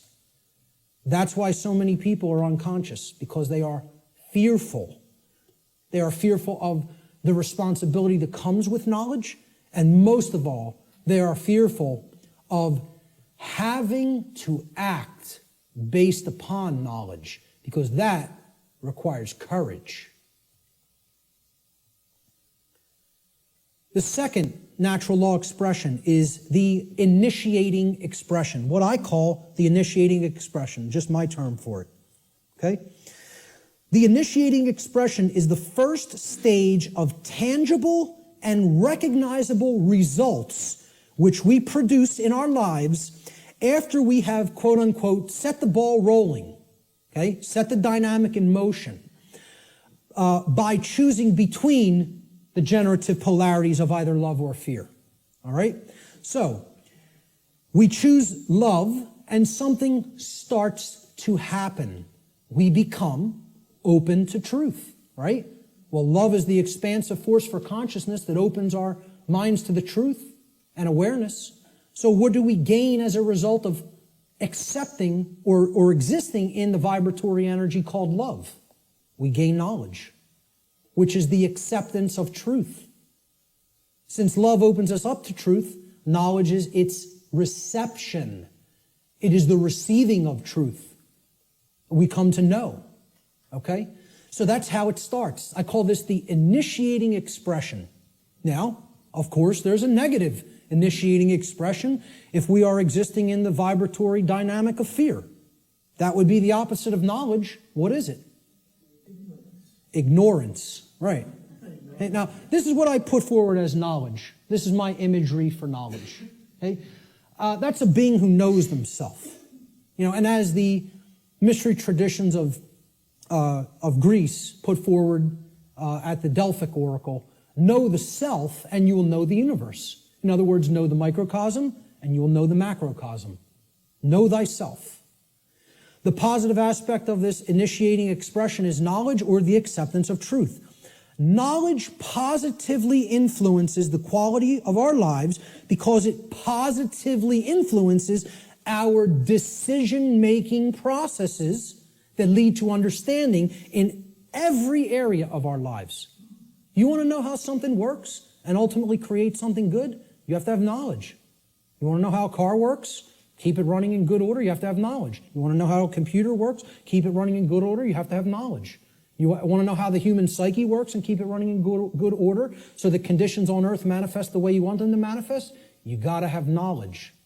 Not getting out of this condition without learning. Learning is the key. It's the answer. Knowledge is the answer. And people don't want to hear that. They don't want to hear it. They want to think we're magically going to manifest the desired conditions that we say we want without learning a thing. It doesn't work that way. So again, the negative initiating expression is ignorance. Ignorance is the refusal of truth. It is the refusal to gain knowledge. Okay? Because we are in fear. So here's what I put as the image for ignorance.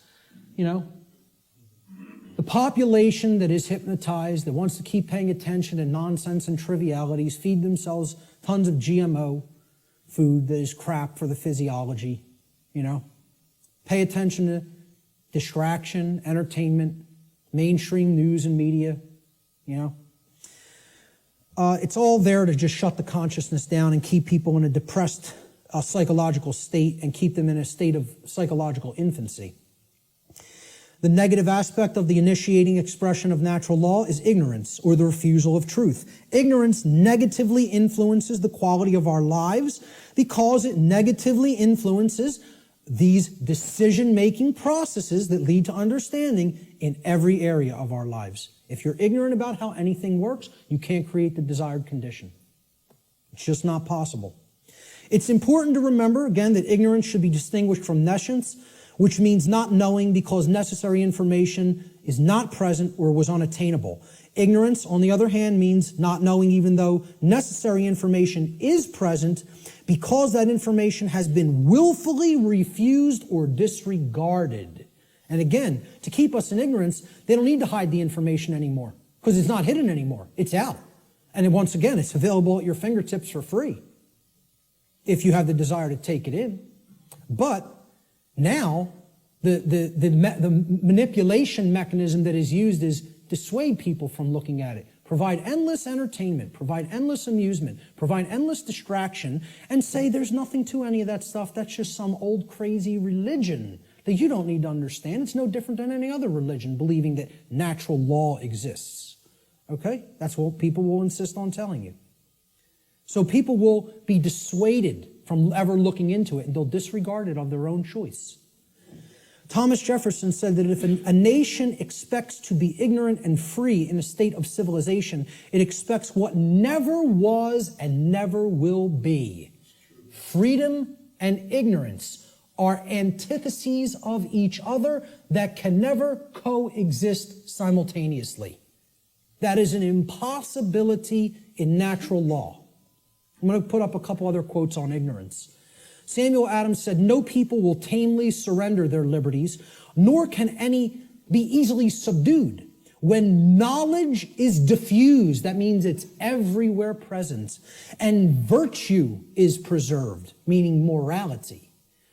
On the contrary, when people are universally ignorant and debauched in their manners, meaning purely selfish and only worried about themselves, they will sink under their own weight without the aid of foreign invaders, meaning the society will turn inward on itself and collapse and destroy itself just based on the fact alone that the population is ignorant and they are ensconced in moral relativism and other forms of debauchery and just self-pleasure as their highest virtue, their highest desire. Socrates said that the only good is knowledge and the only evil is ignorance. And this is a quote I'd like to be remembered for. "Willful ignorance in the presence of knowledge is the measure of a bad person." And people will say that's extremely harsh. That's true. That doesn't make the statement untrue. The statement is true as well. It is a harsh statement. See, people in my family will ask me, why don't you have anything to do with me anymore? I've deliberately cut off many members of my own family Okay? Because many members of my own family say, I know what's going on and I don't care. I don't intend to do a damn thing about it. I'm worried about me, myself, and mine, and I don't care what's happening in the world. Well, you know what that's called, folks? That's called a bad person. Let's not mince words. Let's not euphemize. Let's call it what it is. That's called a bad person. And I don't want anything to do with bad people in my personal life. I don't hang out with bad people. I try to surround myself with good people who care.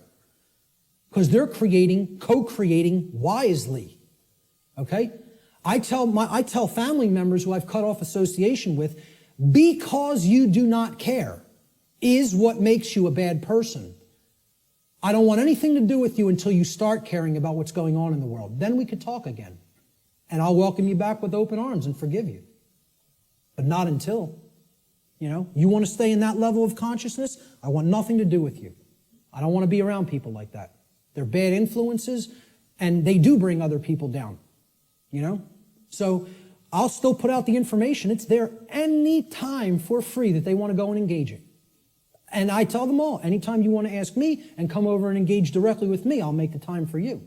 But until you want to do that, until you develop that desire, I don't want to be in your presence. Okay? So maybe, I don't know if that's going to be effective. I don't know. And guess what? I don't care whether it's going to be effective, because I'm not going to surround myself with bad people until they decide I want to make myself a better person. Then I'll engage them and speak the truth to them. But until then, I'll put this out there for all for free, and they can engage it any time they want. But in my personal life, I can't make time for that. I don't have energy for that. I barely have energy for this. An anonymous quote, I believe this was from some internet forum. I don't know what the gentleman's name was, but it was a great quote. Ignorance is the root cause of all evil. And since only knowledge eradicates ignorance, it is our duty and moral obligation, there's that term, to educate ourselves as well as the masses around us. That's a moral obligation if you're in a position of knowledge. And once again, that's why I do what I do. I don't do it because I like people. Believe me, Barb will tell you how much I like people. I don't do it to make friends. I don't do it to make money. I do it because it's a moral obligation and for no other reason. I don't serve people. I serve truth. Truth is the force which I serve. And I bend the knee to no other. That's it. That's it. So great quote on ignorance there. Great few quotes on ignorance. Let's look at the next expression. The internal expression is what happens inside of us, very simply. So now, we've started creating with a polarity. Something has happened in the world, either acceptance of truth or refusal of truth. Now something's going to take place inside of us, right? So look, this level is that knowledge level, right? This is the base consciousness level. You could look at, that's the foundation. Remember that 4-block diagram, right? You could look at this, here's the foundation. This is the foundation that lies underneath the trivium, right? Okay? That's as deep as it gets. Consciousness or unconsciousness, love or fear. That's what everything is a choice about, between, right? Now here's that first block. Knowledge or lack thereof. Knowledge or ignorance, right? And you can see these polarities are like that concept of, the polarity aspect of the natural law principles, okay? There's one thing that's real, and then this is the illusion, okay? These are two aspects of the same thing. This is consciousness, and this is its lack. This is acceptance of truth, and this is the lack of that, okay? So it's the same thing, but opposite in degree, which is why they're the same expression. Now, what happened after knowledge or lack thereof? We went up to understanding, right? So that's what this level is. Understanding happens internally, right? It's an internal process, all right? So the positive aspect of the internal expression is when we come to understand through developing the knowledge and the acceptance of truth that we are sovereign. Sovereignty is the expression The internal positive expression of natural law. Now, again, underneath these, in parentheses, I always put what I call these things, another name that I've given to these things, these concepts. I call sovereignty internal monarchy. Internal monarchy. Now, monarchy means one ruler. Mon means one, is a prefix for one, and archon in Greek means ruler or master. So, internally, we each need to master and rule ourselves. This is our kingdom that we get to rule and nowhere else. We don't get to rule over anybody else. Many people think they're the rulers of other people, but they're wrong. Each of us is a sovereign being. Sovereignty, as we're going to see, means that you're not owned by anyone else. No one else owns you if you're sovereign. Okay? So here's my expression, my visualization for sovereignty. Okay? Somebody who truly has the light. They have the light at their disposal. They're bathed in it. It's flowing within them. Okay? And light has always been associated in different mystery traditions as knowledge. It's been a symbol that has represented knowledge. This is the person who has the knowledge and has gone through the decision making and filtering processes with that knowledge to come to an internal understanding that they are a sovereign being. And I have news for everybody, whether you know it or not, whether you are familiar with the term or not, every person here is a sovereign, and you can never not be. It is an impossibility for you ever to be non-sovereign. It cannot be done. Cannot be done in nature. Okay? Every single human being on this planet is a sovereign being. And we're going to look at what a sovereignty actually means. The positive aspect of the internal expression is sovereignty, or what I call internal monarchy, meaning one ruler within. Internal monarchy, one ruler within. As a state of consciousness, sovereignty means that one has unified the three aspects of their consciousness, such that there is no internal contradiction between one's thoughts, emotions, and actions. We become a being that as we think, so we feel, so we speak and act. And there's no contradiction between those. We're not torn apart from within in this state of internal opposition amongst our own consciousness. Okay? Moreover, let's break the word sovereign down. That's where we're going to come to the real meaning of the term. Sovereign is derived from the Latin adverb super. Super means above. See, in classical Latin, there's no V in classical Latin, right? There was no V character. Actually, if you wrote a V like that, it was a U, okay? And why a double U looks the way that it is. It's two V's, actually. But that sound was U in Latin, if you see a V. There's no V sound in classical Latin. It doesn't exist phonetically, all right? So this phonetic variation that we express as V or V in English, in Latin was P or B. It was represented by a P or a B. So what we're really seeing here is suver, okay? But it was pronounced in Latin super, like super. Well, what does super mean? Super, you're beyond, you're above and beyond, okay? It means above or beyond, that's what it means. A superman is one who's beyond an ordinary man, right? The Latin noun regnum comprises the second part of the etymological root of this word. Regnum, it comes from rex regis in Latin, or regis. It means king. So regnum was the king's rulership. Regnum means his reign. It's where the word reign comes from in English, regnum, in Latin. It means rulership or externally imposed control. Okay? Not control in the context, I'm going to control my emotions, I'm going to control my behavior. No. It means I'm going to control you externally by imposing my will over your will through coercion. That's the context of rulership or control that I'm talking about here. So put them together. Super regnum, sovereign, means above or beyond externally imposed rulership or control by another. That's what it means. Sovereign means not a subject to another being, like a king, like one who considers himself a king.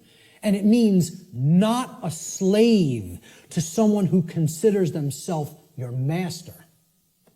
That's all sovereign means, folks. Not a slave. And why I say every single person here is a sovereign is because there is no such thing, never has been any such thing, and never will be any such thing as legitimacy to slavery. That has never existed, does not exist now, and never will exist. Slavery is an illegitimate concept. None of us are slaves. The condition of slavery has been imposed upon people, but it has never in history been legitimate, and it never will in history be legitimate. So there is no legitimacy to the concept of slavery, of the rightful rulership of another being through directly imposing your control through coercion. Doesn't exist. That's a big part of what natural law is about. We have to understand when we're saying this word, this is what is meant by sovereign, not a slave. Okay, we did a study where we asked people, are you a sovereign? Like 11% said yes. Maybe. I think it was 10 or 11%. Which I thought was almost encouraging, that 1 in 10 people knew that they were sovereign beings. It was amazing. But 90% of the human population doesn't feel that they're sovereign, doesn't know that they're sovereign.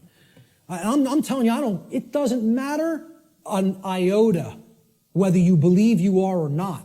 I'm telling you it's an eternal truth that you are a sovereign and can never be non-sovereign. There is no such thing as someone else's legitimate rulership or ownership of you. Because there's no such thing to the legitimacy of slavery, and there never has been, and there never will be. So everyone is a sovereign. A sovereign is a monarch. Again, mon means one, and archon means ruler. So when people ask me, what kind of government do you want? I tell them I want anarchy, and I want monarchy. And they're like, how could you have those things simultaneously? Because if you have internal monarchy, you can have external anarchy. See, we need to have the rulership within, and we need to get rid of the rulership without. This is the kingdom we need to master, and we need to set aside the concept of mastery and slavery in the external domain, in the physical world. Sovereignty, a sovereign is a monarch, which means a single ruler who rules only the kingdom of self. Sovereignty is a state in which one controls one's own thoughts, emotions, and actions, and by bringing them into unity or non-contradiction or non-duality, attains mastery over one's own consciousness. Sovereignty could be considered the equivalent of true self-control, true self-mastery, true self-love, or true self-ownership. It's all of these things. And ultimately, it means not a slave. That's what has to be remembered above all else. Let's look at the negative internal expression for natural law, which is confusion. Now, confusion results when we are in ignorance. That's the emotional dynamic, the feeling that takes place within the individual. This is the lack of understanding. Confusion only happens in a lack of understanding. When we have not taken in knowledge, because we are afraid, we are in fear, okay? Ignorance results, and then confusion happens internally. So look, remember, here's the essence, that's the foundation. This is that first stage, that first building block that we called knowledge or lack thereof. Okay? This is the second building block that we called understanding or lack thereof. This is true understanding when truth has been taken in and accepted. And this is the lack of understanding. Now, in that state of lack of understanding, we're confused. So there's no rulership within. Inside of us, there's anarchy, which means the absence of ruler. Of a ruler, not the absence of rules, which I'm going to get into later. Anarchy means there's no ruler, no master.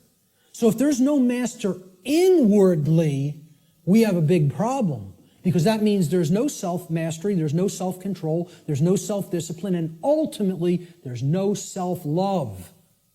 And that results in an understanding that we don't truly own ourselves. It would result in the absence of self-ownership, which is what we're experiencing as a species.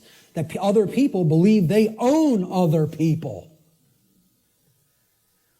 This is what I found as a picture representing confusion. Someone who doesn't know themselves.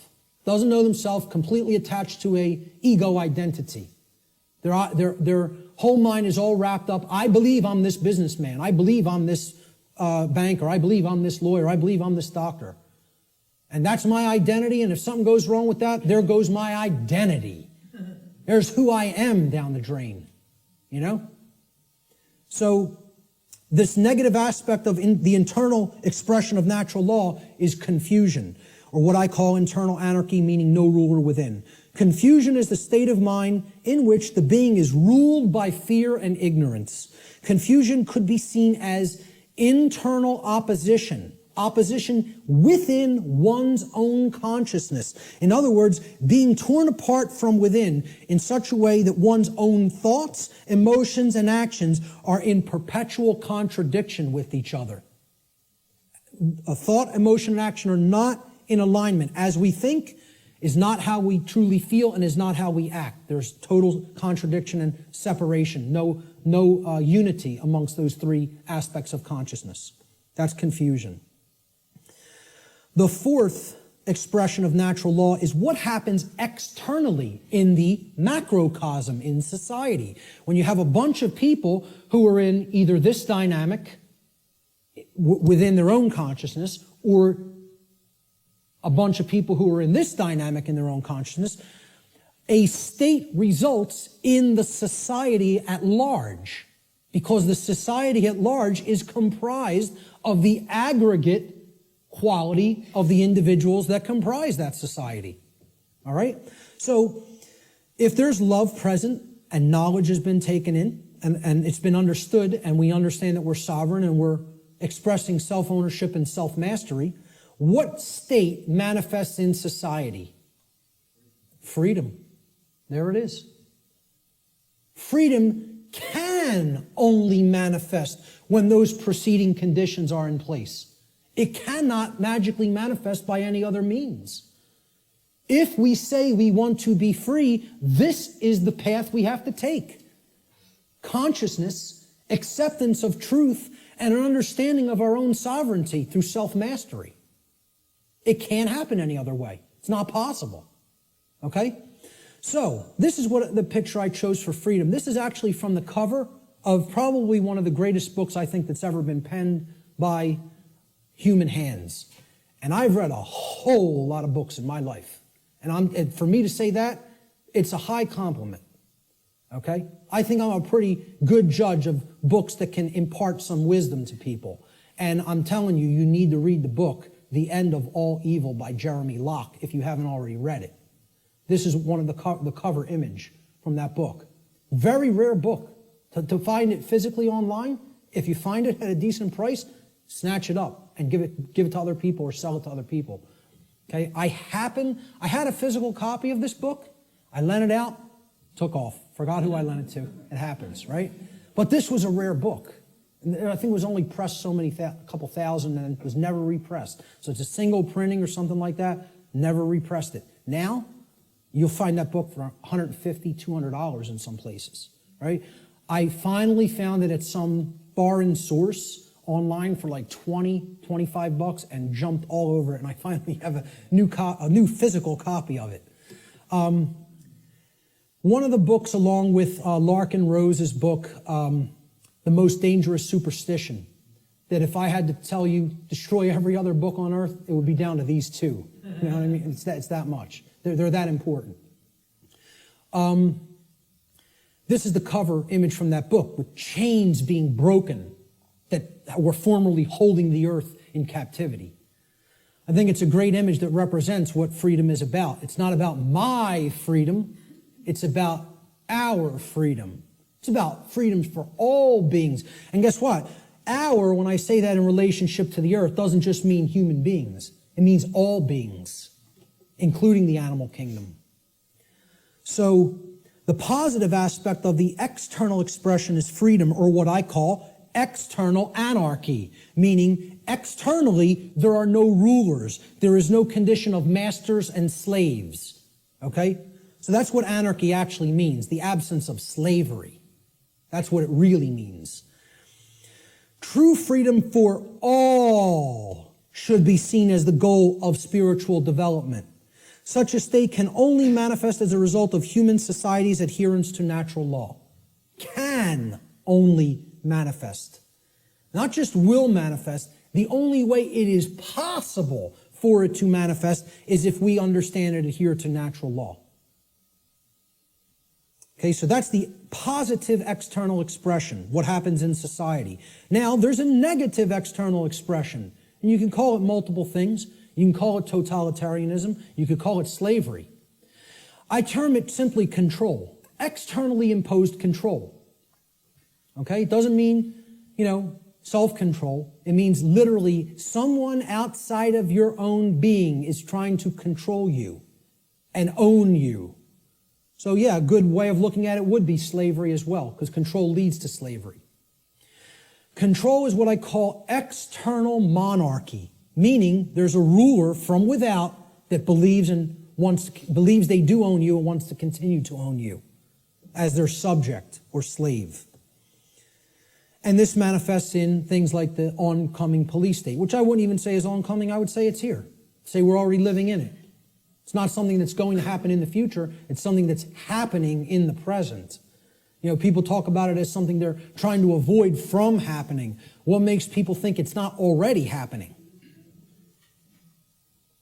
The negative aspect of the external expression of natural law is control, what I call external monarchy, one external ruler, the concentration of illusory power, in the hands of institutions like government.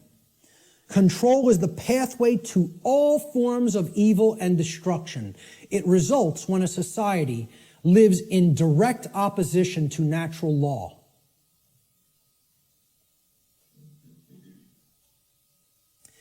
The fifth and final expression for natural law, how it operates in our lives, is what I call the manifestation, or the result that we create.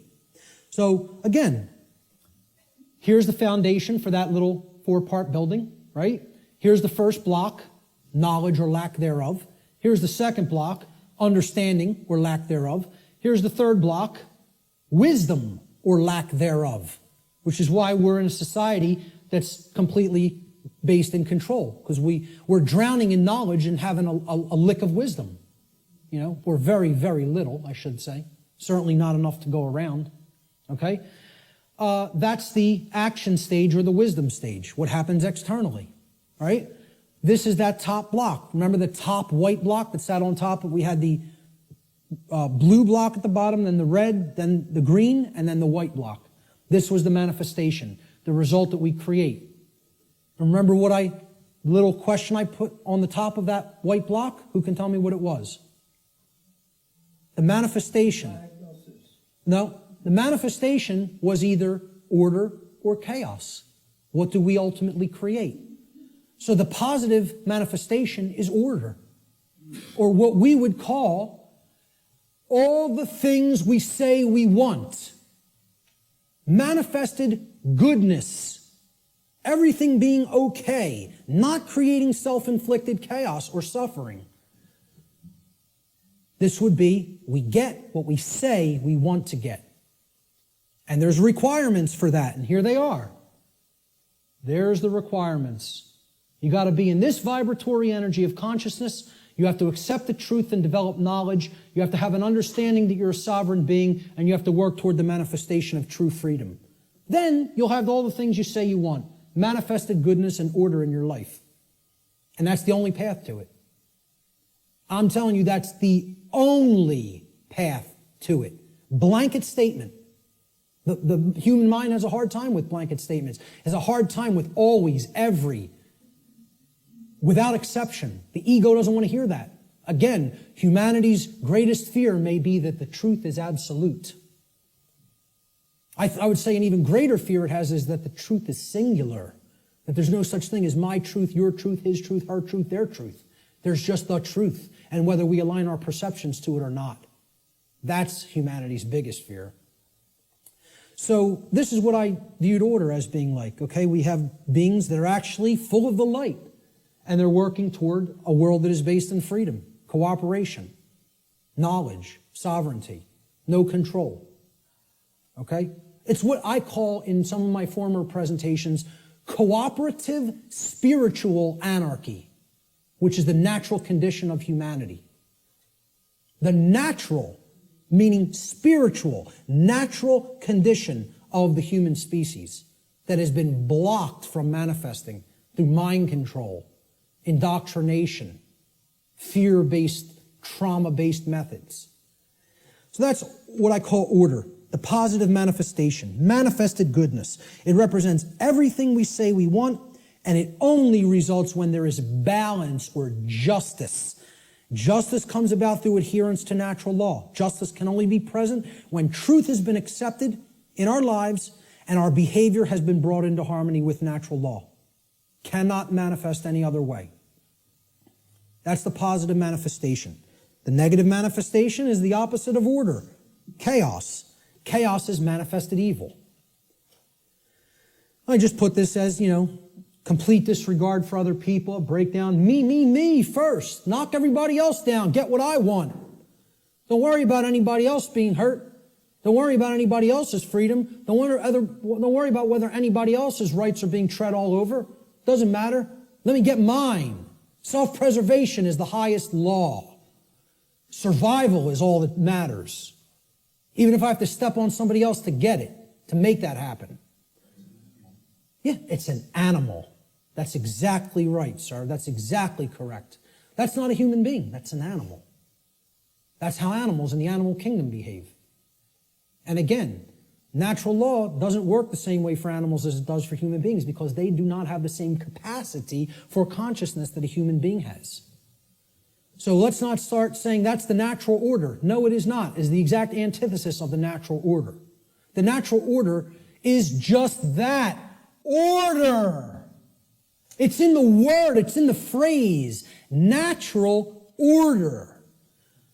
What people are describing as the natural order through this utter nonsense concept called social Darwinism is, as I've called it before, psychopathic chaos.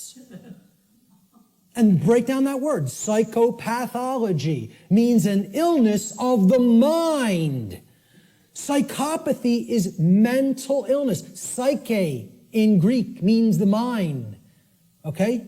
And pathology is an illness, sickness. Psychopaths are mentally ill. And they don't create anything resembling order. All they can create is chaos, which is why they want us to mimic their mindset, because they're just bent on hell and destruction to manifest, and they have to have our complicity and cooperation to make that dynamic happen. Our energy has to be given over to them by our mindset being made like theirs. Otherwise, their worldview can't come into manifestation, which is one of chaos and disorder. The negative manifestation, chaos, or manifested evil, is the exact opposite of what we say we want. Chaos results when there is imbalance and injustice, which results whenever there is ignorance of truth and behavior which is in direct opposition to natural law.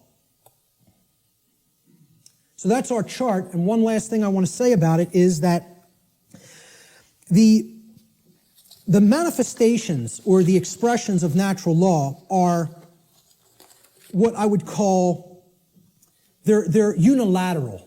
They don't cross into each other, okay? There's no such thing as, well, I've accepted the truth and I've developed knowledge, so now I'm in a state of confusion. It doesn't work like that. Okay? You can't go from ignorance to sovereignty, to the understanding that you're sovereign. You cannot cross the area of these charts. Once you're here, you can only go here. In order to get here, you got to come from here. In order to get here, you got to come from here, here, and here. You don't get there from any of these. You don't get here from anything in this column. You don't get here from anything in this column. Okay? Please keep this in mind. These expressions are unilateral. Okay? No, they cannot be skipped either. Good question. They must proceed in order and in the same column of expression. So you can only get to order through freedom, which comes about through the understanding that we are sovereign, which comes about through taking in knowledge of truth, and which comes about through staying in a vibratory energy of love or higher consciousness. The openness to truth. That's it. Same thing here. We can only create chaos when our society is bent on control, okay? Because we are confused beings that don't understand our sovereignty and think other people can legitimately own us or rule us. And that comes from a place of ignorance or refusal of the truth, which is based in fear. Can only manifest that way. Blanket statement, too. And I will not retract on that blanket statement because this has nothing to do with what I think or feel or my beliefs. This is how laws operate in creation. Not a belief system, not a religion, has absolutely nothing to do. I did not develop this. I came to an understanding of it by seeking truth. I'm telling you, this is not my information, never has been my information, never will be my information. There's no copyright on it. I don't claim it. It's eternal truths that have existed forever and will exist forever, whether human beings are here or not. Take it and share it freely and widely to anybody that's capable of comprehending it, because it's the only way we're going to get out of this mess. Okay? Those are the expressions of natural law. Now, when I say living in harmony with natural law or living in opposition to natural law, what do I really mean? Well, what this has to do with is knowledge. And we're going to keep going back to this trend. This thread is not going away. Okay? And guess what? Every time I teach any of this stuff, whenever there's the new age community around or present, okay, and you'll encounter them from time to time, they'll insist, they'll even see it's like, you can tell knowledge is becoming a bad word to these people. No. When you say K-N-O-W, no, it's almost like they immediately have an avulsion, extreme negative reaction, and it is fear. But it's mind control, moreover, because they are being fed this poisonous untruth that there's not really any such thing as knowledge and that knowledge is not the way out of this prison. And I'm telling you, it goes hand in hand with religious traditions because they want you to externalize your power, externalize everything. And I'm not telling you, I'm not saying don't have a model for behavior. And okay, this person, Buddha patterned it. You want to pattern your behavior on the Buddha's life? Great. Live the great life. You want to pattern your behavior on the life of Christ? Whatever. And again, I'm not getting into this discussion here today about the actual historicity of the man Jesus, regardless of what you believe regarding that. I understand I could write books on astrotheology. Okay? I understand that being may never have existed in the way a lot of people believe he did. So what? Whether Siddhartha Gautama existed in the form of a man or not, or whether that's an allegory, who cares? Understand the spiritual teachings they were trying to convey to humanity and then apply them in your life. Live by that ethic, that code, and great. Okay? And have whatever religious notion you want. Okay? What I'm saying is what this religion called the New Age movement and what many official organized regional religions, okay, do is they try to take the emphasis off knowledge. Because again, if you're not seeking truth and trying to develop knowledge, that's how this information remains occult. And that's how the control system stays in place. They want you to externalize your power to a deity or a guru. Once you do that, you're accepting your chains. You're saying, I have no power. Let me tell you something, folks. I'm not powerless. I am full of power. Why? Because I have knowledge of how things actually work. Nobody can tell me that I'm owned by somebody else and can get me to believe it because I have understanding of my sovereignty. If they can take that away from you by getting you to de-emphasize the importance of knowledge, of self-knowledge, they own you. That's when you're owned at that point. Okay? Knowledge is the way out of this. Knowledge, understanding, and then converting that to true wisdom through actions. Not believing in something, not accepting everything, not waiting on somebody to come down and save you, whether it be Zoroaster or the aliens from Zeta Reticuli or Ashtar Command or Jesus Christ. Okay? You keep waiting on an external Savior, you're going to be waiting in your chains forever. The knowledge of truth is what the Christ figure himself proclaimed would be the pathway to true freedom. Now, whether you put any emphasis on even exoteric Christianity, I'm telling you, that's the core of all the mystery traditions, is that until you take in the light, you'll never dispel the darkness. And the light is knowledge of truth. That's what it has always been symbolized as and represented as. Okay? Knowledge is the answer. And here's what the biggest piece of knowledge that comprises natural law needs to be understood. There is a difference. It is a 100% completely polarized antithesis. These are diametric opposites that exist in nature. These concepts, right and wrong, do not exist as constructs within the human mind. Anybody who believes that is thrown completely off the path. They are engaged in Satanism. Let me just say it just openly right out in a way that is completely unambiguous. If you believe there's no real difference between these things and that they do not exist in nature, you are accepting Satanism. It's a satanic belief system that comes directly from dark occultism. And once again, you could say whatever you want about believing that or not.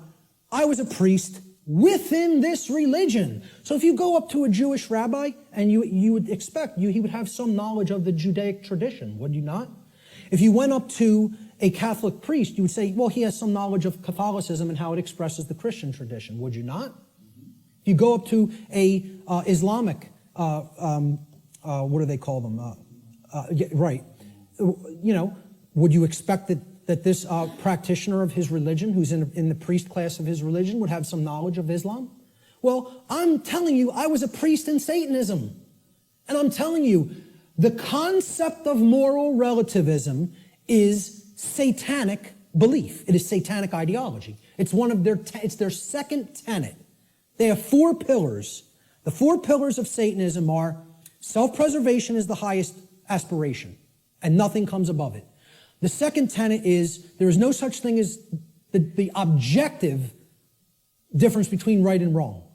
Right is what's good for me, wrong is what's bad for me, personally. And that's it. And I get to make that up based on my likes, preferences, and whims. Okay? The third tenet is social Darwinism, which is an extension of macrobiological Darwinian theory.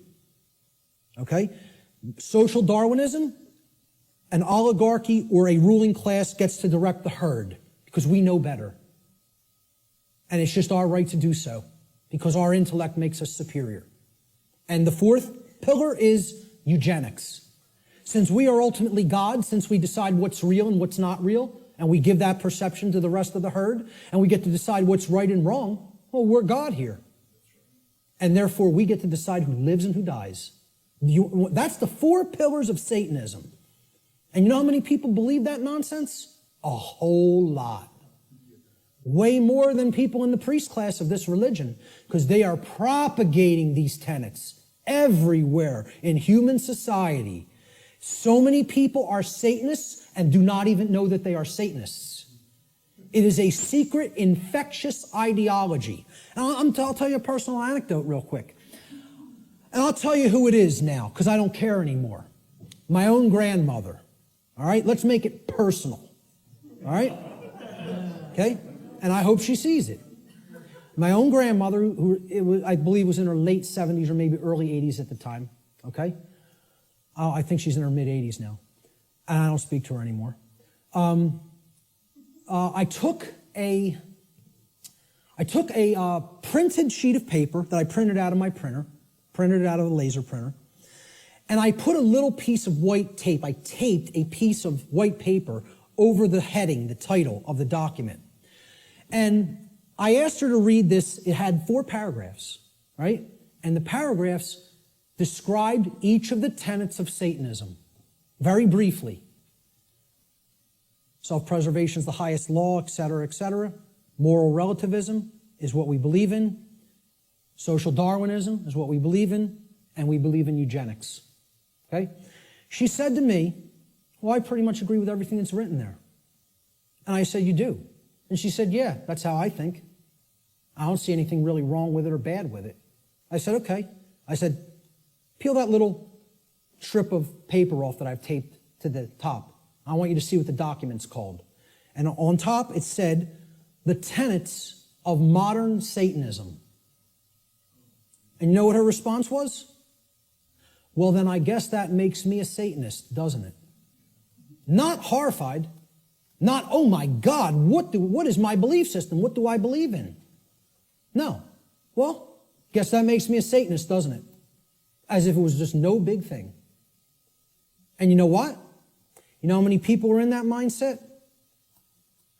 Hundreds of millions, if not billions, and don't even understand what it is. Because they think Satanism is something that it is not.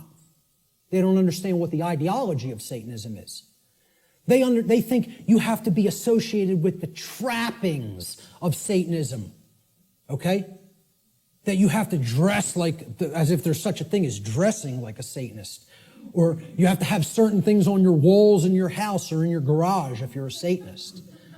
Well, let me tell you something. Satanists are the owners of banks. They own hospitals. They own schools. Okay? Yeah. Certainly that university right across the road.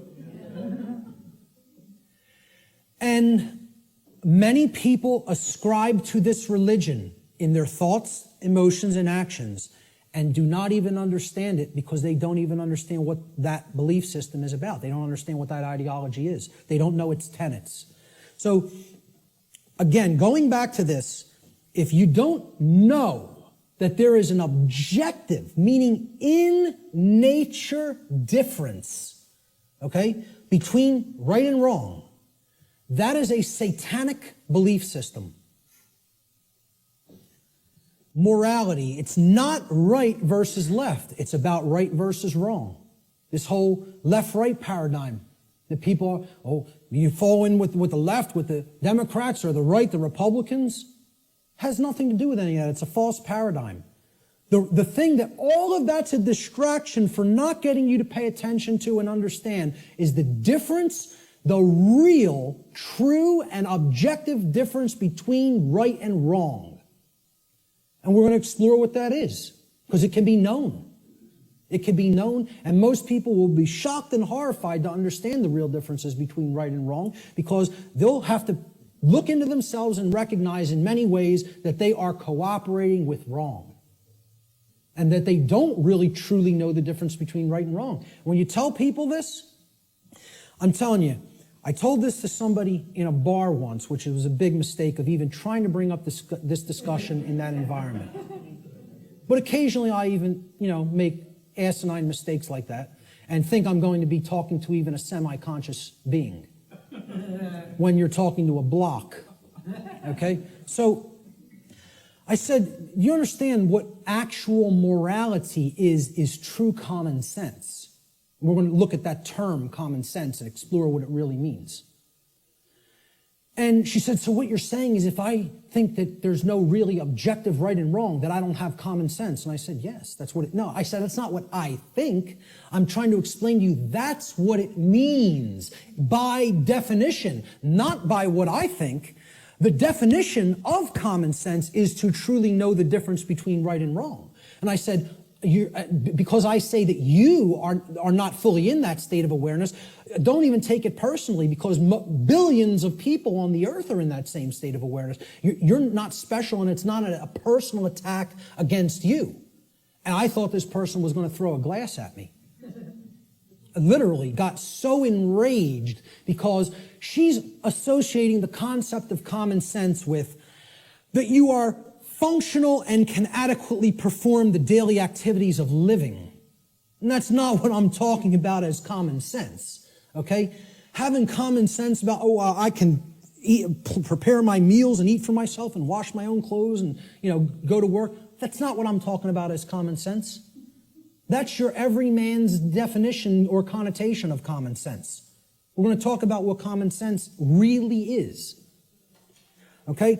A deep understanding of morality, which are the principles concerning the distinction between right and wrong behavior, lies at the very heart of natural law. This is the essence of it, folks, right here. And here's the difference between right and wrong in a nutshell, about as simply as I am capable of describing it. All right? Now, we use the words correct or right to mean correct and moral. When you say, okay, what's 5 plus 5? It's 10. You're right. Meaning you are correct. That is true. That is the correct answer. That is right. Okay? And then we say, was stealing that money from Jim, was that right? To mean, was it a moral behavior? So now, why would we use the same word, again, like the ancient Romans used the same word, book and free? Okay, those two different concepts were represented by the same word, liber, right? And there's a reason, because reading will put you on the path to true freedom if you read the right books. Okay? Why would in the English language, we have other words to mean the same concepts, but the word right means two things simultaneously. It means both correct and it means moral. There's a reason, because they mean the same thing. Correct is moral. Correct meaning that it is in alignment with that which is true, means literally by definition, if it is true, then it is moral. The more you are following something that is false, that is not based in truth, the more you are going down the path of immorality, of wrongdoing. So we have to come to know what is true regarding right and wrong if we are going to be able to correctly, with wisdom, choose between these two modalities of behavior. So, right, again, it means both correct, which is based in truth, and moral, which means that the action, if taken, if acted upon, is in harmony with natural law. Actions based in it do not result in harm to other sentient beings. That's the definition of right. Now look at how simple that definition is. And think about it for a moment. We're talking about what is a right. Meaning, what do you have a right to do? And what you have a right to do is no different than what I have a right to do. What I'm telling you here is every single human being on this planet has the exact same rights. Not one person has one more right than another being. Not one person has one less right than another being. To think that anybody has more or less rights anywhere on the earth at any time in history is a fallacy. It is a lie. It is a deception. It is wrong. It is not correct. It is not based in truth. Rights are universal and the exact same for every human being. Blanket statement, absolute truth. Let the ego chew on it and deal with it. Okay? And again, the ego will have a hard time with this in many cases, with many people. They'll hear that and they'll want to throw a glass at me. So, look at the definition again. A right So when you make a definition, right, this is a noun, right? Noun's a person, place, or thing in the English language. We're talking about a noun here. You look up the word right, it's a noun, meaning a right. A right that we have to enact, to take, is an action. You have to start a definition with the same type of word. You're defining a noun, you got to give it a noun to start the definition. A right is an action. Most people will never even be able to tell you that. Just say, can you define what a right is to me? They will not give you this noun. A right is an action. So is a wrong an action. A right is an action that if you take it, it does not cause harm to other sentient beings. That's the simple and easiest definition that anybody can give for what a right is. And I guarantee you, you go and engage as many people as you want on the street. I have not asked this question and had anybody ever raise their hand or even contact me later and say, you go up to somebody on the street and ask them if they can define what a right is. Nobody can give you the correct definition for what a right is. Now, if you don't know what the definition of a right is, you certainly don't know whether you're choosing accurately between a right and a wrong, between right and wrong behavior. You can't. It's not possible. So many people believe that they're allowed and they can do actions with no consequence that actually aren't in alignment with natural law because the taking of those actions do result in harm. And they don't really even understand that. So let's look at what a wrong is. And we're going to deeply look into what a wrong is. We're going to focus on what wrongs are. Because in reality, to even start this, right, what have we based this definition on? Actions based in it do not result in harm, right? That's the negative of another definition. Well, it's the negative of this definition. So you can only actually define a right by knowing what a wrong is. A right technically cannot be defined outside of the negative. A right can only be defined apophatically, meaning understanding what a wrong is and then stating that it is anything that falls outside of the parameters of wrongdoing. Okay, and we're going to get to what those parameters are. All right? So, I'm sorry, I want to focus on wrong for a moment. Okay? Wrong, again, we say this, what's 5 plus 5? 9. Wrong, it's not true. Incorrect. Incorrect answer. It's not based in truth. We use the term wrong to mean both incorrect and immoral. Well, that was wrong what you did to that person by hitting him for no reason. You didn't have the right to do that. Immoral means in opposition to natural law. Because actions that are based in it result in harm to other sentient beings. That's the simple definition of a wrong. Now we can go deeper into the definition of what a wrong is and look at different types of wrongs, which is what I'm going to do in a moment. So this is the concept that is referred to as apophatic inquiry. Very, very critical to understand concept. And you have to apply this concept. What this essentially is it's a filtration process. This is the process of the middle process in the trivium. Okay? It's weeding through the inconsistencies and saying, well, is this inconsistent? Is this inconsistent? Is that not true? And you're setting those behaviors aside and you're saying, here's the behaviors that are wrong. Don't engage in those behaviors. It's negative. It's a negative process. It's a destructive process. You're taking away from the body of everything that can be done, and you're saying, I'm pulling all of these out through a weeding down process and saying, these are all inconsistent with truth. It's called apophasis, apophatic inquiry. And that is to be delineated from what's known as cataphatic inquiry. Cataphatic inquiry means you're reasoning in the affirmative, and you're not trying to weed down through a process of elimination to get to the truth. Okay, so cataphasis or cataphatic inquiry would be equivalent to inductive reasoning, whereas apophatic inquiry or apophasis would be akin to deductive reasoning. All right. Rights are most easily understood when they are considered through apophatic inquiry, or what is known as the process of apophasis.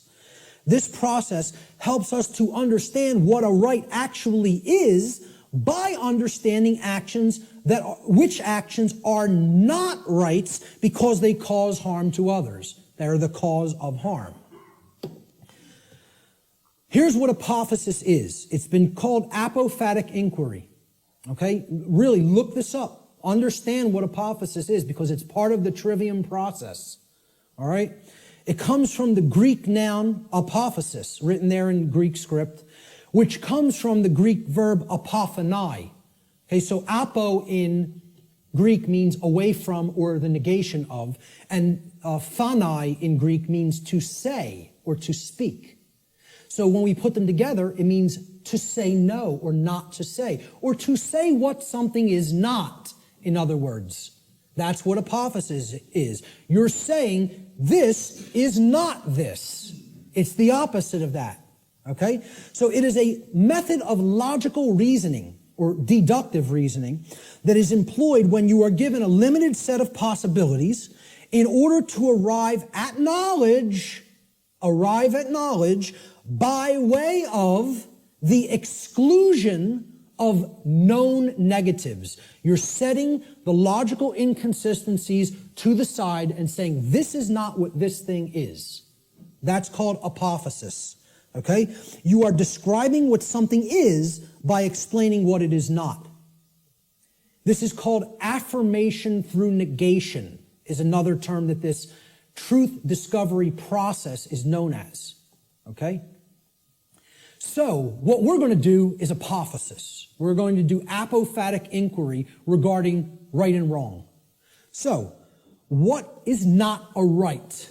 What are ways that people can cause harm to other people or animals? Ways that we can cause harm to other sentient beings. One of the first thing, so what we're doing here is we're going to list the boundary conditions for natural law here, for breaking natural law. If we take these actions, we are breaking natural law because the action is a cause which results in the effect of harm to another being. All right? So these are what are simply, I call them the natural law transgressions, which means sins or wrongdoings. They're simply harmful actions that a person is capable of taking to another being, against another being. That's all. So of course, many people will get the first one. What's one of the main horrible, wrong things that somebody can do to another person? Kill them. Murder them. Take their life. Okay? Murder. And I would distinguish murder from killing as well. Because occasionally, to defend oneself, killing may be necessary. But murder is always immoral and wrong. Okay? See, the fifth commandment in Hebrew, do you know what it says in Hebrew? It does not say thou shalt not kill. The term for murder in Hebrew is tirzach. The fifth commandment in Hebrew is lo tirzach, which means do not murder. Murder as a verb in Hebrew is a completely different word and a totally different connotation than the verb to kill. Because what they're saying is don't take life without any right to take it, meaning that you initiated the violence, and that's what murder is. It's the initiation of the taking of somebody else's life when you had absolutely no right to take that life. Now, if someone is coming after you, your rights, there may be times when you do have to take defensive action and forceful action, up to and including deadly force. We're going to talk about that later. But murder is the first natural law transgression. And if you want to go down to a subsection of this transgression, you could list it as a totally separate wrongdoing. I'm keeping it in the same basic category. Assault, meaning you're directly physically accosting without right the well-being, the bodily well-being of another being, is also, it's like it would be, you could consider it attempted murder. Because assault is something that you do without right. If someone assaults somebody, they have no right to commit assault. Never exists. The right to commit assault does not exist. The right to commit murder does not exist in any circumstance, ever. Blanket statement. The right to defend oneself through physical force exists. And possibly in certain circumstances, the right to kill exists. But murder and assault can never be rights, because they always are done by being initiated without the right to do so. It is the initiation of violence. All right? Rape is the second natural law transgression. Okay? You're coercing the free will of another person and making them sexually associate with whom they wish not to. That's rape. And it's always wrong. Blanket statement. All right? The third natural law transgression is theft. It is the taking of property that does not belong to you. Someone else, got that property through lawful means without hurting somebody else. That's their property for as long as they are using it and being responsible for it. And you don't have a right to just take what doesn't belong to you. Nobody has a right to take my projector or my remote control or my computer any more than I would have the right to take Richard's cameras. Okay? It would be theft of somebody else's property. It's not mine. And this is the problem. We don't understand property. As we're going to get to, all rights are property rights. We'll get to that in a moment. That's the third natural law transgression. The fourth is trespass. And that means going into somebody else's lair that they are using, that they own lawfully and that they're responsible for, without their permission or consent, and you're just invading their privacy and their space, and you're taking their security away from them in that process. And we do have a right to set aside a place for ourselves for our own lair. Okay? And to violate that is to trespass against somebody else in their own property. The fifth and last natural law transgression is coercion. This is forcing somebody through the threat of violence to have their will comply with your will, whether they don't wish that to be the case or not. Making somebody do something that is against their will. Coercing them. And that's also not a right. Now, that's a small list. Very small list, right? We could add one more. We could add lying. Lying is also a wrongdoing. And I would consider that a theft of truth or a withholding of truth that somebody needs to understand to make accurate, informed decisions, lying to them. Okay?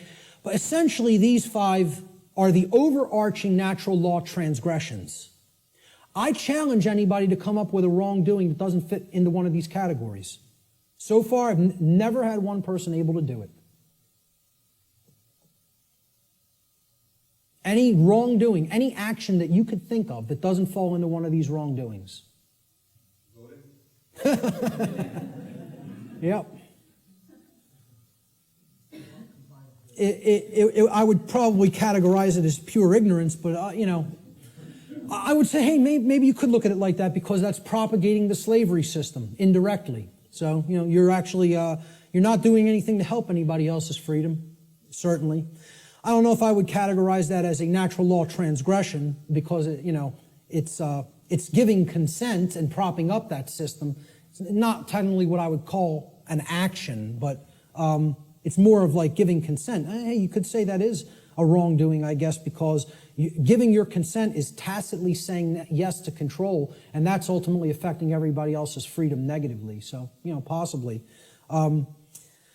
But in general, what I would say is if you could think of an actual physical action that doesn't fall into one of those categories, let me know. Because that's a pretty comprehensive list, and it's only like, 6 words. So, now, what if I told you I could narrow it down? What if I told you I can get rid of 5 of those words and take it down to 1? Okay? These are the wrongdoings. Let's try to narrow it down, right? Okay? Every harmful action that a human being is capable of taking is a form of theft. Now, many people will hear that for the first time. I've never heard that said. There is no action that you can take that causes harm to another person that is not a form of theft in some form or fashion. I challenge anybody to come up with an action that isn't a form of theft, that is an action that is a wrongdoing that isn't a form of theft. You won't be able to do it. I put that challenge out on my podcast. Say, email me if you know. No, not one person. The only one person challenged it and tried to say lying. I say, okay, that's really taking the truth from somebody, thieving truth. And whether you want to look at it as you're simply dissuading them from looking at the truth too, deceiving them, or not offering correct information, still you're taking away their ability to make correct judgments based on the availability of information. So it is a form of theft. Some form of property. Now look at that word. Property. Proper, meaning right, is always being stolen when a wrongdoing is committed. All rights are property rights. All wrongs are theft of property.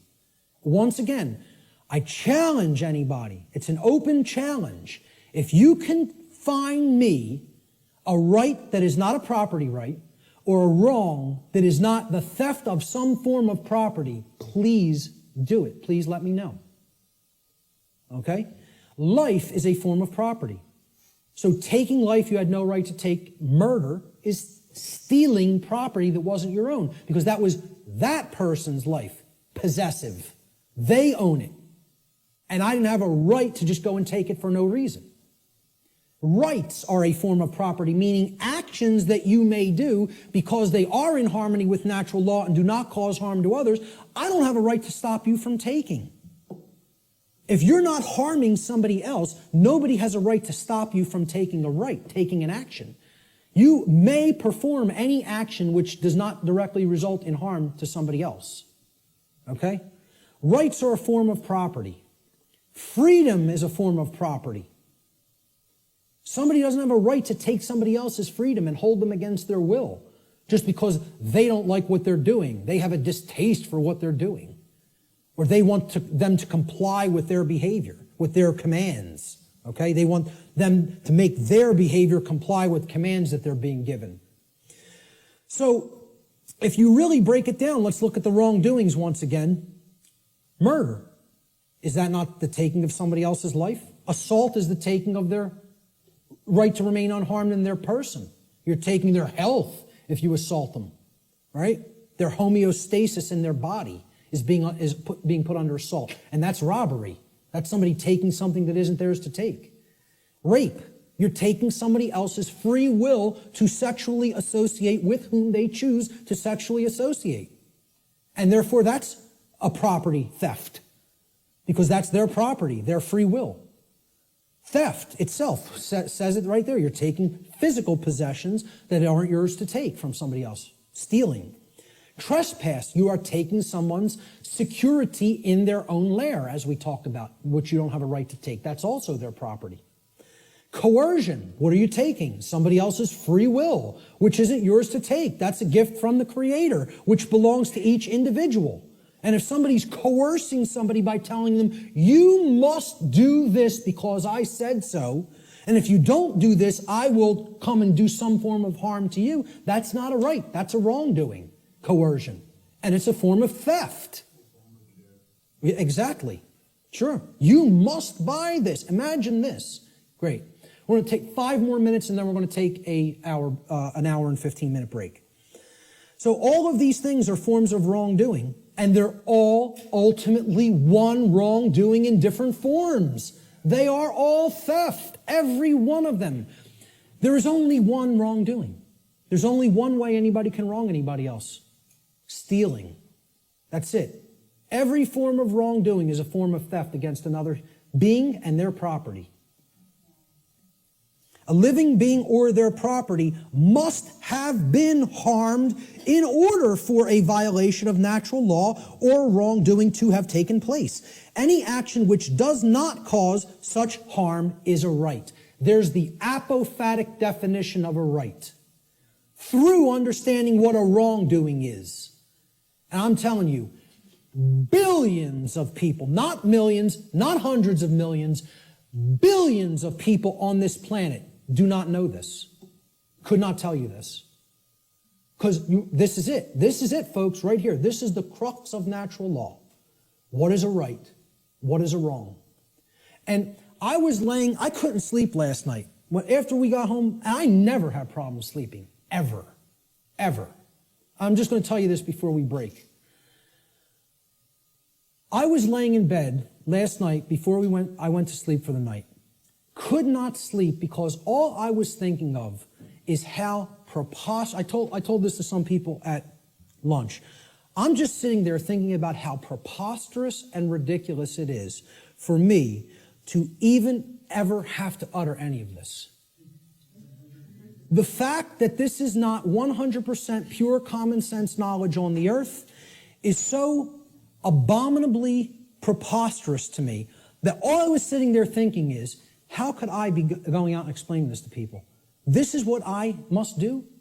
Me, though. And it was almost like schizophrenic in a way, because I was just thinking, I was waking up and then falling back to sleep and waking up thinking, where am I? Why am I here? And I'm the person who's coming out and doing this.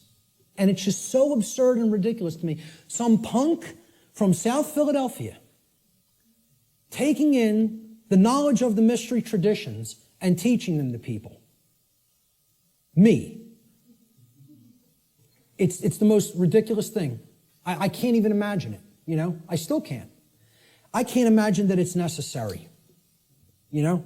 That's the position that our society is in. It's so profoundly sad that I can't believe it. And unless we deeply start to understand this and propagate this knowledge to other people, things are going to get worse and worse and worse and worse. And there's no reason for it. There's no reason to go down that path.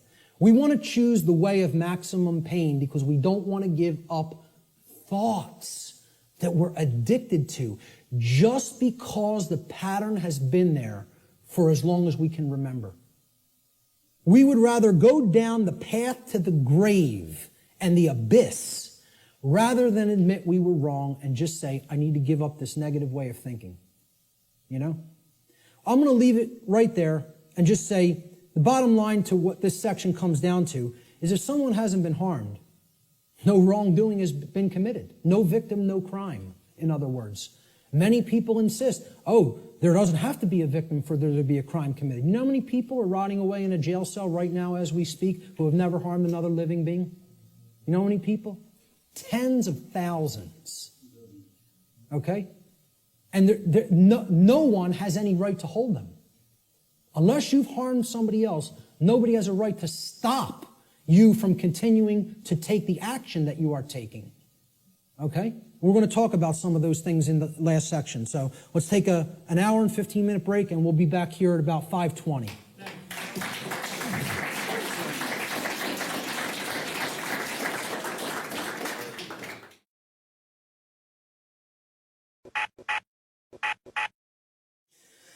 Okay, so we ended before the dinner break. I hope everyone enjoyed their dinner. At the concept that if there is no victim, if no actual wrongdoing has taken place resulting in harm to someone else, there is no crime. And many people are, being jailed for victimless crimes that they've actually never harmed another being, and yet their freedom has been taken away. Another aspect about this concept of the difference between right and wrong behavior is we have to understand that there is no such thing as the ability to delegate a wrong to someone else. No one can say to someone, you may harm him, unchallenged or unaccosted, okay? That you're allowed to do that morally, okay? No more than anybody can say a group of people may commit a wrongdoing and they have the moral right to commit it, to commit that wrongdoing. There's no such thing as that, okay? So this is what many people who believe in things like government believe in, that we can delegate to a group of people who are calling themselves a government something that is not a right and all come together and agree upon, they now possess this right. Rights can't be granted by human beings to other human beings. Everybody is born with the same rights because rights don't come from human beings. Rights, like the laws of nature, come from the creator of the universe. They don't come from human beings. Human beings don't make up what right and wrong are. Right and wrong are inherent to creation and are up to us to discover and recognize what they are and then live in accordance with those principles. So if a specific action is not a right for any individual, that action cannot be, quote, delegated, granted, or licensed to any other individual or group and magically called a right. It does not become a right. If it's wrong, it remains a wrong, no matter how many people believe they can do it or delegate it or otherwise. Similarly, a right can't be turned into a wrong. If it's a right and you're not harming somebody by doing it, somebody can't magically say, well, that's a wrong and you're not allowed to do that. And yet we have things that go right hand in hand with that, and it's called government. An action that is a wrong would forever remain a wrong under natural law. So how do we know what rights are? Part of knowing rights is understand that natural law, the difference between right and wrong, always holds true regardless of a population's belief system. Like natural law being in effect, the difference between right and wrong are not dependent on anybody's belief. They are eternal truths that need to be understood. So this means it does not matter how many people agree that a wrong can be turned into a right or that a right can be turned into a wrong. Such things can never be done in reality. We can believe we can do that and act like that, but in reality, it cannot actually be done. A right forever remains a right, a wrong forever remains a wrong. People can only believe that they can claim such reversals and that this will magically make it so. Unfortunately, most human beings erroneously believe that it is morally possible for them to create and delegate rights, quote unquote, which do not exist, or to take away actual rights from people which do exist. They believe we can do that. So when in doubt as to whether an action is or is not in harmony with natural law, the visualization exercise that I always ask people to do is to imagine a scenario of a planet, a world, where there is only two people, where only two people exist on an entire planet, okay? If the behavior in that circumstance, in that visualized instance, is either a right or a wrong in that instance, it remains a right or a wrong in any size population, regardless of how many people may believe otherwise. Okay? So if a right is a right for one person to do toward another, okay, or if it's a wrong, the action is a wrong for one person to take toward another, population is irrelevant. People will say, well, yeah, if there was a couple of people, that would be okay. But if in a world of 7 billion people, we can't let people do that. Well, this has nothing to do with what right and wrong is. As if they're changeable. Let's look at this scenario. So there's our world, and there's two people, okay? Two well-groomed businessmen. And we're going to look at it at an instance. Let's look at taxation, the concept of taxation. Is taxation of any kind a right or a wrong? Is it morally acceptable and justifiable, or is it something that is actually a wrong? So let's look at what taxation really is. And again, we're not going to euphemize. We're going to talk about it straight on. So here's what taxation is. It's not what I believe it is. I'm getting down to the heart of the matter and describing what it actually is. Taxation is the claim that a specific group of people who call themselves government have been given a, quote, right. They've been delegated a right, okay? We've written down a law, and we say this people calling themselves the government and the IRS have a right to do this particular action, this activity, okay? This behavior. They've been given a right to confiscate, unwillingly, I might add, an arbitrarily chosen percentage of the product of another individual's labor. Now, let me just start with this, right? You ask anybody, how many are you going to voluntarily pay more taxes? Nobody will raise their hand. And you say, why not? Well, because I could barely afford to pay the ones I'm paying now, and I don't want to volunteer any more money toward that endeavor. Quite frankly, I want my resources for myself to use as I see fit voluntarily. But if the government then said, well, your taxes are going up by 5%, how many people would pay them? Most people would. Because subconsciously or consciously, they recognize they're under coercion. They're actually under duress. They're being told that if they don't give this at the command of the people who are confiscating it, that some form of violence will be conducted upon them, whether through the form of fining them and saying, we're going to take more of your resources, whether by saying, we're going to throw you in a cage and make you stay there for as long as we say you need to stay there, okay? or by actually conducting actual physical harm upon them. So, again, we're saying that this quote-unquote right is given to individuals who call themselves government, and then they have the right to confiscate this arbitrarily chosen percentage of the product of another individual's labor. Because that's what money is, okay? Or that's what, whatever we make through what we work, that's the product of our labor. We work and then we get compensated for it. So that's an exchange for labor that we have done. That's our property, because we gave labor in return for that. So this is done whether or not the other agrees to share that product voluntarily. It's not a voluntary process. Coercion is involved. Taxation is enforced by the threat of violence, which is behavior that will result in bodily harm, or imprisonment, which is the taking away of physical freedom of movement, if those from whom the product is being seized attempt to resist this confiscation.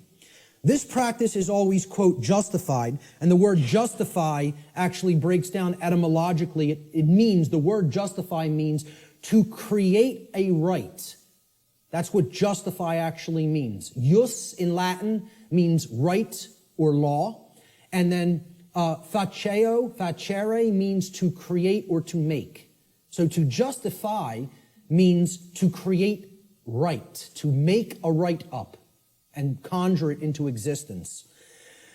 So it's always justified or made into a right, quote unquote, by those who claim that such a practice is necessary and required to, quote unquote, uphold the common good. This is the justification offered for the seizure of the product of people's labor involuntarily.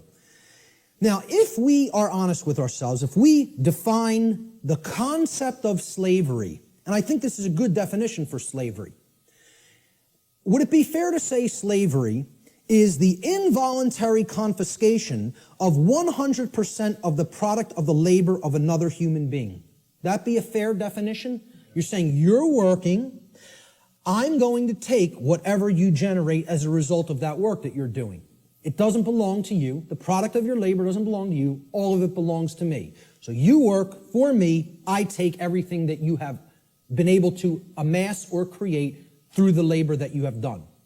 I think everybody here would agree that's slavery. That's as good as a definition of slavery as you're probably going to get. I mean, we can come up with some other definitions that involve coercion and physically shackling and keeping people. But if we really are honest with ourselves, what is the purpose of slavery to begin with is to make others work for free and then take all of the product of the labor. That's what slavery was conducted for. Okay? So, if we're defining slavery as the involuntary confiscation of 100% of the product of the labor of another human being, we should be able to clearly see that there is no magical percentage to which we could lower this number that would no longer make it slavery. So I ask people, if the person who's saying I'm going to confiscate 100% of your labor and keep it for myself would say, well, I'm going to take 75%. I'll take 3/4. You can keep 1/4 of what you've created. Would that no longer constitute slavery? And I don't care what you say I'm going to use the 75% for. Okay? If you're telling somebody you have no choice, 75% of your labor belongs to me, would that no longer be slavery just because they allow them to keep 25? Okay, let's lower it to 50. Is it still slavery? Okay. Well, what percentage could it possibly be lowered to for it not to be slavery anymore? Only 0. There is no percentage that it could be lowered to for it not to constitute slavery. And again, if we're being honest with ourselves, many people want to justify this in many ways by saying, oh, it's used for services which someone doesn't have a right to refuse. You know, I tell people, hey, if I said to you, I'm a computer technician. You own a computer? Okay, I'm now your computer technician. You're not allowed to refuse my services. Just think about that for a moment. You may not refuse that I am now providing the service for your computer to keep it in good shape. Okay? First of all, what have I just taken from that gentleman? Right to choose. Free will. Right there, that's slavery. I don't even have to keep going and say, hey, if you refuse, or if you, whether you want or don't want my computer services, I'm now your technician, and I need $200 every year. I'll come over a couple of times. I don't care whether you're happy with my service or not, okay? And if you don't pay me, I'm coming and taking the computer. Now, is that really your property if you're living under that kind of duress? Or am I just the violent criminal who's saying I'm going to steal your stuff if you don't give me what I say? I'm holding you under extortion. That's duress. That's called duress. It means I am threatening violence unto the person unless they conform to my will. And that's what we're all held under. We're held under duress. All forms of taxation are duress. It is a master class telling people you have no right to refuse the arbitrarily set confiscation of your labor that I deem is going to be necessary for what I say it's necessary for. So how could you possibly claim that your home belongs to you if you're paying something called a property tax? That somebody is saying, for the services we provide in this community, you must pay us this percentage, and if you don't pay it, your house is going to be turned over to the government. And it's, you know what that's called? There's a term for that, okay? When a society doesn't actually have true private property ownership rights and a higher class of masters actually owns the land and owns the property and only allows the peasant class to live upon the property for as long as they pay tribute to the master class, who can tell me what system of government that is? That's called feudalism. And that's the United States government and just about every government on the earth. You live in feudalism.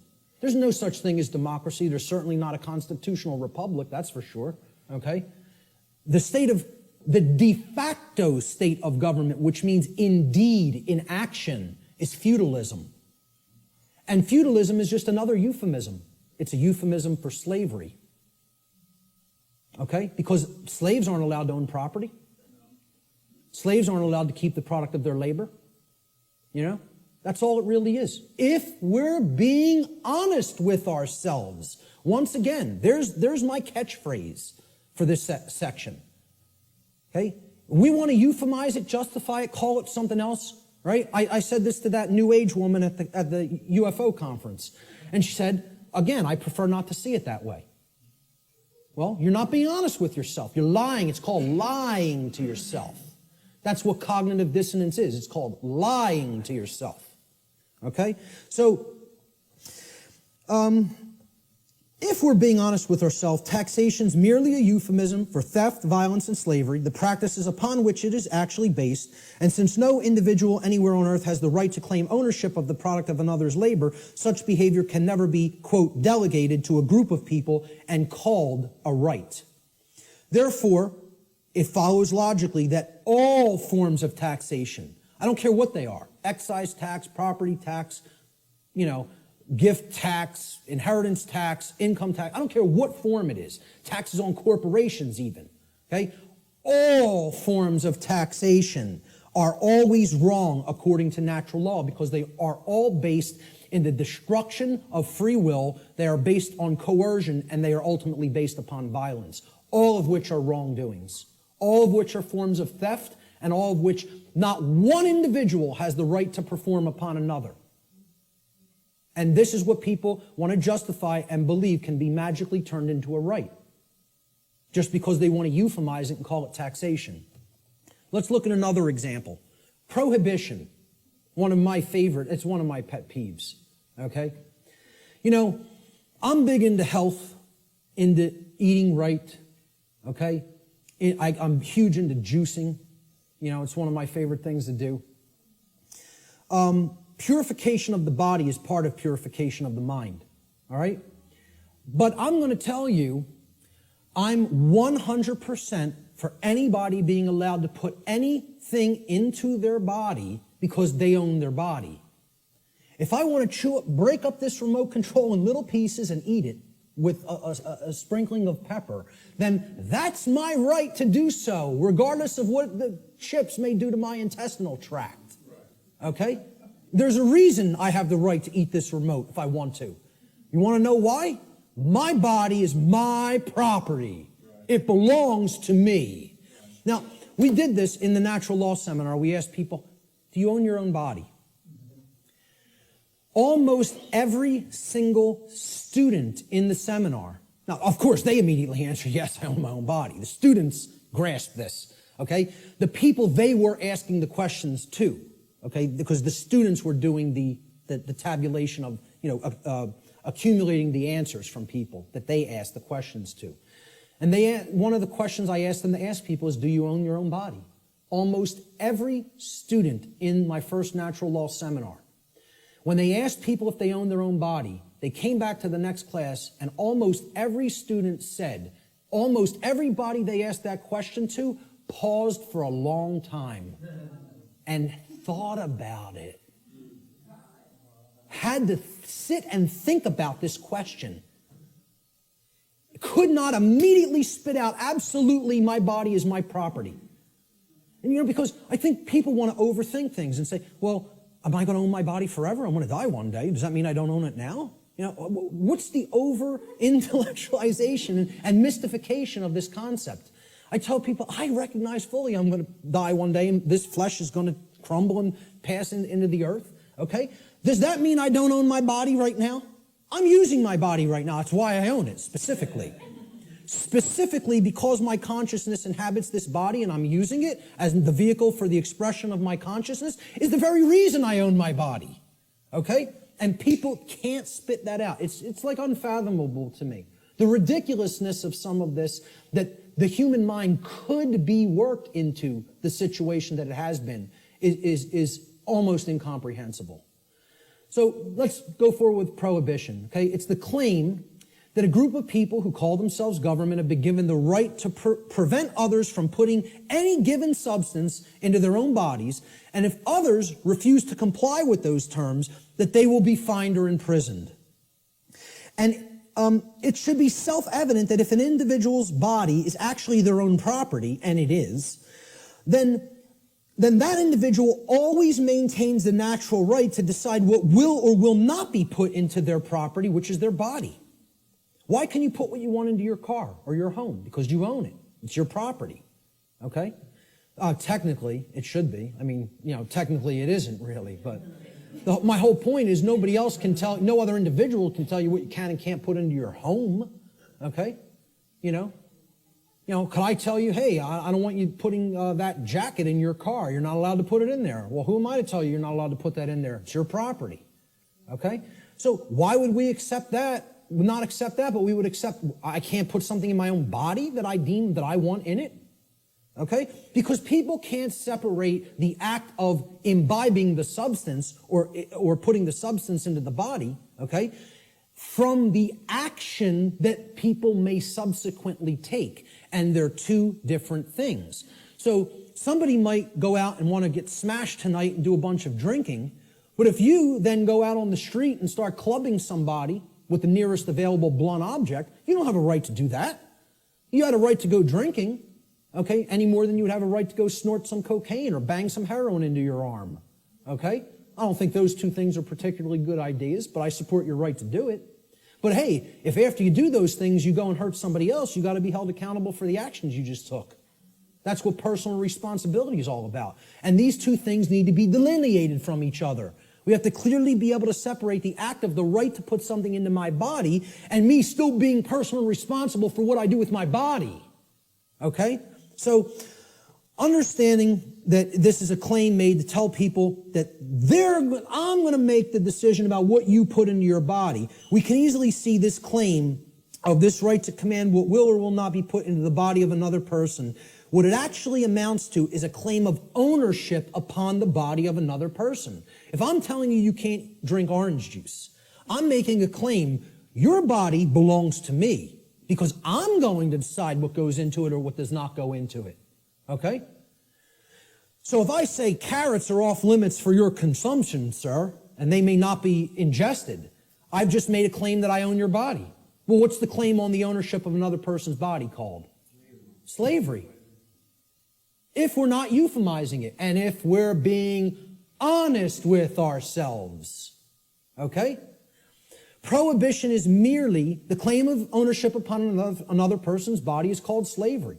Therefore, prohibition is merely a euphemism for slavery that is backed by violence, regardless of the justifications made by those who claim such practices are, quote, necessary for the common good. That's always the justification.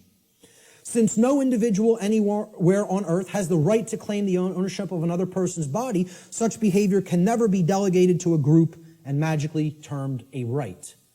Therefore, all forms of prohibition are always wrong according to natural law. Doesn't matter what the substance is. Doesn't matter what it is. How destructive it may be to the body or brain. Look, if I want to go under my sink, take some cleaning supplies and make a nice cocktail with some lye and some roach poison and some rat poison, stir it up in a water solution and go glug, glug, glug, glug, glug. That's my right. Want to know why? Because I own my body. I own my consciousness and my body, period, the end. So if I want to do that, that's my right to do so. Okay? Nobody has a right to tell me what I can and cannot put into my body. Yet we accept this because of these justifications that, it's for the common good. Forget what rights are. It's for the common good. We need to accept slavery for the common good. Yeah, it works out like that. So how about licenses and permits? These are claims that a group of people who call themselves government. And again, we're going back and visualizing. Imagine one person trying to make this claim to another person. Nobody would find it legitimate. Nobody would find that one person may make that claim to another person. Yet we think these other people called government have rights that individuals don't have. That's what we think. That's called mind control. Mind control is getting people to accept some people have rights that other people don't have. That's what it is. So go back to that visualization exercise. Can one person make that claim over another and have it be legitimate? Of course not. So if nobody has that right, how could that right be delegated to somebody else? It can't. Licenses and permits, they're claims that a group of people who call themselves government have been given the right, quote unquote, the right to prevent others from exercising specific behaviors, even if such behaviors cause no harm to others or their property. Unless those others petition, meaning beg, or pay the government for permission. That's what a permit is. It means permission to be allowed to exercise those behaviors. This amounts to the claim that rights are actually merely privileges that may be granted or revoked by government at any time. Okay? Based upon the people in government's preference, their discretion. All right? Remembering that the definition of a right is any action which does not cause harm to another living being or their property, there is no such thing as the right, quote unquote, to stop another person from exercising a right. If something is a right, meaning it doesn't cause harm, there is no such thing as someone's right to stop you from performing that action. Okay? That would be called coercion, which is a wrong. Okay? So the actual ingestion of, let's say, marijuana, for example, harms no one else. You can put that into your body, sit there perfectly peacefully, and not cause harm to another living being. That's called a right, for the very specific definition that it caused no harm. Okay? I would not have the right to tell another individual, you may not do that action. That would be a wrongdoing. Well, it's the same thing for something when it comes to licenses and permits. You're telling people, hey, if you pay me $50, I'll let you smoke that marijuana without doing violence to you. Unless I change my mind. And then I won't give you a permit. I'll just say, hey, you're not allowed to do that. Even something that is a right, like assembling and speaking. Like what was done in the state of Pennsylvania a few years ago when the G20 visited it in the city of Pittsburgh. Okay?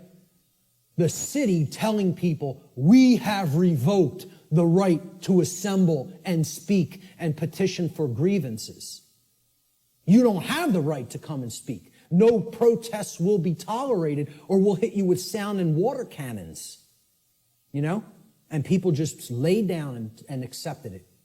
The whole city of Pittsburgh. Because, we're going to go and ask them for a permit. And they just said no. No, You don't have that right anymore. We find you on the street, you're getting blasted with a sound cannon and deafened. Some people went permanently deaf. Permanently deaf. Lost their hearing from what happened in Pittsburgh, Pennsylvania.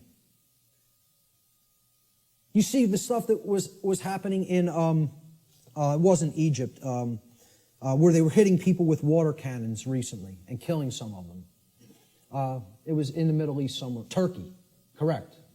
You know? Hitting people, some people died getting hit in the eye with such pressure it hits the brain. People were dead from water cannons. They call these non-lethal weapons. Because they're telling you, you may not speak. You may not assemble. We're going to revoke that right, really. See, there is no right to stop someone from exercising a pre-existing right. That's you making the claim, I own your rights. That's what that's really doing. That's saying, I'm God, I get to grant what a right is or revoke what a right is at any given time. It's basically what it is. It amounts to someone claiming to be God. The claim over the rights of another person is called slavery. Even more so, it is the claim to be God, the claim that the rights of another flow from you. Therefore, licensing and permits are merely other euphemisms for slavery, regardless of the justifications made by those who claim such practices are, quote, necessary for the common good. Since no individual anywhere on earth, no single individual, has the right to claim the ownership of another person's rights, such behavior can never be delegated to a group and magically called a right.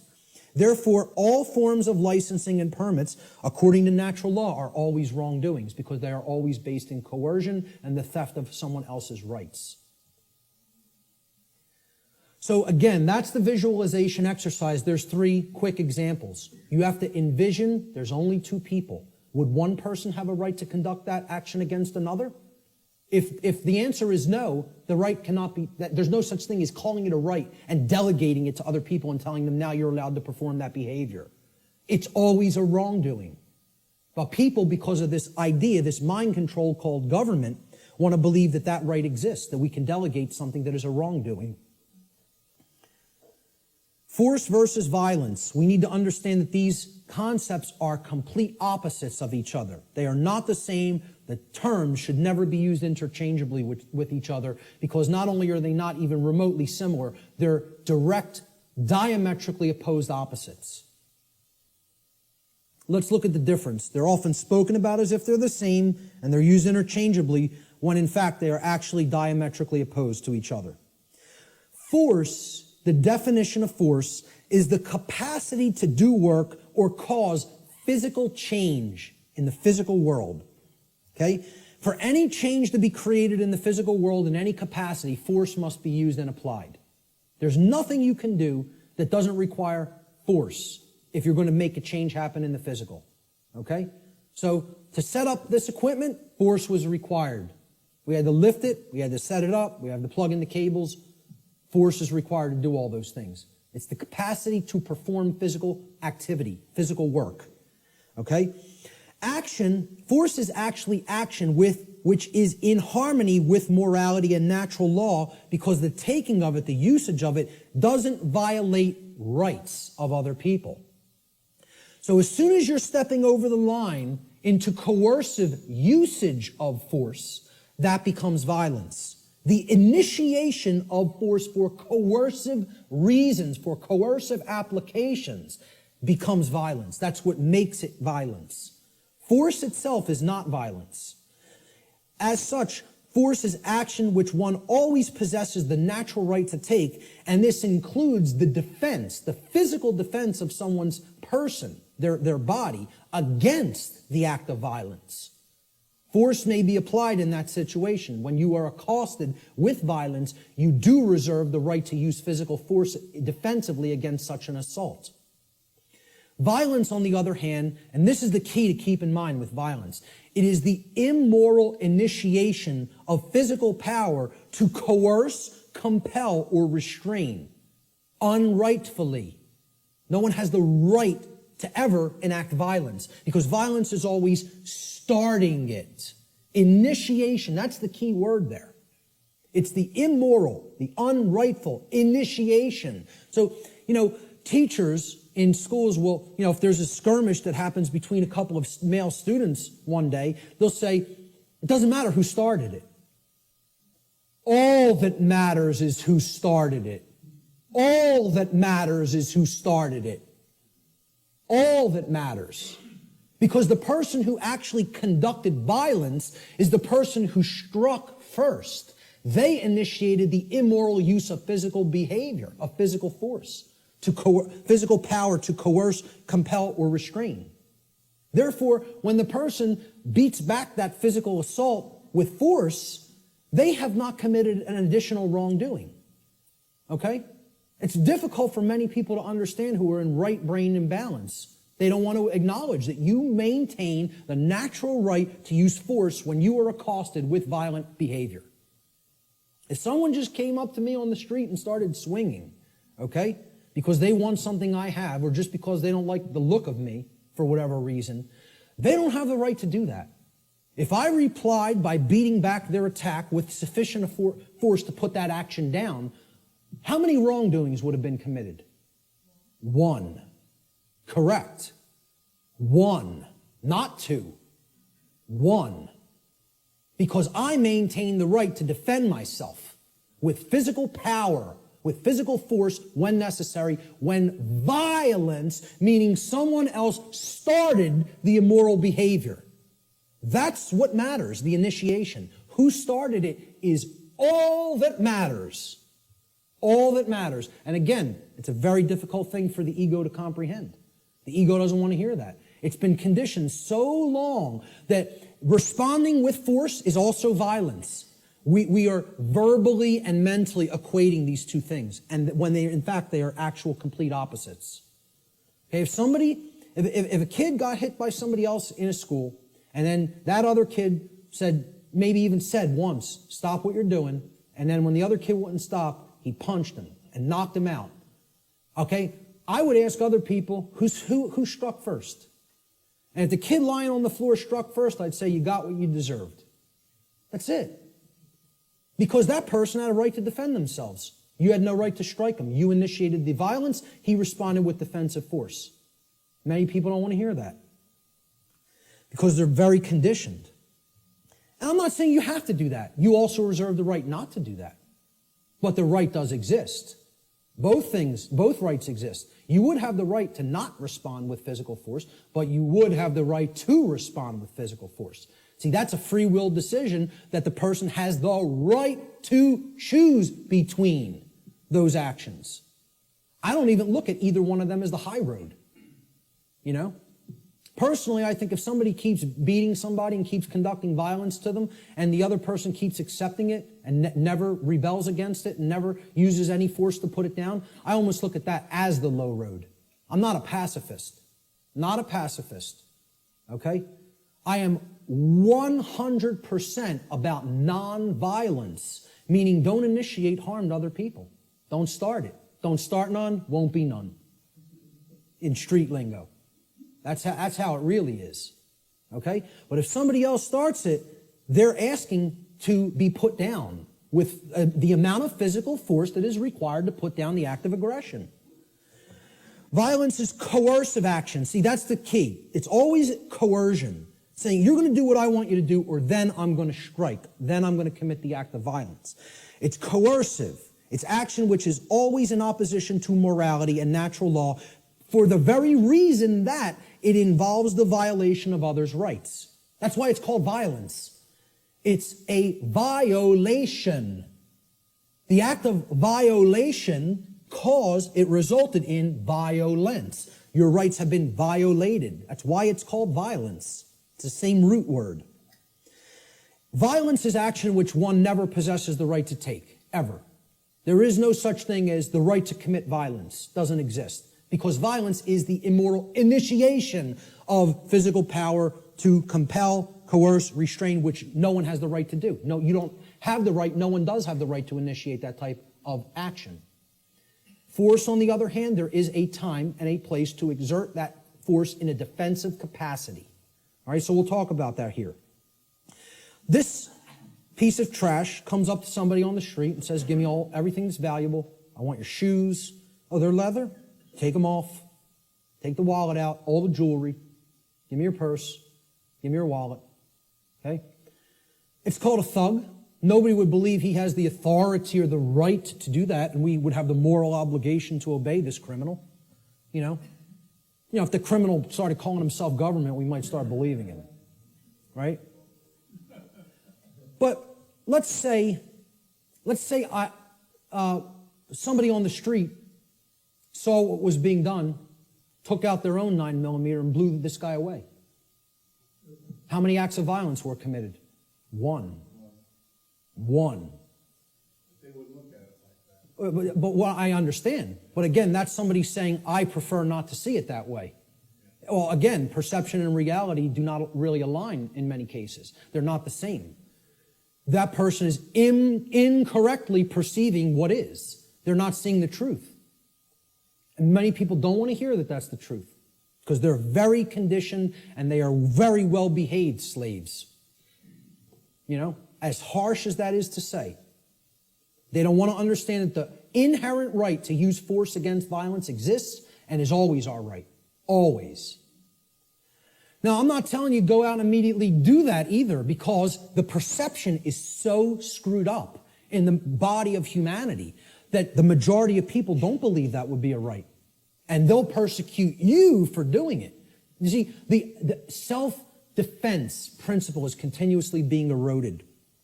Human beings possess the natural right to defend themselves from violence with defensive physical force. A person who is accosted by violence possesses the right to stop the person who is conducting the violence from continuing to do harm to them with any amount of force that is necessary to stop the attack or the assault, okay, up to and including deadly force. I would say, if you want to be nice about it, give the person one verbal warning to stop.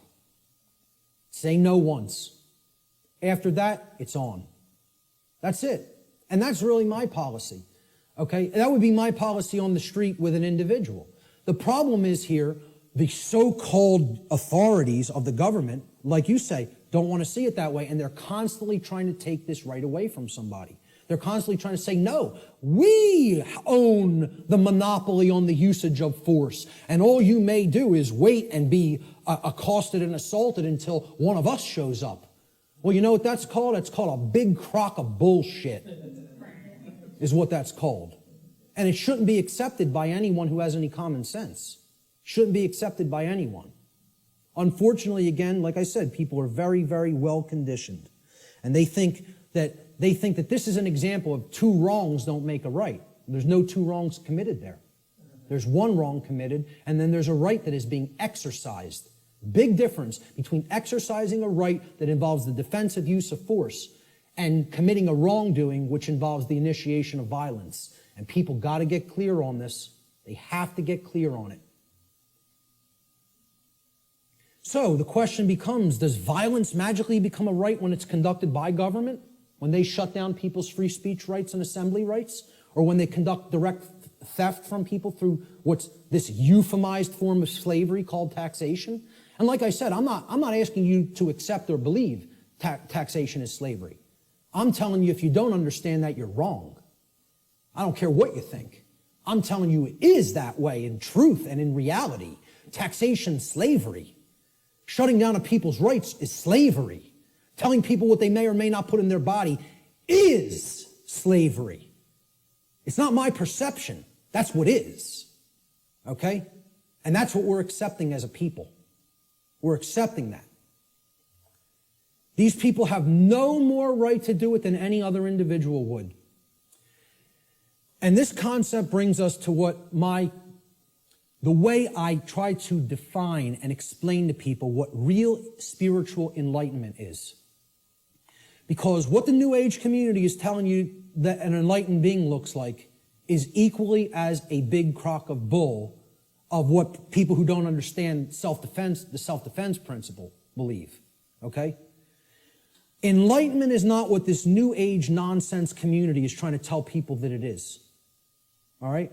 It's not about not taking action and sitting under a tree and meditating until you're magically enlightened. Okay? Enlightenment means knowing what's going on around you.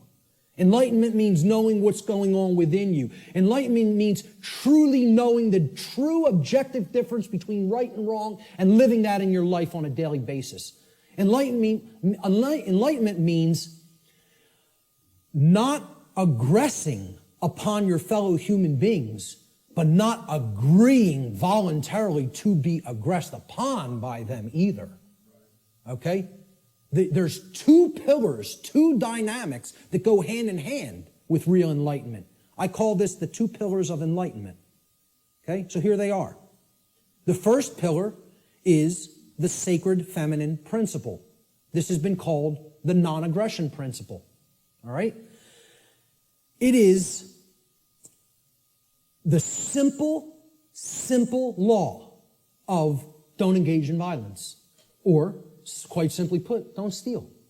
Don't steal. We talked about that. That's what all spiritual law can be boiled down to. Don't steal from other people. Don't take what isn't yours. Don't take life that isn't yours. Don't take property that isn't yours. Don't take rights that aren't yours. They're the property of others. Respect their ownership. Okay? Most people can grasp this pretty readily. Okay? And even in the New Age movement, they grasp this.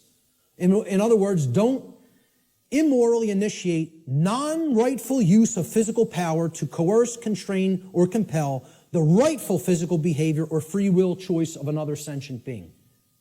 Respect other people's free will, their rights, their property, their life, period. Real simple. It's the golden rule. Don't do things to other people that you don't want done to you.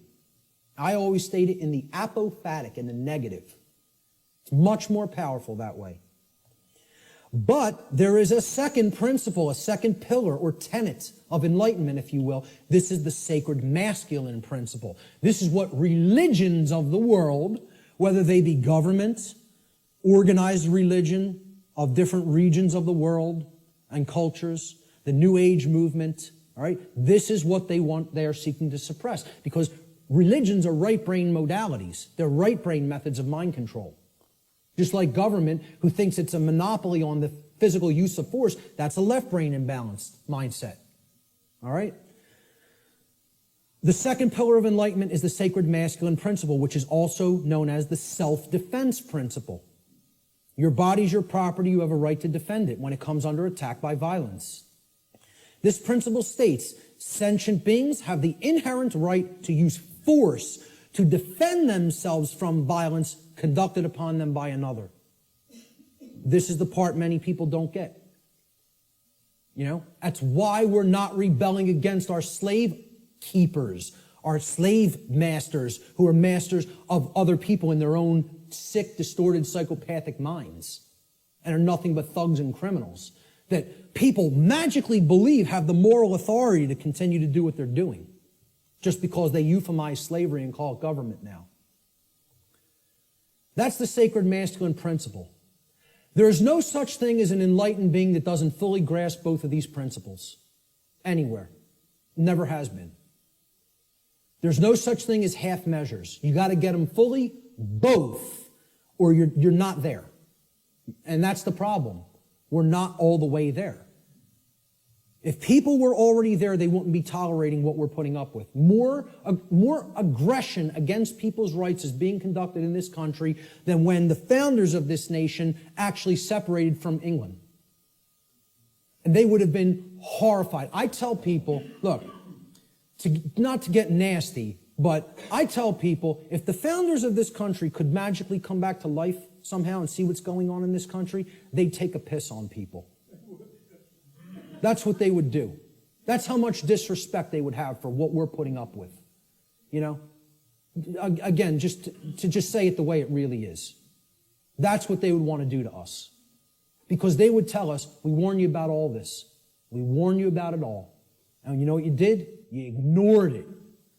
Ignored it. So what did all those people who died in that revolution die for?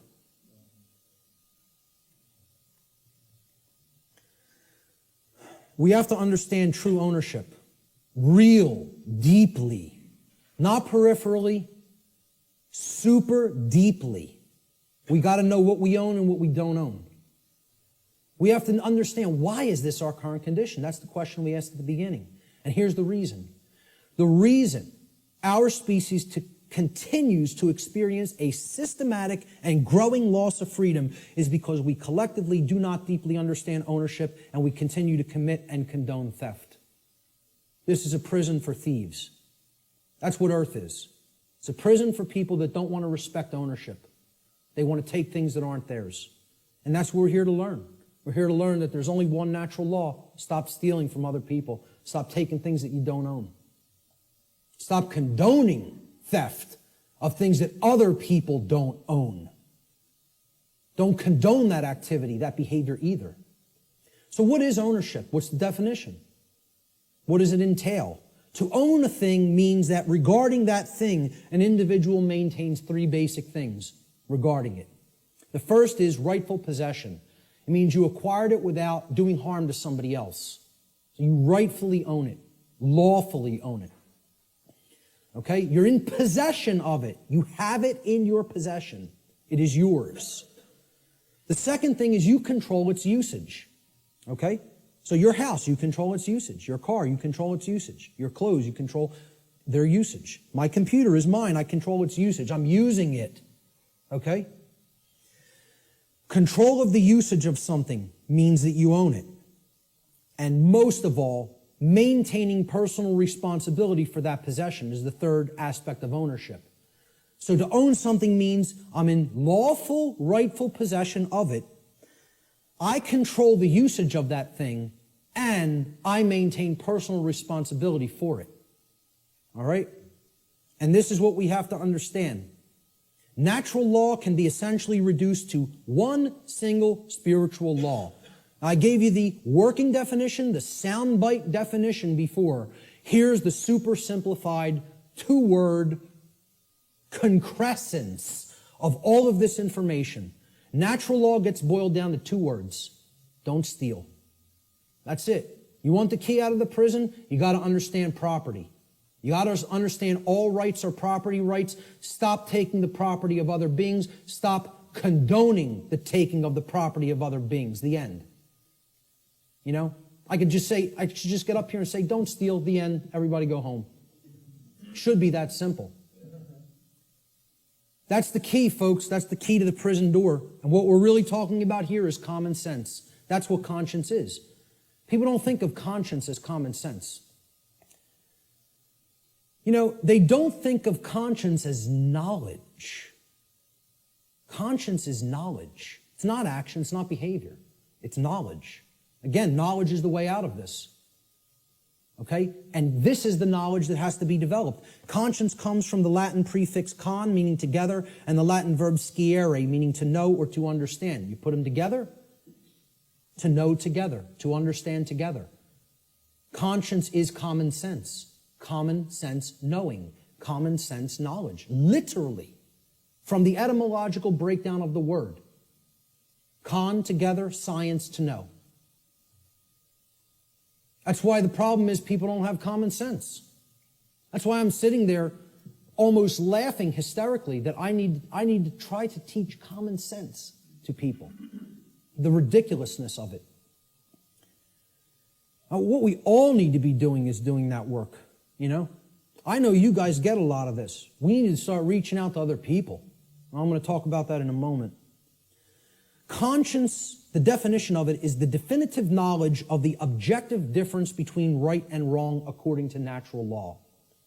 Objective. Definitive.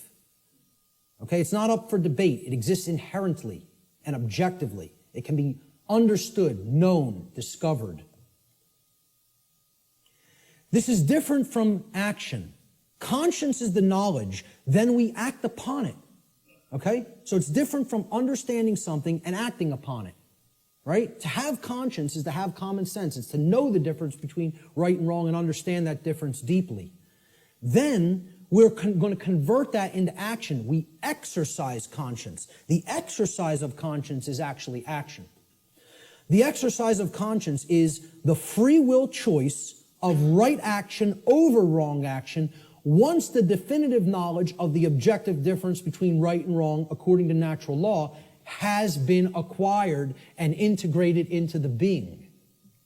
We acquire that knowledge first, understand it, then we act in either accordance with it or disharmony with it. If we act in accordance with it, it's called the exercise of conscience. That's action.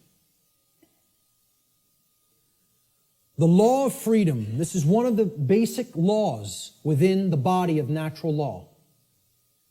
It's real simple. The law of freedom states that freedom and morality are directly proportional. It's a mathematical equation that works 100% of the time flawlessly.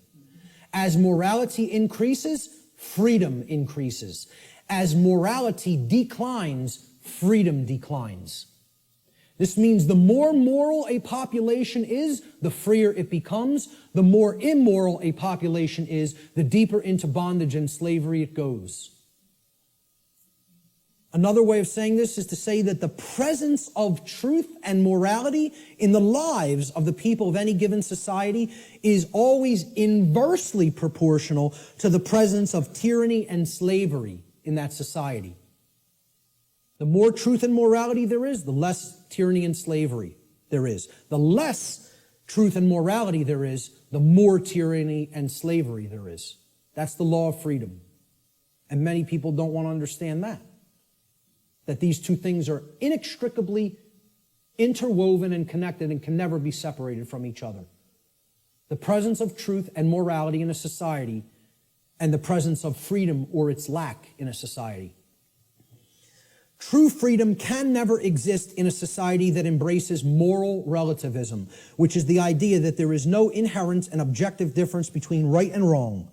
So that humanity may just arbitrarily create or decide right and wrong for themselves. That's the ideology called moral relativism. As I've said before, it is the second tenet of the satanic religion. And it is deeply entrenched in this country and in the world. In our polls that we conducted, the psychological little tabulations that we did asking several people questions, 2/3 of people were moral relativists. 66%. Think about that. 2 out of 3 people believe there's no such thing as an objective difference between right and wrong and feel these are just constructs that exist by human beings and we get to make up what's right and what's wrong. 2/3 of people. That's where we're at. That's where we're really at. Natural law versus man's law or government. Here's the differences.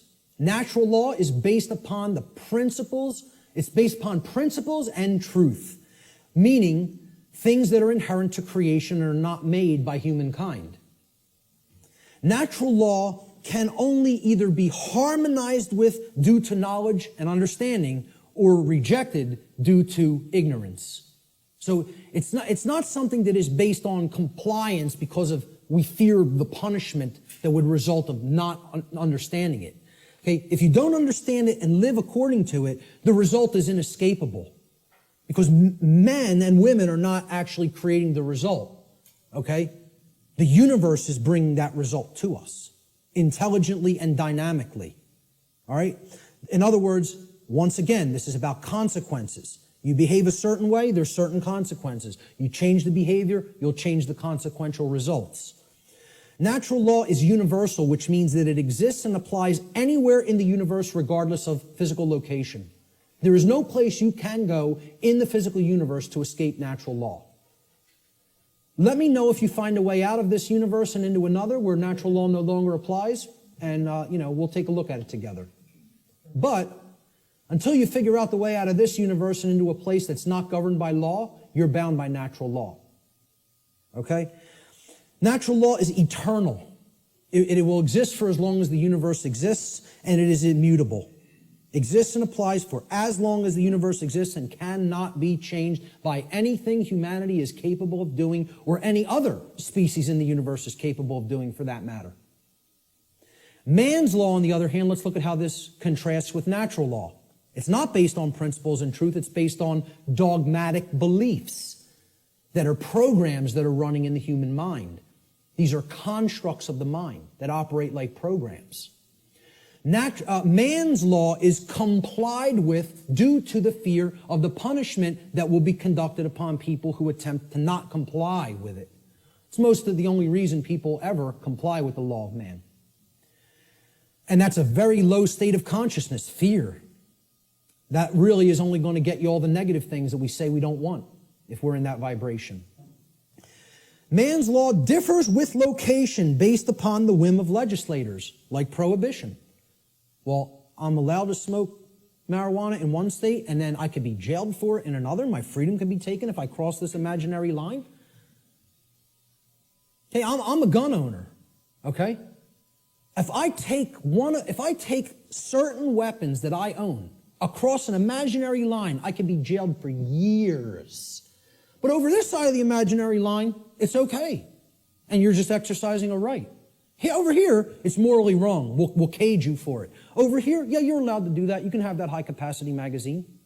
But over here, you're going into a cage for it, just by crossing an imaginary barrier called a state border. And people think that makes sense. They think the moral relativism of man's law makes sense. They actually believe something can be moral in one place and immoral in another place. You know? That's cognitive dissonance. That's holding two contradictory notions in the mind simultaneously and accepting them both when they're clear contradictions with each other. It's called lying to yourself. Let's be honest about what it really is. It's called lying to yourself. Man's law changes with time based upon the whim of legislators, which is also moral relativism. Prohibition in the 1920s. Oh, it was legal to possess and consume alcohol. Then for years it became illegal to do so. Then it switched back to becoming magically moral again. We won't cage you for doing it. Well, it changes over time based on our preferences and likes and dislikes. Yeah, we get to make up what law is, what right and wrong are. It's called moral relativism. All right? And it's one of the tenets of Satanism. So what does this mean for the law of man, actually? You know, that people seem to have so much respect for. You know, we're a nation of laws written by men. You know, we don't give a damn about moral law. We don't really give a damn about what's right and wrong. You know, but we have so much respect for the law of man, which people actually believe is somehow based in morality, when it's nothing of the kind could be further from couldn't get any further from the truth than that. It's based in moral relativism, which is about the whims of the legislator at any given time or place. You know, you listen to certain forms of music in certain countries in the Middle East, you could be jailed for years just by putting a certain song on. Imagine this. Now, and we would think that's unacceptable and deplorable. Yeah, we think you have this 30-round magazine here. This state only allows 10 cartridges to go into a magazine. I bring the physical object, even if it's not loaded with any ammunition, into another state. I can be put in a cage. Physical piece of plastic. You know, it's just total nonsense. Either something's a right and you're allowed to own it and you need to be responsible for it, or it's not a right because you're harming somebody. You know, it doesn't get any simpler than that. So what's this all mean for man's law? In light of natural law, what does it mean? To understand natural law, what does that mean for the laws of man here on earth? Well, what it actually means, it's simple if-then logic to apply. If a particular man-made law is in harmony with natural law, then it follows logically that it is redundant. It is stating the obvious. It is stating what is already known. It's like saying, I'm going to write down, yes, during the day the sky refracts a blue frequency. The sky is blue. I'm going to write that down and make it so. Well, it's redundant. It's self-evident. You can go out in the sky and look at the natural color of the sky on a clear day and see what the frequency is with your own eyes. No, you don't need to have it written down. Okay? It's a redundancy. So if it's in harmony already with natural law, it's stating a truth that is already there. It's an inherent truth. It's pre-existing. It's self-evident. Therefore, the writing down of that concept and calling it a law is irrelevant and unnecessary. Now let's look at the opposite. What if something that man writes down as a law is in direct opposition to natural law? So if a particular man-made law is in opposition to natural law, it follows logically that it is both false, meaning that it is incorrect. Okay, that's what natural law is. It's based in truth, that which is. And it's also immoral. Because if it's not based in natural law, it means that it is doing something that is actually harming somebody by taking something from them that doesn't belong to you. Like taxation, like permits and licensing, like suspending rights that do already exist, etc., so forth. All right?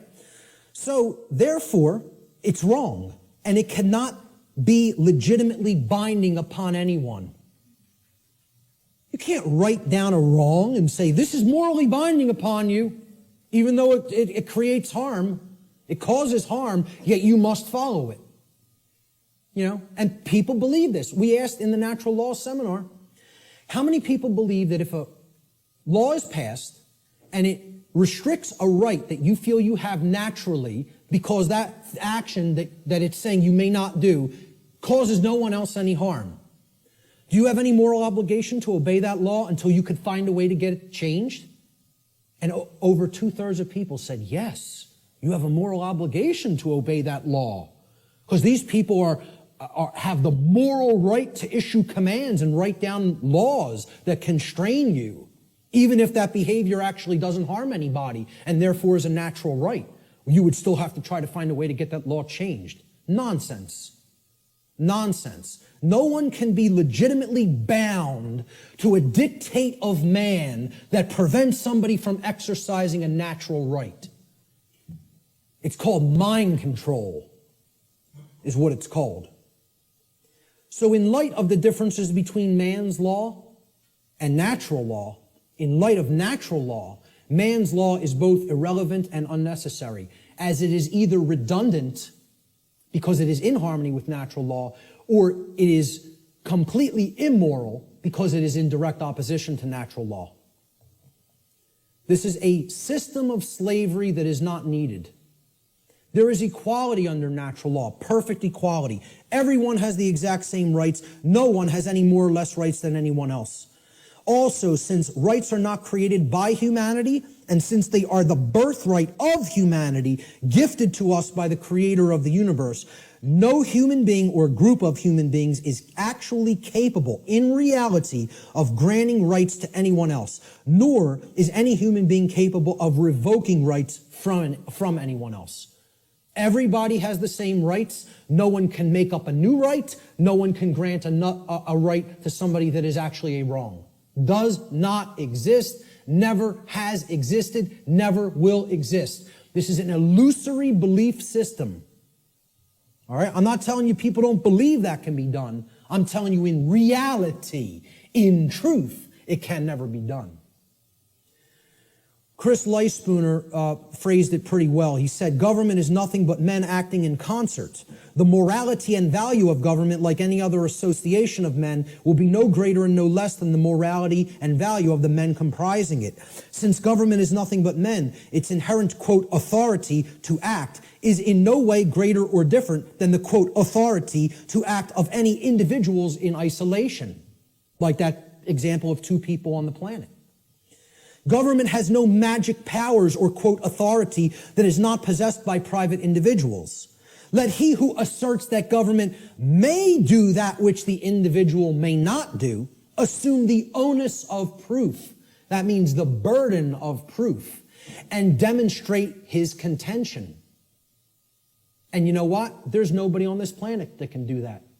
Because when it comes down to it, if you're telling somebody else they may either commit a wrong against somebody else or prevent someone else from exercising a right, that's a lie. And that does not exist. Not in reality. It exists in a diseased mind is where it exists. Only in a sick mind is where that belief exists. You have to be imbalanced in the mind, in the psyche, to believe that that's true. It's a mental illness. I mean, that's what it really is. The word government, you break it down. People say this word every day almost, and yet they've never looked at the etymological roots of the word. It comes from the Latin verb gubernare. Once again, no V in classical Latin. No V, okay? So again, V's were rendered as either B's or P's in classical Latin language. So you could write this in what would be more modern Latin as gubernare with a V. But in classical Latin or ancient Latin, there is no V, so it would have been rendered with a B, gubernare. Now, what's the election of a governor called? It's called a gubernatorial election. Gubernatorial. Gubernare is in there. Okay? Gubernare means to control. The verb gubernare in Latin means to control. The Latin noun mens, which is where the second part of the word ment is derived from, means mind.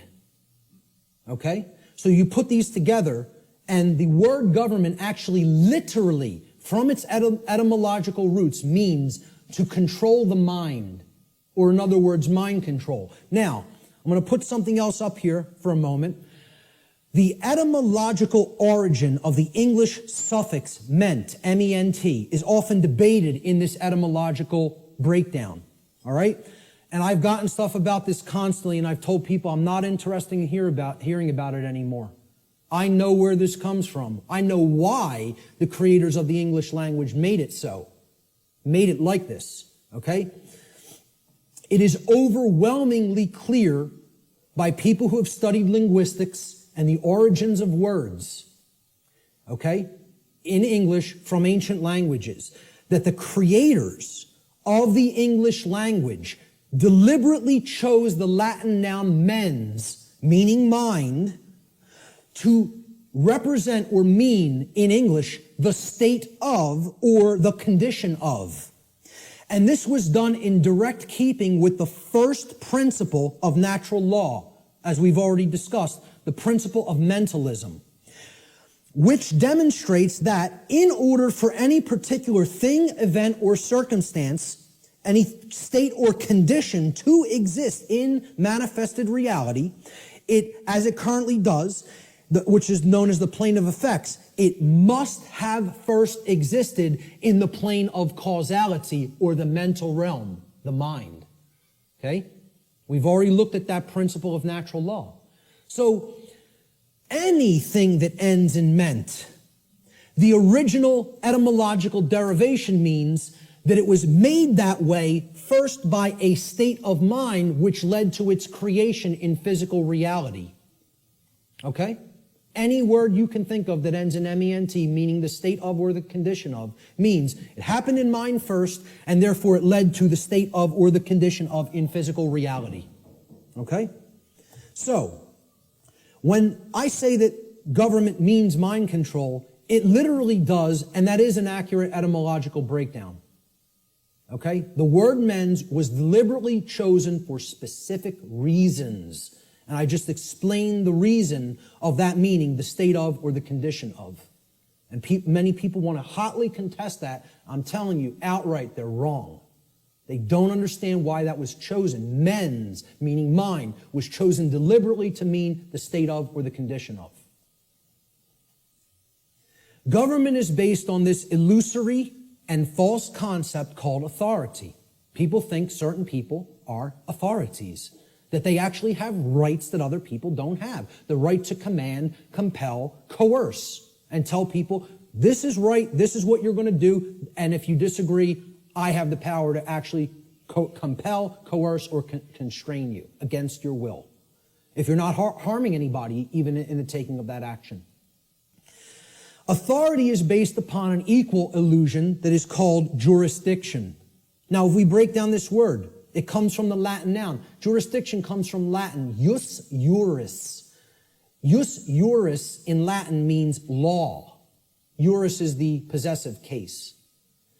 And the Latin verb dictere. So, jus dictere, juris dictere, jurisdiction. Okay? Dictere means to say or to speak. Thus, jurisdiction literally means to say what the law is. Or in other words, we get to make up what the law is. The law is not something that exists in nature and is based upon right and wrong and truth and morality. No, we get to make it up. We're God.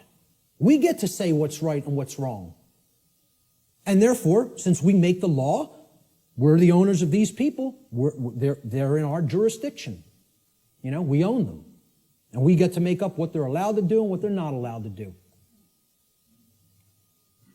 Authority ultimately is an illusion, again, of a diseased mind, a diseased psyche, based entirely in violence and built upon the erroneous and dogmatic belief that some people are masters who have the moral right to issue commands and others are slaves who have a moral obligation to obey the commands of the masters.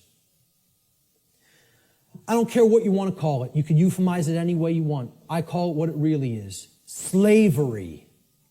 That's what it really is. Doesn't come down to anything else. You can call it whatever you want, euphemize it, try to make it sound as nice or as pleasant as possible. It's all one thing. It's called slavery. It's always immoral, and it needs to be ended. That's it. And we have to develop the knowledge and the courage to end it. The knowledge, the care, and the courage to end it. The belief in the legitimacy of, quote, authority, this illusory nonsense notion, is the belief in the legitimacy of slavery. Anybody who believes in that authority is legitimate and government is legitimate, whether they want to admit it or not, or know it or not, or understand it or not, I don't care what they believe. They are advocating the legitimacy of slavery. That's not my belief. I don't care who calls that my belief. I'm just looking right into the camera and saying this, because I know the people in this room know that that's not my belief. I'm telling anybody who's listening to this, that's not my belief. That's eternal truth. Eternal truth. Okay? You believe in these concepts, you are a supporter of slavery. The end. That's how it really is. Not because I said so, because that's how it really is. Okay? And that's called mind control. For somebody to believe that slavery is legitimate, you gotta be under deep mind control. You gotta be either that or a sick, psychopathic, absolute piece of garbage. Okay? One of those things or another is true if you believe in those concepts. And again, I'm not afraid to tell it to somebody right to their face like that. I don't care. I'm not here to serve truth, make friends, or be liked. I'm here to tell people what the truth. I'm not here to serve human beings, make friends, or be liked. I am here to serve the truth. Whether it will be accepted is not up to me. I'm doing what I'm charged to do by creation.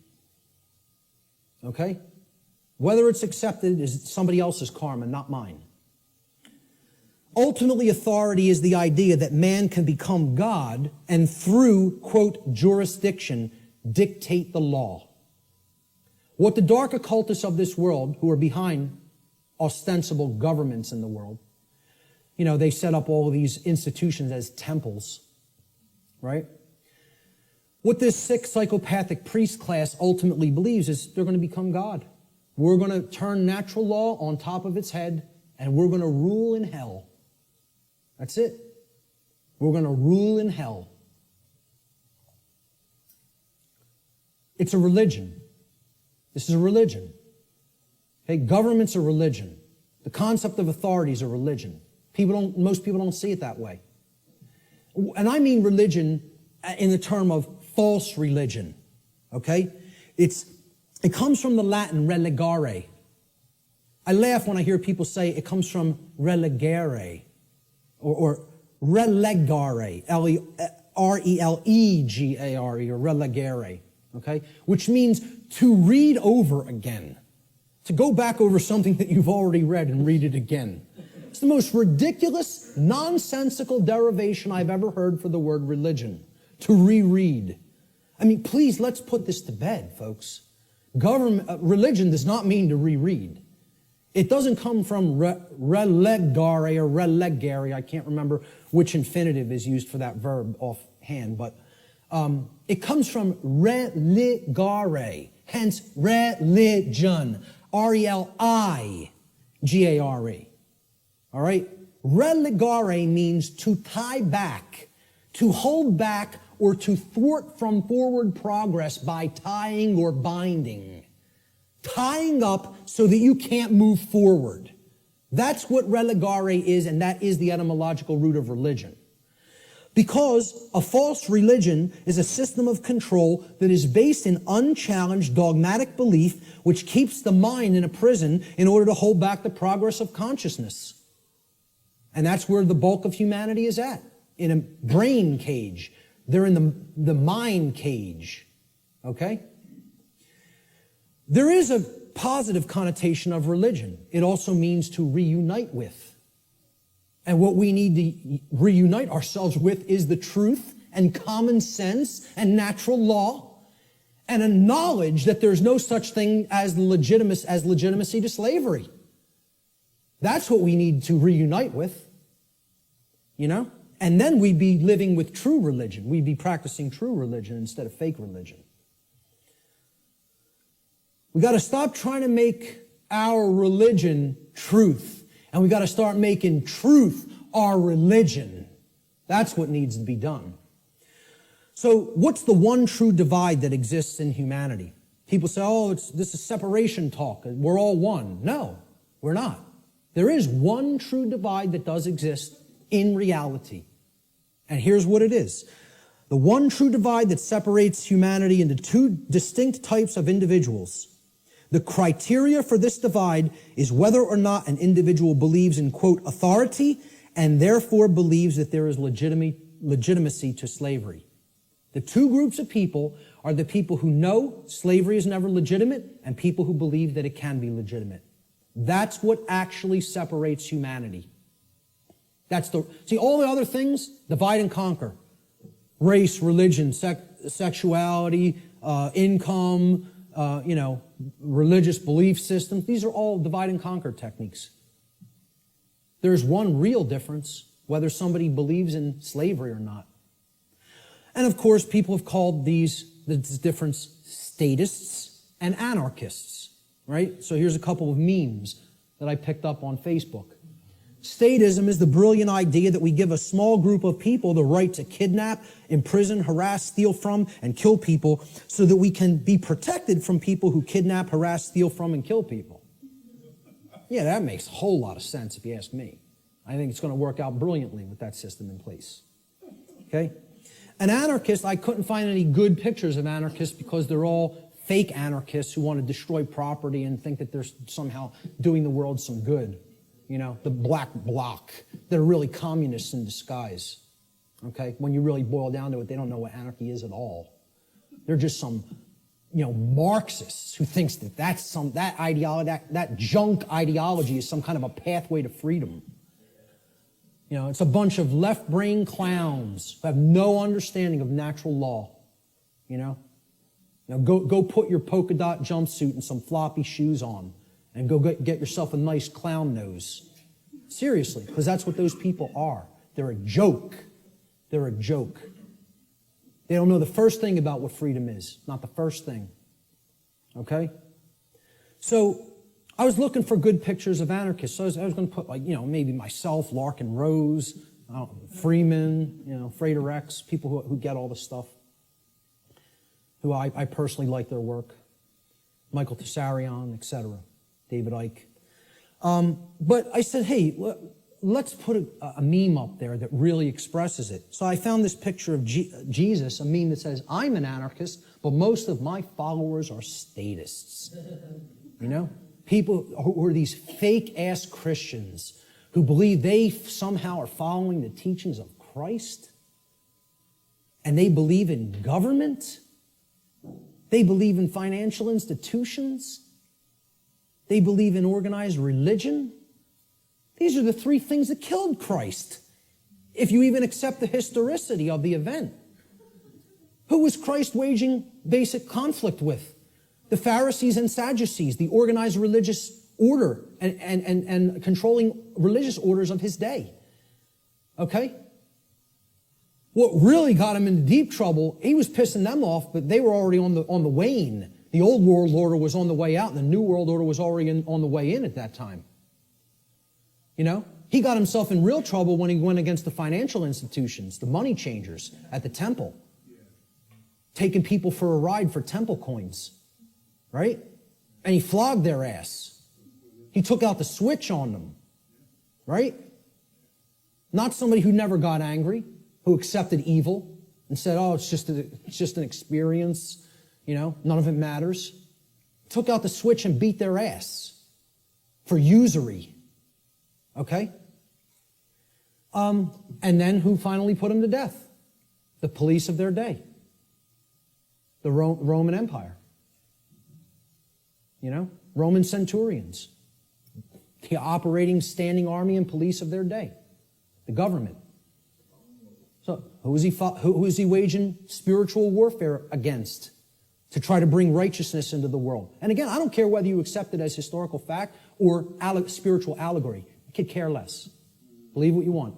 Doesn't matter. All that matters is the teaching. He was waging spiritual war against the three entrenched, mind control, religious establishments of his day. Organized religion, organized finance, and government. And people don't see it that way, so-called Christians, because they're not interested in the real teachings.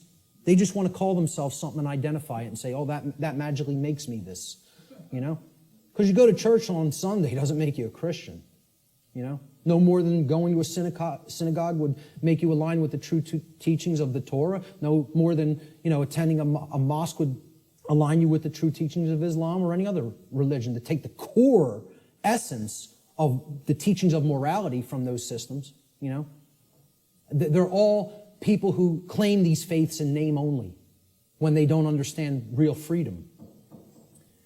So a statist is an individual who erroneously believes there's such a thing as authority that is vested in certain human beings, magically giving them the right to rule over other people. This authority means that certain people who we call government have the, quote, moral right to issue commands to those whom they rule, those under their jurisdiction, and that their subjects or slaves have a, quote, moral obligation to obey the arbitrary dictates or laws, quote unquote, that are set by their masters. Most simply put, a statist is nothing more than someone who believes in the legitimacy of slavery. Conversely, an anarchist, a true anarchist anyway, is one who knows that there could never be legitimacy to authority or government, because those terms are simply euphemisms for violence and slavery and coercion, which are always immoral and in opposition to natural law. Let's look at what the word anarchy really means. Again, you got to break it down. From the Greek prefix an, which means without or the absence of, and the Greek noun archon, they're written in Greek script, which means master or ruler. And again, I mean externally. One who externally rules another or claims to be the master of another. That's what the term archon means in its connotation. Anarchy, as we can see by putting these together, does not mean without rules. The word archon does not mean rules. Okay? Because there's always going to be rules in effect called natural law, the laws of morality. It means rulers, imposed rulers. That's what archon means in Greek. It literally means anarchy now, putting it together. An, absence of, archon, master or ruler. The absence of masters or rulers. Externally imposed masters or rulers. Meaning, when we put it together, okay, it means without rulers, without masters. Now, if you give people that term, no masters, no rulers, no masters, no slaves, what word are they going to associate those phrases with? Freedom. But if you tell people what does anarchy mean to you, what do you associate it with, what are they going to tell you? Chaos, which is the exact opposite. That's in that other column. Okay? They have deliberately obfuscated the meaning of the word through a mind control technique called endless repetition. If I could keep telling you a word doesn't mean what it means, that's not a projector, that's a hammer. Hey, could you check out my hammer over there and make sure it's projecting the image on the board correctly? You know, the bulb burned out in my hammer. I might need to go buy a new hammer. If I kept doing that endlessly for years and years and years, people would start calling that device a hammer. If I got enough people to keep calling it that. So they've gotten enough people to call freedom chaos. Think about that. They've gotten enough people to believe that the absence of the state of slavery means chaos instead of freedom. It's almost unfathomable. It's almost incomprehensible. The mind job that's been done on this species. It's almost incomprehensible. Anarchy is the state of existence where there are no masters and no slaves. Therefore, what it really means is the absence of slavery, or in other words, true freedom. That's all it means. I prefer to call it anarchony, okay? Keeping the entire word archon instead of taking out the O-N, okay? If we keep that there and call it anarchony, and I say I'm an anarchonist, people will ask, well, what the hell is that? And then you could really break the word down and say the absence of archons, the absence of those who would claim to be masters over a population of slaves. That's what an anarchonist is. It's saying that's illegitimate, that's unnecessary, and that we need to do away with that state of existence. Okay? So we look at these two, this true divide again, the statist and the anarchist. I call the statist the archonist. This is somebody who believes in the legitimacy of the archons, the rulers. Okay? And I'll be talking about in future presentation the concept of the archons more in future presentations. And the anarchist, as it's been called, I think should be called the anarchonist. Because that's somebody who knows that there's no legitimacy to the mastery over other people, or the rulership externally over others, keeping them as slaves or subjects. There's no legitimacy to that. And that's the one true divide that separates all consciousness here on the earth. The real divide and the real enlightenment comes. Do you understand there's no legitimacy to slavery, or do you continue to believe that there's legitimacy to slavery? That's the divide in consciousness that has to be bridged. The fear of chaos. This is what keeps this system going. Chaos can't be viewed as something to fear. It's got to be viewed as a teacher, a harsh teacher, but a teacher nonetheless. See, chaos teaches us through the apophatic process what not to do. Okay? That's a bad idea. Okay? You probably shouldn't do that. If your desire is not to burn your hand to the point where it's blistering and flesh is starting to peel off of it. If you don't care about whether that happens, by all means, keep it right on that stove. Okay? Right on that electric stove. But see, if you say, I don't want to be burned, there are requirements for obtaining that condition. It means you can't keep your hand on something that is extraordinarily hot, or natural law will take over and burn your flesh. Doesn't require your belief. That's how it works. Well, this is humanity. Humanity is the little child that is a little slow, and they want not to be burned, yet simultaneously they insist, no, I want to put my hand on the burner while the range is on and not be burned simultaneously. Well, good luck with that, folks, because it doesn't work that way. You don't want to be burned? The hand can't be kept there while the stove is on. The end. You don't want negative, self-inflicted suffering and chaos in your life? You got to align your behavior to natural law, which means you got to know the difference objectively between right and wrong, and willfully, through your free will, deliberately choose the right action over the wrong action. Then you won't be burned. But as long as you have your hand on that stove, which means you're in opposition to natural law, enjoy the burn. Enjoy it. Right?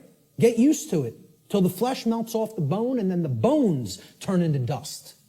Because that's what you're going to get. That's how it works. And again, nobody wants to hear that. They don't want to hear that the natural laws don't care about you. They work flawlessly all the time and bring you the result that you're creating. The control and slavery system is actually about the limitation of free will through the destruction of possibility. See, all they've done right? The old world order used to be religion and priest kings, right? We're in between you and God. We're the intercessors, the intermediaries. We make the law, you're our subjects, you're our slaves, you obey, or it's our wrath. All they've done is take the concept of a singular ruler, which was the old world order, and they've converted it into the concept of now there's a ruling class called government that gets to make up what we tell you you may or may not do, okay? And they're up here at the top of the pyramid now. That's all. They turned it from a monarchy to somewhat of an oligarchy. But it's the same concept. We're the moral masters that you have a moral obligation to obey, and you're the slave class, that has an obligation to obey our commands. That's it. Nothing changed. All they did is say, well, no, people don't no longer believe in the priest king, so we need to create an institution where this quote-unquote authority is seemingly diffused through many people. It's always been nonsense. It's always been mind control. It's not going to be anything else other than that until it goes away. True freedom includes infinite possibility because infinite possibility, by definition, includes the possibility for chaos. For real freedom to exist, we have to accept, hey, things might not go right all the time. We live in a physical domain, a physical world. Hey, there could be dangers, Nothing could ever be sanitized or made completely safe as far as physical world activities are concerned. There's always going to be the possibility something could happen, go wrong, somebody could get hurt, chaos could happen. Okay? If you live in that state of fear that that's going to happen, what is that? Is that high consciousness or low consciousness? It's low consciousness. Low consciousness can only create what? Chaos. The fear of chaos itself can only get you more chaos because it's based in fear. As we see, just keep referring to that expression chart, Go online. I have slides of it online. It's in videos I've done. Print it. Read it. Look at it. Print it and stick it up in your home. Understand how that chart works. Those expressions that I went over, those 10 expressions. The possibility, of chaos from manifesting, the possibility that it may manifest has to be embraced without fear if we're going to be truly free. It must be embraced. You have to say, I am going to allow for the possibility that chaos may occur. Because that's getting out of the consciousness of fear. That's what will lead to freedom. Removing that fear. The fear of the possibility of chaos is actually equated to the fear of true freedom. When somebody says, I can't ever believe that a system with no masters could work out. I can't even envision how it could work out. What's that called? What's been deadened in that person? What have they lost? Imagination. There it is. That is actually the equivalent of the death of the imagination. Now, what is the imagination? The imagination is the powerful ability of the human mind to envision a different state or condition than the one which is already manifested in the present. So imagination must first be present in the mind in order to create a different state of existence than the one currently being experienced. And this is because, according to the principle of mentalism, for any different state to manifest in the physical world, the plane of effects, it must first exist within the mind or the plane of causality. If the imagination is stifled or destroyed, and the destruction of the imagination is what I refer to as total mind control. You can't go into any more total mind controlled state as the imagination being dead. All right? If that happens, any positive change to our state of existence becomes completely impossible. And this is where many people are already at. The fear of the possibility of chaos is more than even the fear of true freedom. It is the death of the imagination. It is putting the mind permanently in the cage. Okay? So you can't let that force within us called the imagination die. because that's the only way to envision a way out of the prison. You have to envision it first, then you have to put those thoughts and emotions that you used for that envisioning process into actual action so that it becomes manifested in the physical world. Through their fear of the possibility of chaos, which is actually the fear of true freedom, most people advocate the legitimacy and continuance of authority in government and are therefore actually advocating the legitimacy and continuance of violence and slavery. Those who believe that authority is necessary and that it must continue because of this fear of chaos have actually been duped into believing that human slavery is necessary. And get this, folks, human slavery must therefore continue in order to prevent chaos. Now imagine that. Imagine that. That's what statism is, though. That's what the religion called the belief in government or statism is. It is the belief that human slavery is necessary and must continue indefinitely in order to prevent chaos from manifesting. Now, tell me how that could possibly work. Can violence and slavery, which is actually what government is a euphemism for, statism and government are just euphemisms for violence and slavery. Okay? Can violence and slavery ever possibly prevent chaos? Why? What? Why can't it? Because they are chaos. Violence and slavery are chaos. We are already in the state of chaos. Being held under the threat of violence and duress, which is slavery, is the state of chaos. So forget about fearing chaos coming on. You're in it now. Surprise, surprise. Hate to break the news to you all. Okay? We're already in the state of chaos. We need to create real order by getting rid of violence and slavery. Order followers. These are the people who keep this system of slavery in place.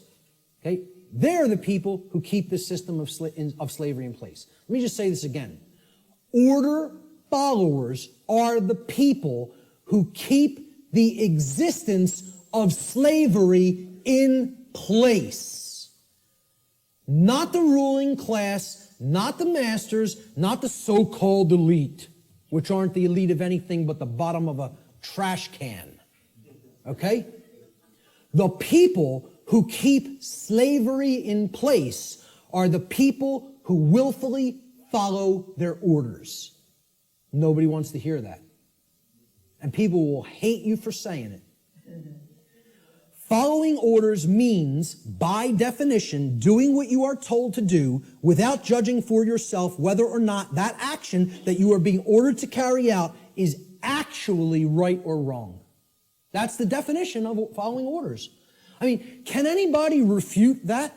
Is that not the actual definition of following someone else's order? By definition, if you're following the order, you're given the order and then you just act. You just do it because you're following the order. You don't sit there and go, is what that person told me to do right? Do I have a right to do that? Is that moral? Should I do that because,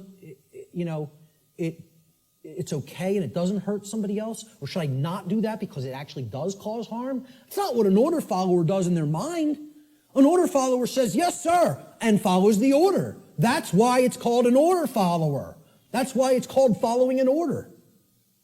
So that's the definition of what an order follower is. It's not my perception of what an order follower is. It's the actual definition of order following. Okay? If an individual, this is key to understand, if an individual is performing the task of following orders, by definition, that individual cannot be exercising conscience. Since, by definition, exercising conscience means that one is willfully choosing through their free will for themselves right action over wrong action. So the concept of following orders is completely polar opposite to the concept of exercising conscience. You cannot be doing the same things simultaneously. It's impossible to do those two things simultaneously. They are contradictions in terms by definition. Okay? Most people don't grasp that. Okay? By definition, if you're following orders, you cannot be actually exercising conscience, which involves free will choice based on the knowledge of right and wrong. Here's what order following gets us as far as a nation is concerned. Not that we're not already there, not that these people already didn't take us, because we're taken by them already, covertly. They took us through the school systems. They couldn't beat us militarily. So they said, well, let's send our ideologues over there and get into the minds of their children. And if you don't believe that's what happened, you're very, very, very naive. Not only the Nazis, but the communists as well. Because really, it's all just forms of socialism. That's what feudalism is. Worldwide socialism is, there's no such thing as private property. State owns everything. Rights don't exist. Property rights don't exist. Everybody's a feudal serf again. It's called neo-feudalism. I don't care which branch you come at it from. You want to come at it from the left, that's called communism. You want to come at it from the right, that's called National Socialism. Communism is international socialism. They're both the same force. It's called feudalism. Let's just call it what it is. It's called feudalism, which is in itself just another euphemism for slavery. They want neo-feudalism, which is the New World Order of slavery. Okay? And it's already here. It's not something that's coming. It's here now. The object is to get out of it. This is the result of following orders. That's what following orders gets a society. Following orders should never be seen as a virtue. Following orders is evil. I don't care whether you're, I don't care if somebody who is considered a holy man gives me an order and I follow it, I've just committed an act of evil, as far as I'm concerned. If I'm acting based on solely what somebody else has told me to do, that's evil. There's no morality in it at all. At all. At all. It's not a virtue. It's evil. Okay? Let me just make that so abundantly clear and state it so unequivocally. There's no such thing as any possible moral following of orders. The two terms are contradictory. All right? I was just following orders is never a valid excuse or justification for immoral criminal behavior, and this lame attempt to abdicate personal responsibility should never be accepted as a valid excuse for such behavior. And why it's done is through justification. And again, that means to create a right, from jus, meaning right or law, and the Latin verb facere, which means to make or to create. And this is what they say. I was just following orders. I was just doing my job. I was shutting down your protest. You don't have a right to speak. The politicians commanded me so. So I just came out and I was just doing my job, hitting you with a sound cannon. Just doing my job, just following my orders. It's a justification. You're a criminal. There's nothing moral in that. There's nothing virtuous in that. It's called criminal behavior, criminal activity. And what they do is try to create it into a right, make it into a right by a justification. And nobody should ever accept their justifications. Because you know what their justifications is? You know what they are? It's called a 100% crock of bull that is a complete lie. It's a lie.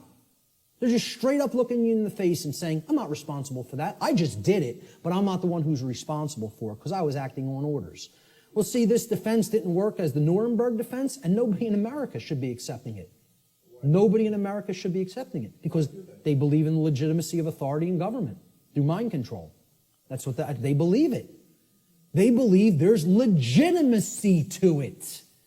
Most people actually believe that there's legitimacy to this criminal behavior because a class of people calling themselves government have magically been imbued and gifted with such rights, quote unquote. They believe they have rights other people don't.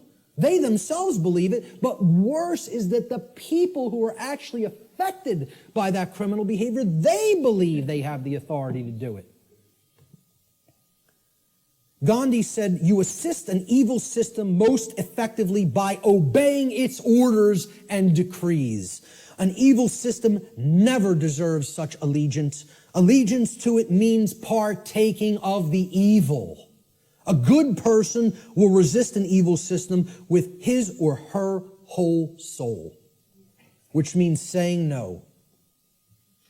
Moral culpability.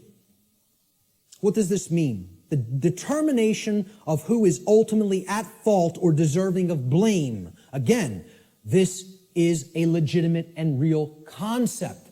There is fault. There is blame. We got to get over this new age nonsense that nobody's at fault, nobody's to blame. You should never say, hey, you shouldn't have done that. That caused a lot of chaos and trauma for other people. You're not to blame. It just happened. No, wrong. The people who did the behavior are to blame. Who carried out the Holocaust in Germany? The people who followed their orders to do it. That's who carried it out. Order followers is the answer. Who carried out the purge of political dissonance in Soviet Russia? Order followers. And they're always in the form of police. Why do you think they call a totalitarian system a police state? Why don't they call it a banker state? How come they don't call it a politician state? What about a lawyer state? How about a judge state? Why not call it any of those things? You want to know why? Because none of those people are ultimately responsible for bringing that condition into manifestation through their behavior. They're the order givers. The order followers carry out their commands and through their behavior make that condition a reality. That's why it's called a police state. Because every police state that has ever existed has always been created by police who follow their orders because they don't want to take responsibility and think for themselves and know the difference between right and wrong for themselves like an adult. Instead, I want to be a child who obeys daddy because I have daddy issues. All right? And that's what it's really about, folks. We're going to get to that. There is such a thing as blame for the commission of actions which have resulted in harm or loss to others. This is what culpable means. It comes from the Latin culpa, meaning fault or blame. It means at fault or deserving of blame. Now, who's more morally culpable? The order giver or the order follower? And please recognize I've underlined and capitalized the term more. I'm not telling you the order givers are not morally culpable. They are. That's not the question. Are any of these people morally culpable is not my question. My question is, look at the full question. Who is more morally culpable? The order giver or the order follower? Always. Always. At all times and places. At all times and places.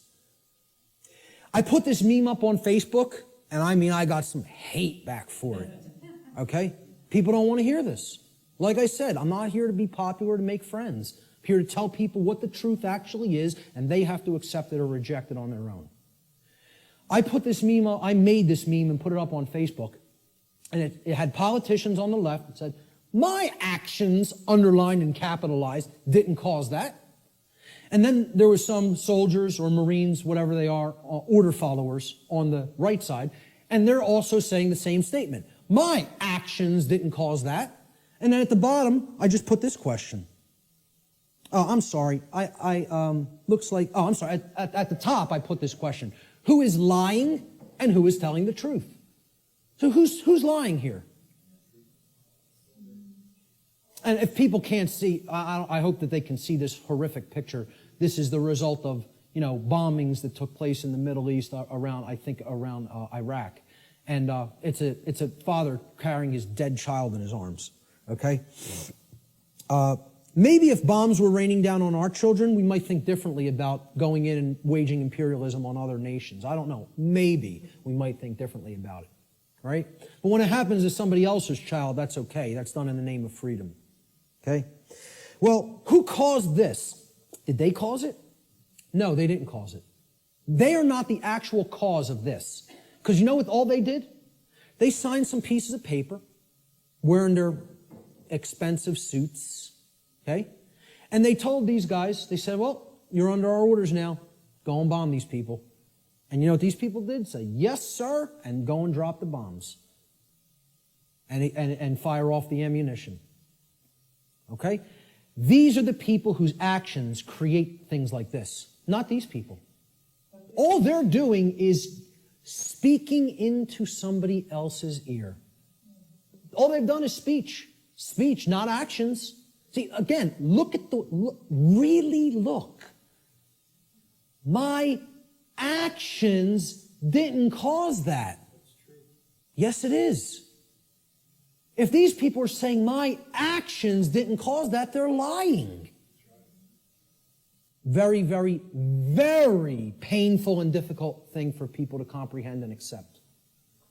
I'm not telling you shouldn't feel bad hearing this, but I'm telling you it's true. The painful truth, the order follower always bears more moral culpability than the order giver. For the reason that the order follower is the one who actually performed the action, and in taking such action, actually brought the resultant harm into physical manifestation. Order following is the pathway to every form of evil and chaos in our world. It should never be seen as a virtue by anyone who considers themselves a moral human being. Order followers have ultimately been personally responsible and morally culpable for every form of slavery and every single totalitarian regime that has ever existed upon the face of the earth. That's the painful truth that people don't want to accept because they want to believe the absolute nonsense that order following is a virtue of any kind. And it needs to be obliterated from the face of the earth because it's not the way to any kind of virtues or order. It's the pathway to evil and annihilation. That's what it is. Responsibility versus abdication. So why don't these people want to think for themselves? It's too easy. It's too easy to just follow the orders of somebody else. They believe somehow magically this absolves them of personal responsibility to choose right from wrong. An individual's personal responsibility to choose right action over wrong action for themselves always belongs to that individual. And that responsibility can never be given to another person or passed along. One can only claim and imagine that they can abdicate their personal responsibility for such choice to someone else. It can never actually be done in reality. You're only making a claim. I'm not responsible for that behavior because this person told me to do it. That's just a claim. And moreover, what it really is it's just a damn lie. Okay? More simply put, an individual is always personally responsible for their own actions, period, and the end. If you did it, you're responsible for it. There are no cop-outs. Stop trying to make excuses or justifications for criminal behavior. Own up to personal responsibility. If you did wrong action, you did it. You caused it. I like how David Icke words this. He says, accept responsibility for yourself and your actions, thoughts, and words. You alone make these choices, so you alone are answerable to the consequences of your behavior. The feeble excuse that your boss required it, that the establishment expected it, holds no truth or justification. What is the point of having principles if you allow others to dictate your behavior? Really, those who allow others to dictate their behavior don't have principles. And there's a reason they don't have principles, because they hate themselves. They're in psychological self-loathing, and there's a reason they're in that state, which my future work is going to cover in depth, in extensive depth and detail. At the end of the day, you will judge your performance and the contribution you've made to creation. It will not be based on what another expected of you or what you did because you felt trapped. Like, oh, there's no other way. I can't envision my way out of this. I can't envision doing something else. I might have to get another job. I might have to read and learn. I can't envision becoming a different person than the identity I've already forged for myself. How could I possibly imagine that? I have all my eggs in this basket. My whole ego identity is all wrapped up in my job and what I do. That defines who I am. I can't go against that. It's all nonsense. It's all what people are doing just because they feel trapped and they can't imagine that there's another way. Most people erroneously believe this is the second part of the abdication of responsibility on the part of the people. Most people erroneously believe that they can hand over their natural law right to defend themselves to another individual, group, or entity. In making such a false claim that somebody else is my protector, somebody else, it's their responsibility to protect me, okay, and defend me, they have attempted to abdicate a personal responsibility which actually always belongs to them and can never be given away. That's the self-defense principle. You own it. It's yours. You can't give it away to somebody else. Shock and amazement. Okay? That is your responsibility already. And guess what? You know what? They're all too happy. These controllers are now even all too happy to say, it's not our responsibility to protect you. Because what their actual goal is they're just revenue men for the new king. That's all they are. And to slap people back into line if they try to exercise rights that the new king called government has decreed that they may not exercise. That's what their real role is. They don't serve and protect the people. They serve and protect the ruling class. And they don't want to admit that to themselves. You know why? Because they're liars, most of all to themselves. It's a bunch of childish liars. Franklin said those who would give up essential liberty to purchase a little temporary safety deserve neither and will lose both. And this addresses the fear of chaos and the desire to abdicate your personal responsibility to defend yourself to other people just because you're afraid and you don't want to take the responsibility of doing it yourself. You want to stay in that mindset? I'll give up my freedom to be safe? Well, enjoy your safe slavery. I, for one, will take my dangerous and chaotic freedom. Okay?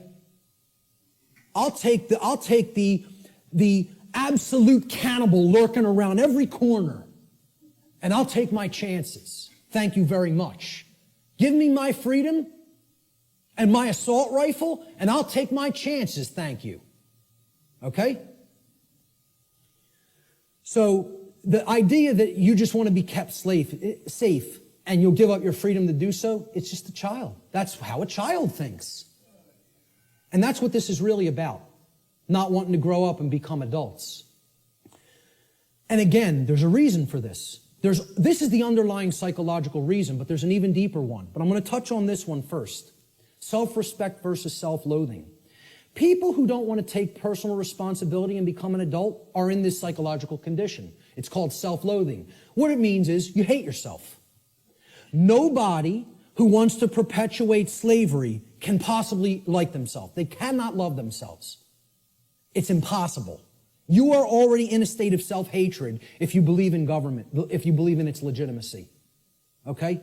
Because you believe in slavery, and therefore you're in that slavery system and you want it to continue. How can you possibly love yourself? It's not possible.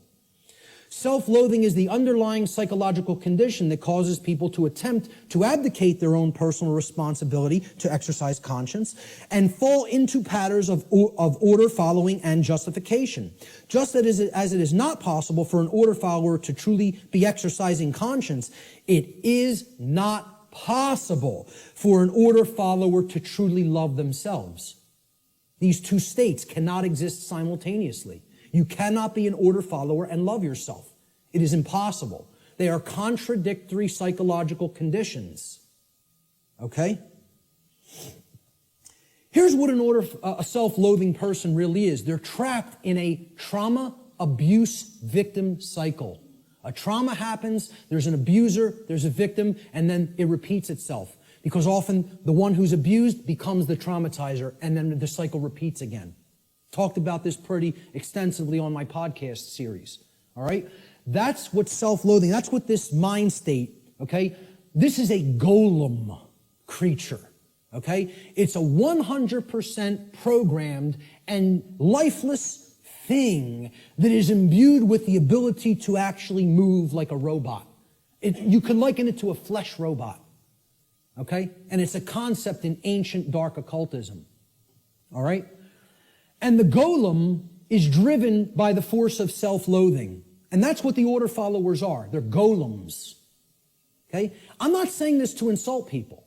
I don't really care how people take it. I'm telling them what they really are and what the dark occultists think of them. They call them their dogs and their pets. That's their name for the police and the military. I did a whole series on that. Okay? And I'm not telling you that from book knowledge. I'm telling you that from their lips to my ears. That's what they call them. The golem is in this mindset. Since I have suffered, I will cause suffering to others. Since I can't deal with my nested psychological traumas and childhood issues and inadequacy issues, okay, I'm going to take out all of that nested subconscious psychological frustration on other people that I have no right to take it out upon. That's the golem mindset.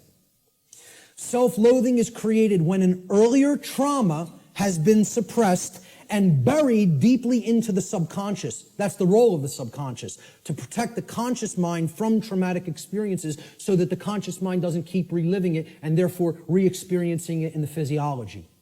However, if we never bring up that shadow material to the conscious level, it builds and builds and builds until it ultimately destroys us, psychically and spiritually. All right? Instead of confronting, dealing with, and healing that trauma, people don't want to do that work. It's too hard to dredge up that shadow material. It's hard work. Believe me, to come out of the mind state I was in, I had to do that shadow work for years. Years of more suffering and pain, saying, what do I have to look in the mirror and confront about myself? And then work to change and admit thousands and thousands and thousands and thousands of times, I was wrong, I was wrong, I was wrong. I don't know how many thousands of times I had to look in the mirror and say that to myself. Sometimes to a point where I was so depressed I couldn't get out of bed for days. I would just sit and lay in bed and play doom metal all day. Literally, endlessly, repetitively. And just sitting there in that condition of total self-loathing and total depression because of what I know I took part in. And that I know was still my mental makeup, was still my psychological makeup that was going to take years to get out of. And I'm trying to explain this to prevent people from having to go through all that suffering. This knowledge can be gleaned without having to go down that path. It can be done. I'm not telling you that's easy work, but it is possible. Such trauma could take the form of feelings of inadequacy, whether they are real or imagined. And you know what that mind state ultimately is? It's a self-prison. That's somebody putting themselves in a cage. These people who want to take out their psychological frustrations on other people, they're prisoners. They are in the cage and they love being in the cage. They don't have any desire for freedom. The only kind of person that would have no desire for real freedom is a person who's in the psychological state of self-loathing and hates themselves and does not love themselves. Now, what heals self-loathing? Self-respect. And we have to know what the word respect means. And this is about looking at yourself. Introspection. Respect comes from the Latin re, meaning again, and the Latin verb spectare, which means to look at. You put them together, to look at again, to take another look at. Well, what are you taking another look at? You're taking another look at yourself. That's what respect starts as. You can't give something to somebody that you don't have. If I don't have $10 in my pocket, I can't give it to you. If I don't have a coin in my pocket, I can't give it to somebody else. You got to have it first to give it. So nobody can give respect to anybody else unless they first developed it inwardly. Self-respect has to come first. And that's why these people don't respect anybody, order followers, most of all themselves. Until they do that work of self-introspection, they're not going to develop that self-respect. And I'm not telling you that's easy work. It's hard work that can take a lot of time. And it's dredging up shadow material that most people want to run away from. They don't want to confront that about themselves. Only self-respect can heal self-loathing and therefore help to put an order follower on the path to conscience. We need to take another look at ourselves. The lost word All right, this is the end of the natural law segment, and I'm just going to talk about solutions toward the end a little bit. All right? The lost word, it's a concept in esoteric Freemasonry, which represents a state of consciousness that has been largely, quote unquote, lost to the majority of human beings. In order to speak the quote unquote lost word, a human being must work upon themselves in order to achieve a state of equilibrium or balance between the left and right hemispheres of the brain. In such a state of balanced consciousness, the being has come to know oneself, as well as the working operations of the macrocosm, meaning natural law. In doing so, that person has also come to understand the objective difference between right and wrong, or as these concepts are referred to in the tradition of Freemasonry, they have come to understand the difference between light, which is right, and darkness, which is wrong. Or light, which is knowledge of right and wrong, and darkness, which is ignorance of right and wrong, respectively. All right? What is the lost word, though? That's the lost word, ladies and gentlemen. You know the knowledge of the highest levels of Freemasonry now. Most actual Freemasons in the lodge system don't know the lost word. The lost word is no. And I would suggest to you, it is a dual word. The lost word is dual, meaning it's two things. It's not just one. It is the word no, N-O, and it is the word know, K-N-O-W. Those are the lost words. Okay? In the enlightened state of consciousness generated through the knowledge of natural law, a human being is finally able to speak the so-called lost word, which is no. No is the word of all power. Only when we say no to those who would claim to be our owners, those who would claim that it is they who will decide which rights we have or do not have, do we stop externalizing our power to anyone outside of ourselves, and in doing so, reclaim all of our rights, all of our property that has been taken without right. Sadly, very, very few people in our world have the knowledge, care, and courage that is required to do this. This is why this all-powerful word is considered lost. And there's the other variant of the lost word, know. Know your rights. The reason you have to know what the difference between right and wrong is, and therefore know what rights you have and what rights you do not have, is because those who do not know those things will never say the lost word to someone who claims to be their owner. They will not say no, N-O. So let's look at some solutions. I call this section Teaching Natural Law to Others. Because as we're talking about, education is the only solution. Knowledge is the solution. The propagation of that knowledge is education, which means to lead out from. Educare in Latin means to lead one out from something. And what is education? It means to lead one out of darkness, out of ignorance. That's what a real teacher does. You know, doesn't push somebody out. It says, I'm going to go first and show you the way. And you could follow, you know, if you feel that this is the accurate path. Okay? But you could do the same discovery process. It's a repeatable process. That's what a science is, which I've said this is not a belief system or a religion. It is a science. This is also known, teaching natural law to others, which is what I am doing, has been called in all of the positive occult traditions, the great work. And I call it the true great work, because the dark occultists take everything and twist it around, and they have their own variant of the, quote, great work, which is creating a world of total slavery. That's the dark great work. I call this the true great work, or the light great work, however you want to refer to it as. It's just a piece of jargon. It's just a tag that we put on it. Shift happens. Well, maybe, but maybe not. The result's not guaranteed here, folks. The New Agers want to tell you it's all guaranteed, it's all in hand, you know. The Zeta Reticulians are going to be coming in from orbit any moment here, give us all the secrets to the universe, save us from our own ignorance, you know. You just got to wait a few more years or decades or millennia. But they'll be here soon. A quantum shift in human consciousness is required for humanity to become free of its self-imposed state of slavery. Unfortunately, this great change is not an automatic process, nor is it guaranteed to happen at all. We could be in this condition for a very, very, very, very long time. Or it can snowball and lead to total annihilation and the extinction of the human species.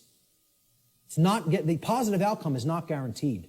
Anybody who thinks it is very naive and, extraordinarily right-brained and overly positive. I'm not telling you the negative outcome is guaranteed either. I'm telling you it can go either way, depending on how consciousness goes. About how many people in quantum numbers are going to choose truth over deception.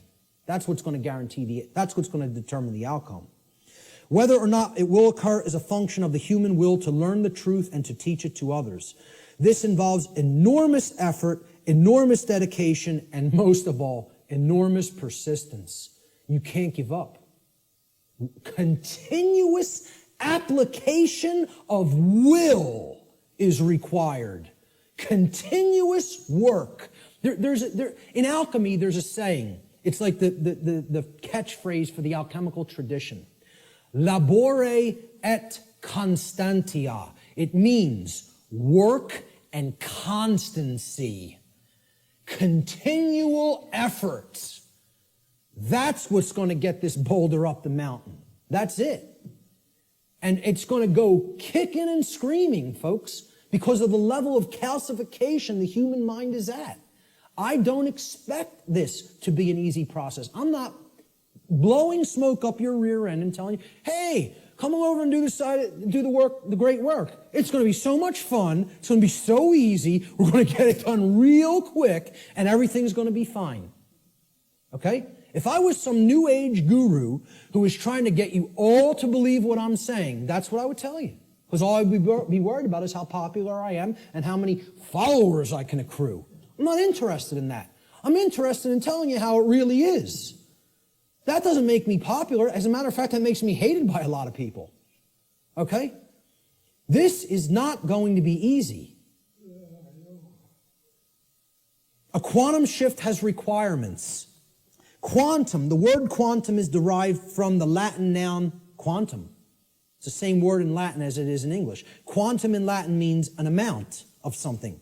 In order to tip the scales of truth and justice back to balance, a certain amount of people actually need to be doing the great work to help others to receive truth.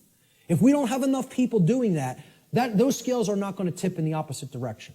Got news for you. We need to hit a critical mass number. Numbers are required. The New Age movement wants to tell you, no, numbers aren't required. A tiny, tiny, tiny, tiny portion can make great, great, great change happen. Nonsense. It's not called a quantum shift for no reason. It's called a quantum shift because quantum means an amount. Okay? You need to put enough force on that scale to get the truth to tip in the other direction. If you don't have that amount, it's not going to tip. All right? So, individual behavioral choices, they are either based in harmony with natural law or opposition to natural law. They combine in their energy and effect, and in the aggregate, meaning in the sum total, they influence the quality of the manifested, shared human experience. That's how reality is created. We're not very contradictory to the New Age notion. Each individual is not creating their own reality. In the aggregate, humanity is co-creating the collective shared experience that we are all undergoing. We collectively create our shared experience. Not each individual creates the reality that everybody experiences. Yeah, you do create a microcosmic aspect of how you experience your life, whether you're experiencing self-inflicted suffering, large amounts of it or not. That's how the laws of attraction work at an individuated level. But at a mass level, they work in the aggregate. We need a population who understands and lives in harmony with natural law. And numbers are required for that to happen. This dynamic acts as a perfect expression of the principle of correspondence. As above, so below. As below, so above. As the individuated units of consciousness are co-creating reality, so the macrocosmic reality shall become and shall be experienced. Decisively contrary to the New Age view, in order for a quantum shift to take place, numbers are required. So what is the true great work? The true great work can only be performed after one has already realized the truth regarding natural law and brought oneself, one's own actions into alignment with natural law. That's when it begins. Because once you do that and you're no longer in that internal contradiction or opposition, that's when you can legitimately start teaching it to other people because you know it deeply enough and you've actually aligned your behavior to it. So the true great work is what comes after that. And here's what it is. This is actually what the true great work is now. It is the arduous task of influencing other people to go through the very same process of change, of positive change in consciousness that you have gone through. It is to help them to realize that in supporting and condoning the legitimacy of authority and government, in other words, man's law, that what they have actually been supporting and condoning is the legitimacy of slavery, and that they were immoral for having done so. Now that is hard work. Because people don't want to hear this. They want to believe what they want to believe. They want to be true what they want to be true. They filter their perceptions through those lenses. In short, what the true great work comes down to is to actually get people to abandon their religions, their false religions, really, I should make this slide say. The false and dogmatic beliefs which hold back the progress of consciousness by impeding the reception of truth and natural law. They're calcified religious belief systems. That's what has to be broken down and abandoned. Carl Jung described the great work beautifully. I consider him a modern-day alchemist, as I consider many other teachers of the great work. He said, one does not become enlightened by imagining figures of light, but by making the darkness conscious. Making the darkness conscious. Not wishing for it to become conscious, not meditating upon it, by making it happen through an act of will. And that can only be done if enough people are doing the great work. Okay? This latter procedure that he's just described, he says, however, is disagreeable and therefore not popular. So few people are doing this work. The answer is to actually become the teacher. I don't do this because I want a lot of people to be students and follow what I'm saying. I could care less whether you follow me. Believe me, I'm telling you, the wrong thing to do would be to follow me. That's a bad example. You follow me, you're going to go down a deep path of suffering for many, many years before you come out of it. It would be a bad choice. I'm telling you to follow truth, to know truth. Has nothing to do with me.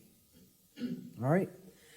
When people hear that's what the great work is, to help change other people's minds, once you change your own, it's like this.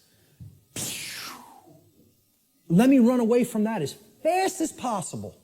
Are you crazy? You want me to do what? That's the hardest thing there is to do. Exactly. That's why so few people are doing it. Many hands make light work. If we had more people involved in the effort, it might go smoother. It might go faster. Jefferson said, educate and inform the whole mass of people. That is the only sure reliance for the preservation of our liberty. Education is the answer. Researcher Donald McIlvaney said in his book, Toward a New World Order, in every declining civilization, there is a small remnant of people who adhere to the right against the wrong, who recognize the difference between good and evil, and who will take an active stand for the former against the latter. There's a small group who can still think and discern for themselves and who will courageously take a stand against the political, social, moral, and spiritual decay of their day. Brilliant. The words that are attributed to Jesus in the Gospel of Matthew, and many people will never have heard this quote. He says, "Do not suppose that I have come to bring peace to the earth. I did not come to bring peace, but a sword. For I have come to turn a man against his father, a daughter against her mother, a daughter-in-law against her mother-in-law. A man's enemies will be the members of his own household." We're going to talk about who the enemy really is. "Anyone who loves his father or mother more than me is not worthy of me. Anyone who loves his son or daughter more than me is not worthy of me. And anyone who does not take his cross and follow me is not worthy of me. Whoever finds his life will lose it, and whoever loses his life for my sake will find it." These are words attributed by Jesus, but what you want to put in place of Jesus is the word truth. The way, the truth, the light, knowledge of natural law, Christ consciousness, okay? He's telling you there are going to be people in your own family that aren't going to align themselves with right over wrong. They're going to continue to choose slavery. They're going to continue to advocate slavery. These aren't people who you want to continue to align yourself with if you have made an effort to truly explain what's really taking place. See, this is the concept of true forgiveness and turning the other cheek. It doesn't mean turn the other cheek and continue to ignore evil and excuse evil indefinitely while it destroys you. It means you have to give people who you're close with and you have an affinity with more chances than you would give just somebody who you don't know to learn the truth. It's like saying, because I really care about this person personally, I'm going to keep going back, and I'm going to keep hitting them with the truth. And eventually, if they come over to the side of truth and right, fine. But what he's saying here is eventually, this spiritual war is going to go hot, so to speak. And the people, even who are closest to us, if they don't align themselves with right, are the people who are ultimately continuing the evil in the world. They're the real spiritual enemy. What will this battle really be against, this spiritual war? Well, I say it will really actually be against inner demons that exist in the psyche of mankind. And these inner demons are egos that are hardened into what I've referred to as negative knowledge, emotional mind control, and the fear of true freedom. So negative knowledge is the concept that somebody already knows. They don't want to look at something because, hey, I already know what's really going on. Okay? It's the illusion of knowledge. The greatest enemy may not be ignorance, but rather the illusion of actual knowledge. And people don't have the truth. And not only don't they have the truth, so they're at zero there, right? They're at the 0 point there because they haven't really started looking into truth for themselves, but they're attached to all this stuff that isn't true. So that puts them in the negative. They got to do work to get back to zero of knowing nothing. That's why I call it negative knowledge. Got to do hard work to get back to a clean slate, to start taking in some good stuff. Many people are in that state, and the people who are in that state largely are the overly intellectual, the super left-brained, the left-brain prison folks. Emotional mind control is the second inner demon. I encounter this all the time through people with my work. Because many people don't have the thick skin to listen to somebody like me. And that's okay. That's all right. Again, what Art talked about is that in the ancient traditions, they talked about reserve the meat for the strong men and furnish the milk for the babies. All right? I'm not here to convert the babies. I don't have the patience for that. I don't have the energy for that. What I'm trying to do is get the other teachers ready who might have the energy and patience for that. Because that's not me. And I'm being 100% perfectly honest with you that that's not me. I'm not here to do that. Okay? I'm hoping to bring some other people that are most of the way there, all the way there, so they can start doing that on a wider scale. You know, they're going to be the people who are going to work with people like that, not me. I'm just being honest with you about it. Emotional mind control comes in a couple of forms. Well, if this is unpleasant, the New Age variant is this right here. If it's unpleasant, I don't want to hear it, I don't want to see it, and I certainly won't want to tell others about it. See no evil, hear no evil, speak no evil. I'll just ignore it and it'll go away on its own. Well, what happens when you do that with any kind of a sickness or a problem? Does it get better? It gets worse. The second form of emotional mind control is people have a problem hearing truth because they don't like or prefer the way it's delivered. I'm not going to stop delivering truth the way I deliver it. This is my style. I like my style, personally. I don't think I have a problem at all in the way I present. I listen back to my presentations, and I don't, totally pat myself on the back, but I say, I did a damn good job there. I'm proud of how I did, personally, okay? I'm making an honest assessment about how I present. And again, I realize my presentation style is mostly for the thick-skinned. It's not for the people with super delicate sensibilities. So be it. That's not really who I'm trying to reach. I'm trying to do vertical integration, not horizontal integration. Build up the community of people who really get it, and they can start propagating it to the masses. This concept is about, the attractive newscaster on the nightly news. She can whisper sweet nothings in your ear all night with the blue frequencies behind her, okay, and say, 2 + 2 = 5. 2 + 2 = 5. And she's going to get a lot of people to believe that nonsense, right? But the person who's actually telling you the truth, that you might not like the sound of his voice, you might not like the harshness that he comes to you with the truth with, he might be screaming through a bullhorn and saying, hey, you're in danger. You are actively in danger. There is an imperative here, okay? There is a time consideration here. You don't have all the time in the world to correct this, all right? People say, well, I don't like the way he said that. That comes off as negative to me. I think he's fear-mongering or making a bigger deal out of this than it is. They're not interested in the content, the actual information. They're saying, the way that was said offended me. I don't prefer the sound of his voice or the tone he just took. Well, does that have any damn thing to do with whether the information was true or not? The people who are in this mind state are under emotional mind control. They believe you can determine the veracity of informational content based upon how it makes you feel. And this is a logical fallacy. That cannot be done. You cannot think with the emotions, and I'm not telling you to disregard the emotions. They're unbelievably important. They are our compass for morality in our lives. They're the compass through which we should set the direction of our behavior. But you can't come to determine and analyze and break down what's true or not and make a filtering system based on just how the information made you feel when you heard it. Okay? You have to actually think with the mind, with both hemispheres of the brain, with true intelligence to come to filter and determine what's true.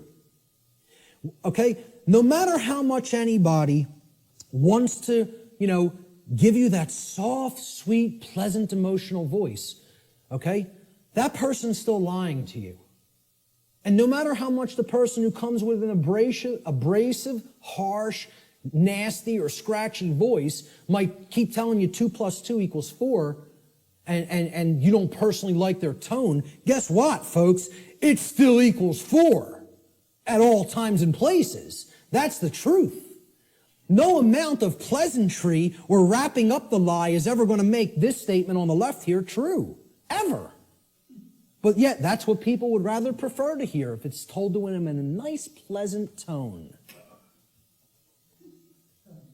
Truth is belligerent, as I said at the beginning of the presentation. It is, by its very nature, at war with the forces of falsehood and deceit. Brecht.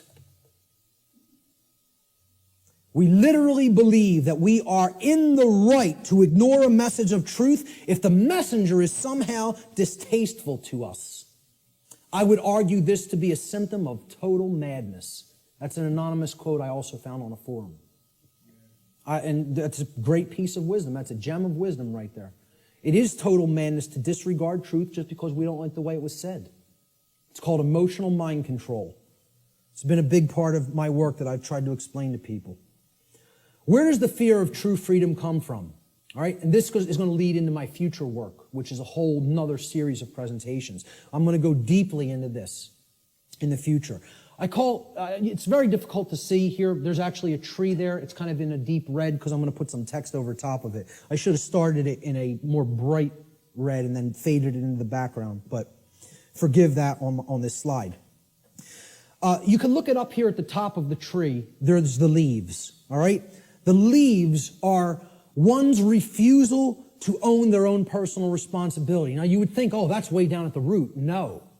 That's the symptom that's manifesting up at the top of the tree. That's actually the leaves on the tree, the leaves and the twigs, right? Then we get down to the big branches and the trunk of the tree. We're getting closer to the heart of the real psychological issues that are at work driving the negative aspect of the problem, all right? And this we've already talked about, self-loathing due to lack of self-respect. Now, what am I really describing here? What have we actually been describing? What kind of people want to live in perpetual refusal to own personal responsibility because they have some nested traumatic issues that have led to self-loathing and lack of self-respect? What am I really describing there? What? Well, yes, it's a slave mindset, but there's something else that I'm describing. What kind of person is that? A child. Thank you. We're talking about people who are psychologically, emotionally, and spiritually immature. They have not grown up. They have not accepted personal responsibility, which is a hallmark of true adulthood or maturity. And this is due to the trauma that they've undergone that's led to self-loathing, okay, and the lack of self-respect, which is why they don't want personal responsibility. They want to remain an eternal child. Now, let's find out what is at the root of this tree of evil. Because until we go into this space, into this causal factor of these other manifesting psychological conditions, we're not actually hitting the actual root of the problem. If a child doesn't like themselves, they hate themselves, they feel they're not good enough, they're not worthy, they have all these imagined feelings of inadequacy and self-loathing, okay? And that's expressing their refusal to grow up and take personal responsibility for themselves in their adulthood. What kind of trauma specifically has that child more likely than not psychologically undergone? They've gone through a specific type of childhood trauma. And I would argue that most people on earth have gone through this type of trauma. And that type of trauma is called abandonment. The human species is suffering from very deeply seated parental abandonment issues that lie at the very core of the psychological condition that we call the human condition. Until we deal with that nested psychological trauma that has been created through abandonment issues, we're not hitting the roots of the tree of evil. We're not getting down to the very core issue that needs to be understood. My future work, I'm going to be presenting this on December 12th in Philadelphia, for anybody who's in the Philadelphia area. It's going to be what I would call a synthesis, an explanatory synthesis of why this is the root psychological condition of humanity. I call it cosmic abandonment. And this is going to be one of the biggest aspects of the next part of my work. I think it's going to really set my work apart from others in the truth and freedom community and the alternative research community. Until we wrestle with those psychological abandonment issues, we're not getting to the heart of what's causing these other problems in the human psyche, like self-loathing, the lack of the development of self-respect, and the refusal to own the responsibility for one's own actions. And I'm going to connect this with human origins. And I'm going to make the case that it has always been like that. It has always been like that. We have been children on this planet since we have been on this planet. And we have never actually psychically, psychologically, and emotionally and spiritually grown up because as a species, we have undergone what I term cosmic abandonment. So that's going to be coming up in future aspects of my work. What will be required on the part of those performing this great work? And you know, it is like Sisyphus rolling that boulder up the hill. We just got to get it up to the top and give it that one last push so we don't have to keep doing it again. Who knows how many times we've already tried to do this, and it's ended in failure. We need the knowledge of the real enemy, okay? And we'll get to what that is. We need to devote ourselves to service to truth, not even service to humanity. I'm not saying that's not a great virtue to have and to enact. I'm telling you we need to go beyond that. This isn't about service to me, you, or any other individual. It's about service to truth and principles, first and foremost. And we need courage and persistence. And then we need practical real-world skills. The knowledge of the real enemy needs to ultimately come first. And this isn't it, folks. This priest class that goes and meets and has the rituals at Bohemian Grove, I'm not telling you they're not evil. I'm not telling you they're not psychopaths. I'm not telling you that we don't need people like that in the world. Okay? I'm telling you that in this spiritual war, this is a tiny, insignificant, as far as numbers are concerned, fraction of the totality of the human population that could not possibly control the minds and the behaviors, and therefore the behaviors of the masses of people without our compliance, without our ignorance. So, while I'm not telling you I, like these people, do I have respect for them as an opponent? Oh yeah, you damn well better believe I do. I don't underestimate these psychopaths. Not a bit. You want to know why I worked with them? I know what their will is like. I know what their intellect is like. And I'm telling you, don't underestimate either one. I'm telling you, don't underestimate their care. They don't have, like I said, they don't have care in the terms of compassion and the normal range of human emotions like we do, but don't think that means they don't have care. They deeply care about what they're enacting, what their agenda is, and they have the will to carry it out, and they're not slowing down. They're unified. They're on a unified front. They're on the same page. Believe it. Know it. I'm not telling you that from, like I said, reading about it or book knowledge. I've been around these psychopaths. Haven't specifically been to this psychopathic gathering, but I've been around them enough. That's not the real enemy, that is. The sleeping masses, hypnotized masses, they're your enemy. See, people will say, the Illuminati enslaves humanity. No, it doesn't. Humanity enslaves the real Illuminati. You think about that for a little bit. Do those psychopaths in the last slide really enslave us? And first of all, people who call them the Illuminati, there's no such thing. Illuminati means that you're enlightened, the illuminated ones. You want to know who's the enlightened ones? They're in this room. We're the Illuminati. The people who know what I'm talking about here are the Illuminati. They're the illuminated ones. They're the ones with the light. They're the ones with the real knowledge. Okay? They want to refer to themselves as the enlightened ones. Well, they might have the dark sun, but they don't have the true sun. They're imbued with the black sun. That means it's all intellectual knowledge, and then you're applying it for the totally immoral, wrong reasons, which is to control and manipulate other people. There's nothing illuminated about that. So the real Illuminati, they're not the enslavers of humanity. The dark Illuminati are not the enslavers of humanity either.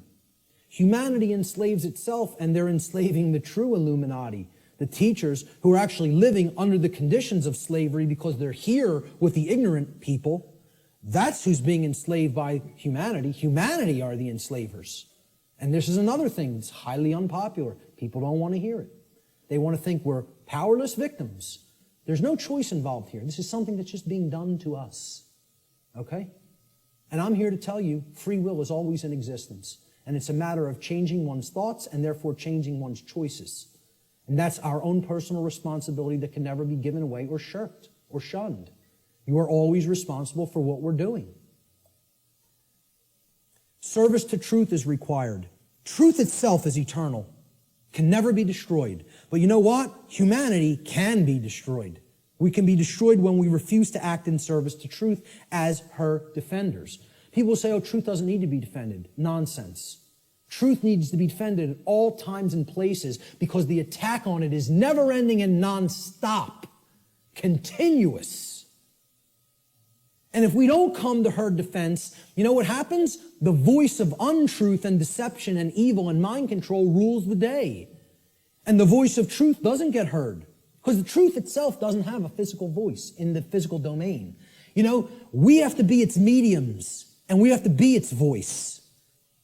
It's possible for us to co-create a positive outcome in this scenario, but this can only be accomplished if we care enough to learn the truth ourselves, and then we develop the courage to continuously speak it to other people until our voice of truth becomes a non-stop chorus like the voice of lies and deception and mind control has been for millennia on this planet. Courage is required. Samuel Adams encapsulated this brilliantly. He said, the liberties of our countries are worth defending at all hazards.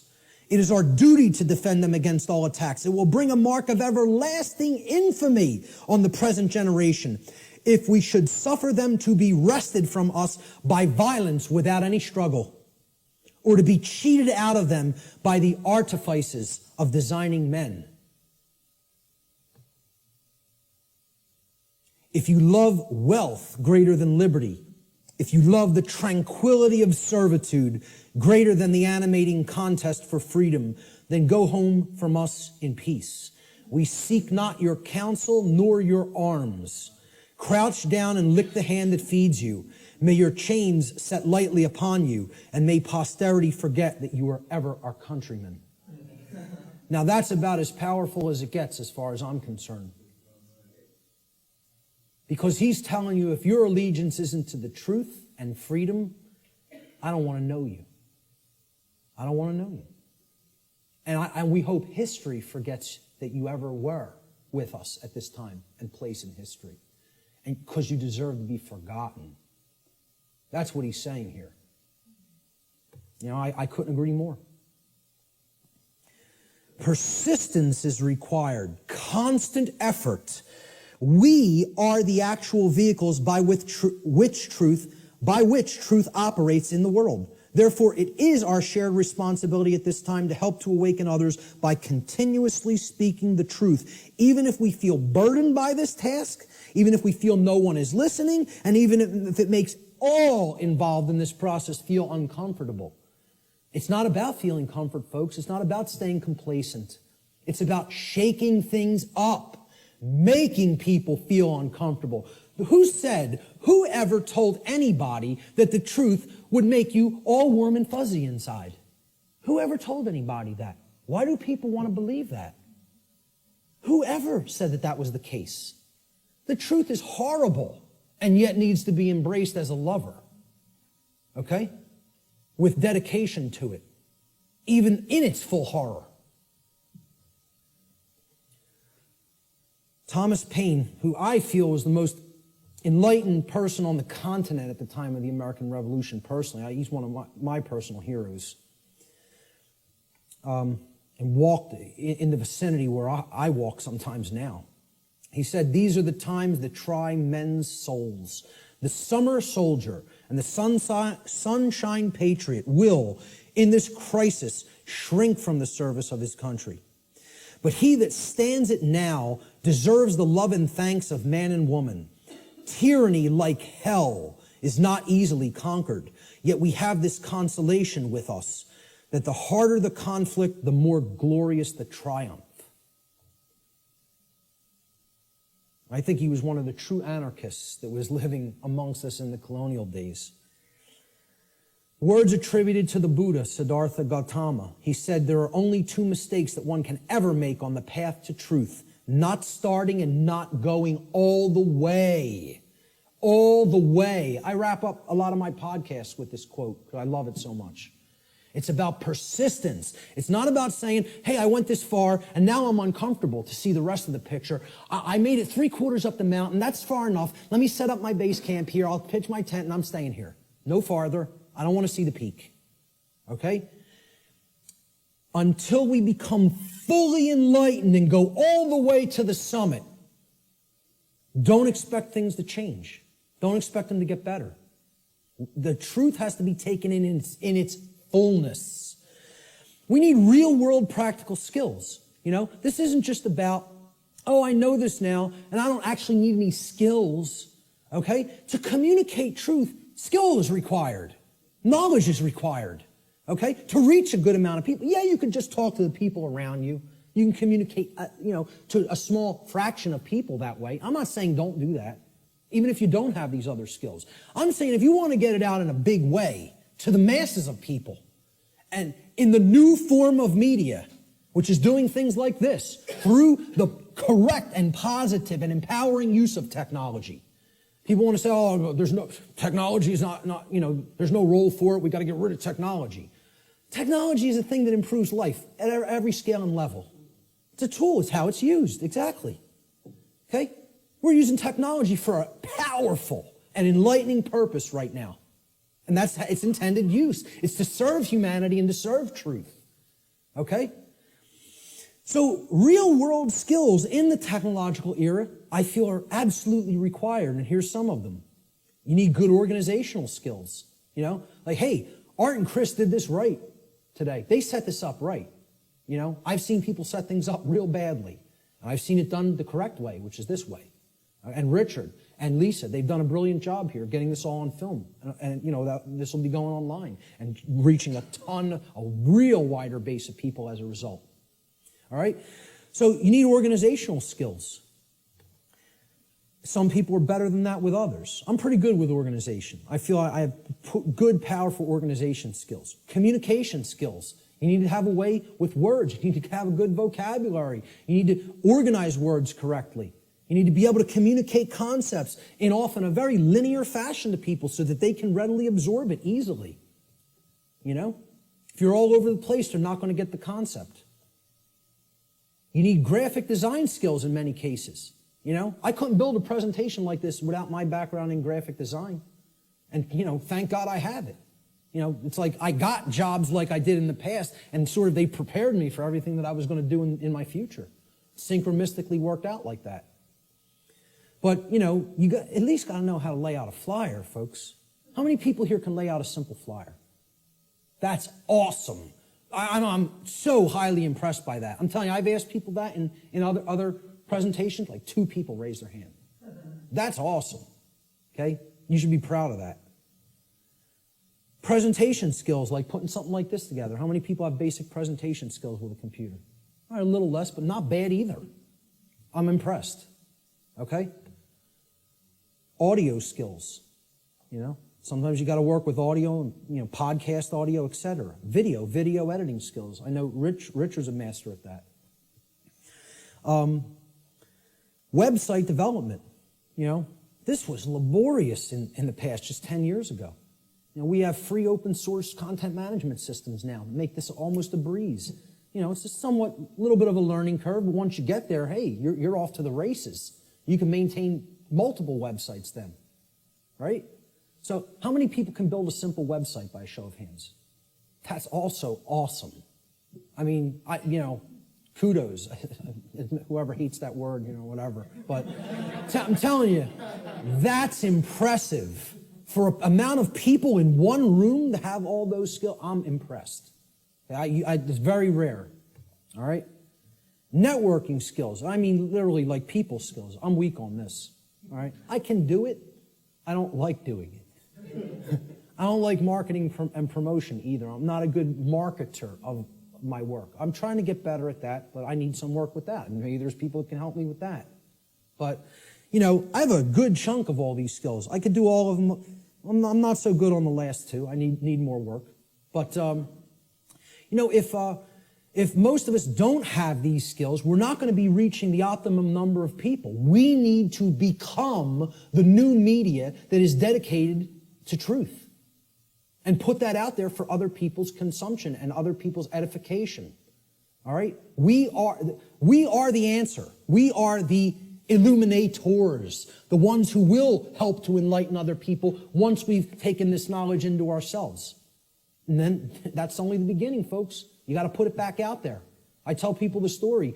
I had all this knowledge for a long time, sitting on it, doing nothing with it, just taking more in. Oh, I want to make sure I got it all right. I want to make sure I got the whole picture.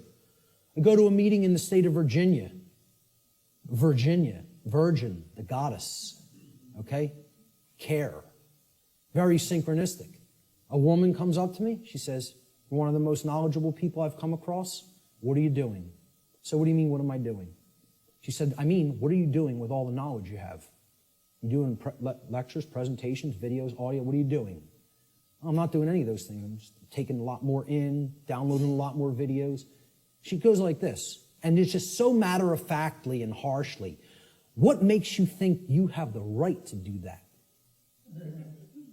What makes you think you can keep taking all of this in, all of this in, all of this in, and not put any of it back out? What makes you think you even have a right to do that? It was like somebody hit me in the face. She said, this was her phrase. She said, I'll never forget it. You're Niagara Falls in a water balloon. You're taking all this in and all this pressure building up. It's got no outlet. It's going to burst. She said, you have to put an outlet valve on that knowledge and let it flow out of you and go out to others, and then more will come in. Right now, there's no pressure release valve. You're Niagara Falls in a water balloon. It's like a truck ran me over, literally like I got hit by a truck. I came up with the idea for what on earth is happening like a couple of weeks after that, because that's all I could think about. All I could think about is what she said. It kept echoing in my head. What makes you think you have a right to do that? And didn't say it nice. Like said it like, you're not doing the right thing here. Get up off your ass and do something. That was the tone it was said in. And I totally appreciate it.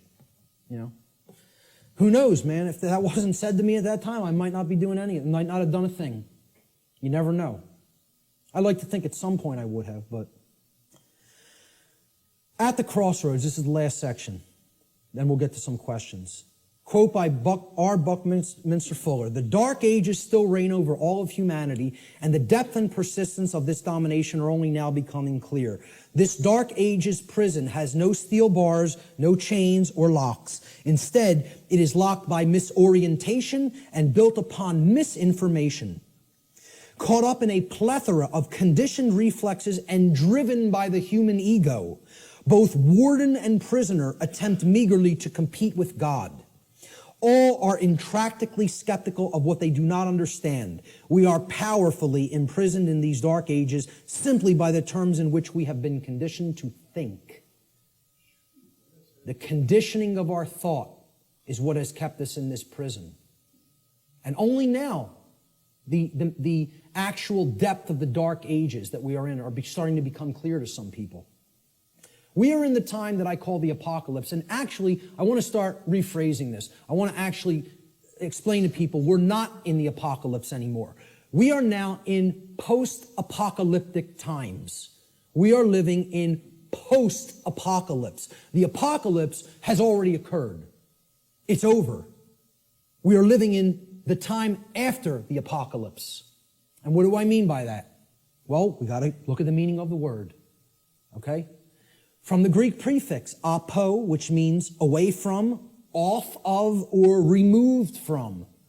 And then the Greek verb kalyptine, which means to cover or to conceal or to hide. So, apocalypse means literally to take the cover off of, to remove the veil from, or to take something out of hiding. Well, ladies and gentlemen, another big surprise. The veil has already been lifted.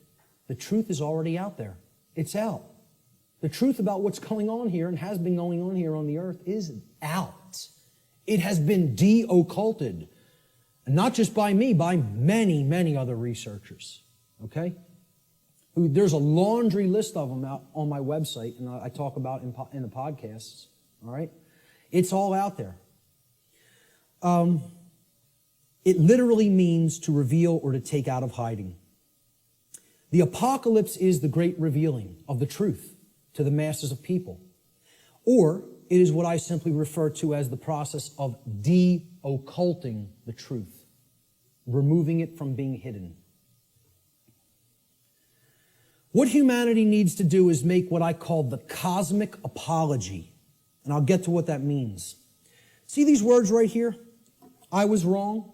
That's the most powerful phrase that can ever be said by a human being. The second most powerful phrase I would acknowledge is I love you. But this is more powerful than even that. Because this is about internal change. Not just a dynamic or an interaction or a relationship with another. This is about an internal metamorphosis. When you say these words, this is the phrase of all power. No is the word of all power by which we reclaim our power. But this is the phrase of power. All right? Okay. The word apology comes from Greek.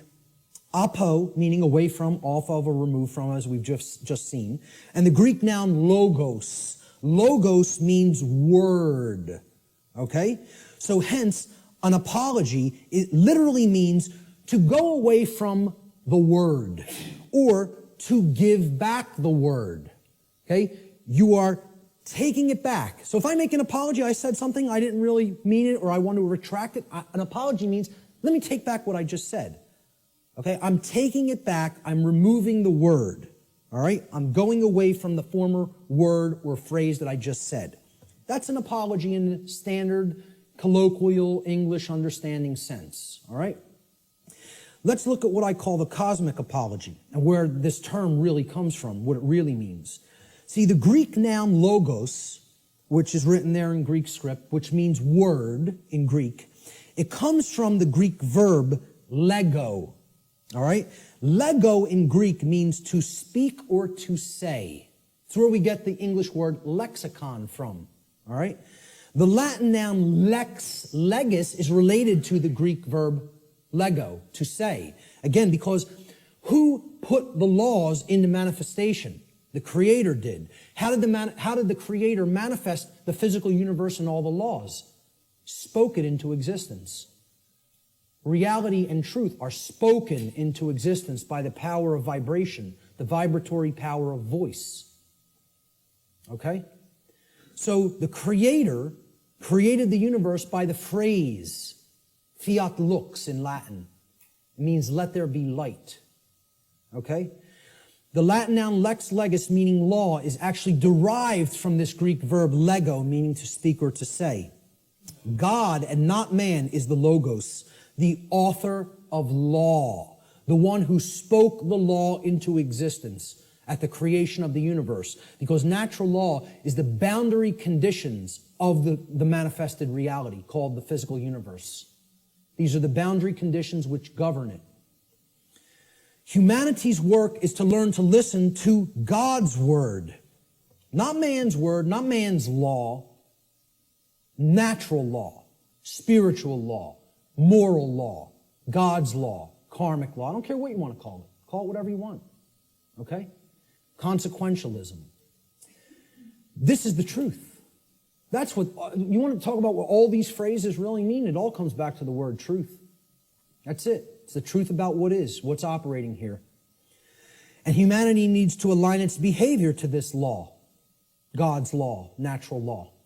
Without alignment of its behavior, don't expect to natural law, don't expect a thing to change here. Expect it to rapidly grow worse. Humanity must make a cosmic apology by giving the word, okay, which means the authorship of creating law. See, we think we're the authors, we're the authorities. That's what author means, right? Author. What's another word for author? This is just this is how mind control through words works, right? An author is a what? A writer. Well, what are you saying there? An author who has authority, they are authoring something, is a writer. They are a right, R-I-G-H-T-E-R. Okay? They're making it into a right. This is what you hear when you hear the word authority. You hear author, which means a writer, meaning one who makes rights, which means someone who believes they're God. That's all this really comes down to. In a nutshell, we're up against a class of people who believe that they can be God and own and rule everybody else. That's all the dark occult comes down to, folks.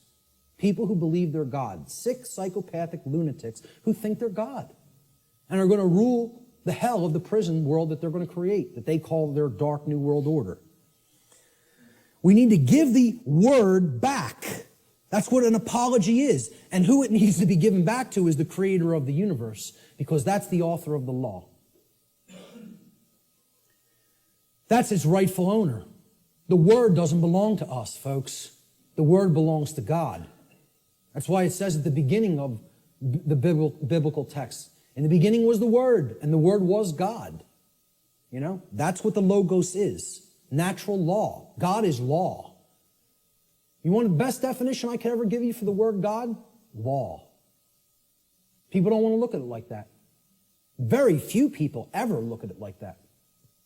That's what the force of creation is. It's natural law. It's how we co-create our reality, whether we do it consciously or unconsciously. This apology is accomplished when we open our minds and hearts to truth and we start saying the lost word, no to evil, to the presence of evil in our lives. See, this is an initiate inside what was known as the Jed or the Djed pillars, depending on how certain people pronounce it. And these Jed pillars represented stability and enlightenment.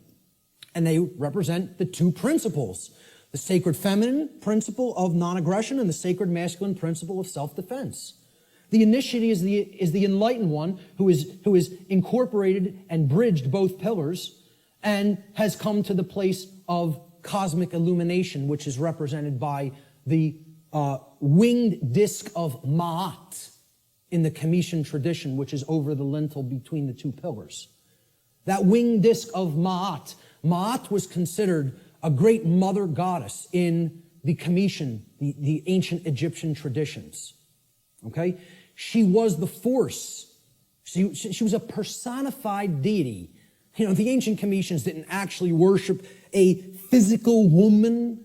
It's not what this was. It was the personification of truth and justice and order and natural law that was encapsulated as the sacred feminine essence. And she was above all the other deities in the pantheon of Egyptian deities, of Comitian deities. Ma'at, there was no god or goddess higher. And how they looked at alignment with Ma'at is if you wanted to have order and you wanted to avoid chaos, you learned the teachings of Ma'at because she was the goddess of justice and she was the goddess of righteousness. She was the goddess that brought order if you aligned yourself to her teachings, and her teachings were natural law. So that's what this is here. This is saying we need to take away the word. It's not saying remain silent and don't use your voice. It's not what it's ever been saying. This is a symbolic allegory for the apology. All right? You know what else the G in the middle of the compasses and square is? Apollo G. The sun, the light, the generative principle. Okay? We need to make the Apollo G. All right? That's what the G in the middle of the compasses and square in allegory also represents, because one of the big deities, the Greek deities that is often kind of exemplified in the Freemasonic tradition is Apollo. He was a sun god, and he was a corollary to Horus in the Egyptian tradition, and Jesus in the Christian tradition, and Mithra in the Persian tradition, and many other sun gods that represented truth and light. All right? So that's the middle way, the middle pillar. That's what the initiate represents. I started this presentation with the slide before we begin. Now we have begun. And it's up to you to take it further. You know, what you'll do with this knowledge is entirely up to you. See, this is a painting by Alex Gray that shows the worldview schism. Are we going to stay embedded in the left brain and in other forms of imbalance, and we're going to create the negative worldview, right?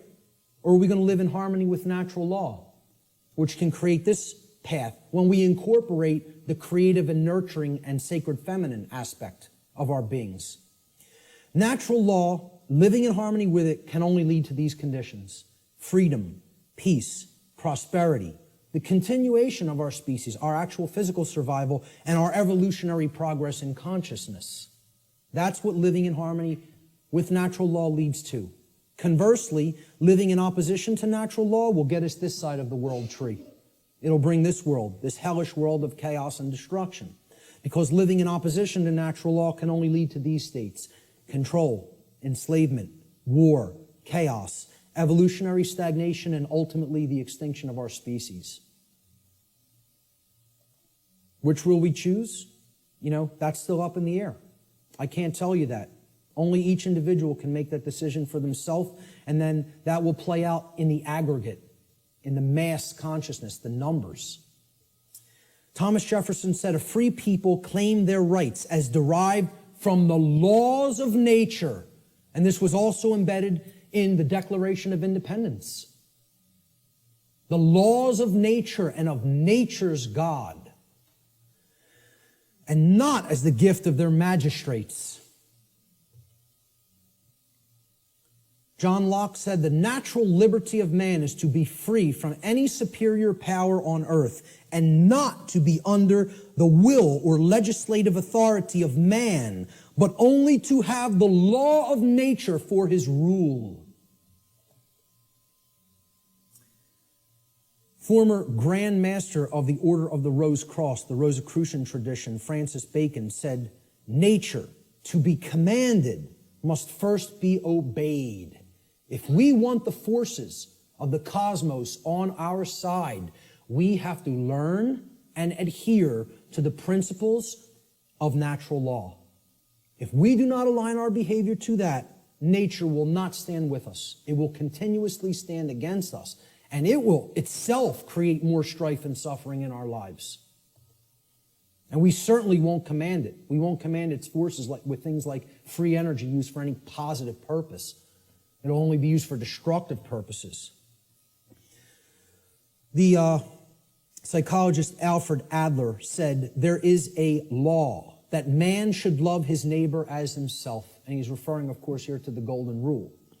"In a few hundred years, it should be as natural to mankind as breathing or the upright gait. But if he does not learn it, he must perish." And you know, folks, I would really hope this is going to take less than a few hundred years. But based on where we're at, I'm not so sure. You know? I think we could do it a lot faster than that if we accept the key that's been shown here today, that, as I said before, has the power to unlock all the locks on all the doors to all the cages. And that's what the knowledge of natural law comprises. Will we make the choice to climb the ladder of consciousness through an act of our own free will, choice, and effort?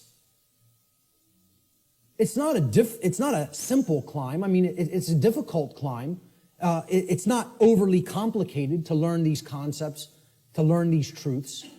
It involves abandoning many things that we've already been conditioned with that don't serve who we are, okay? But I'm not telling you it's going to be easy, all right? It involves a lot of deep introspective work.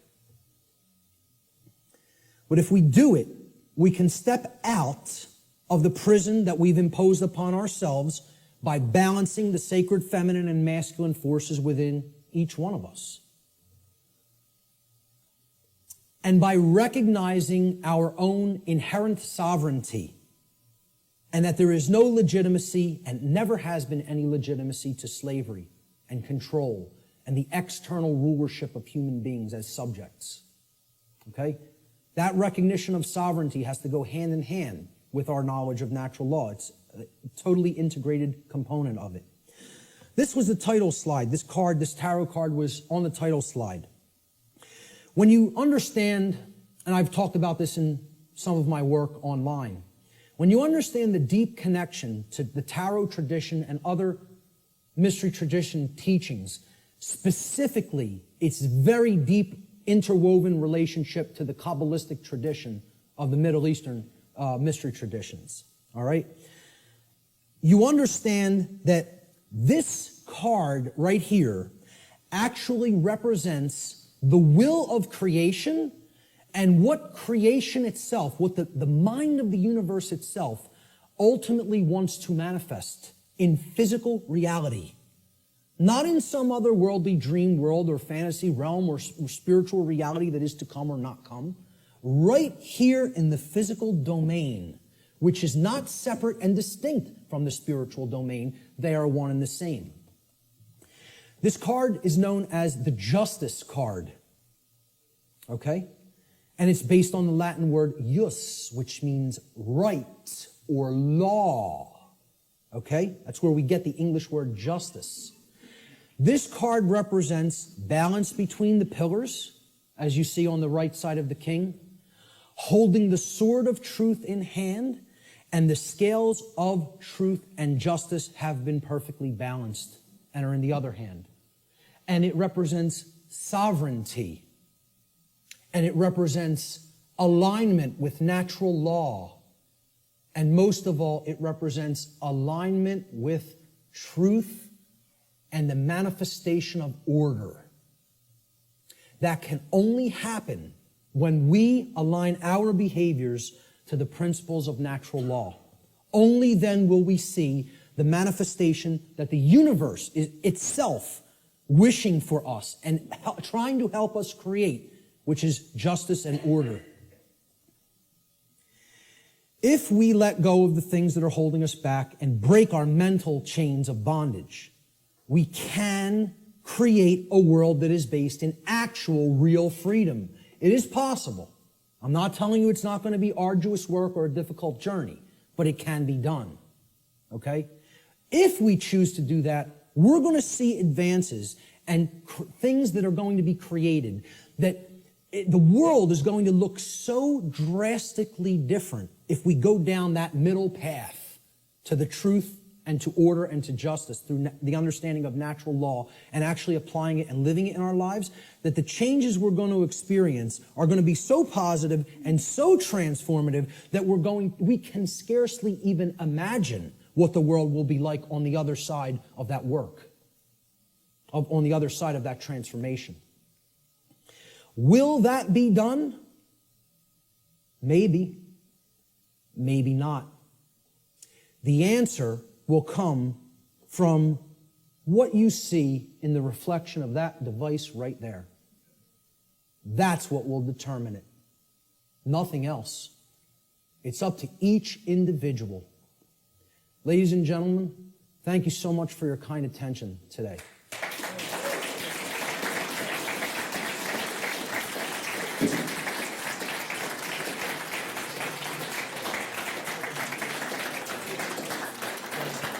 Thank you. Thank you. Thank you. I appreciate that. Finally, this right here, Lex Rex, simply means the law is king. The law is king. Lex Rex.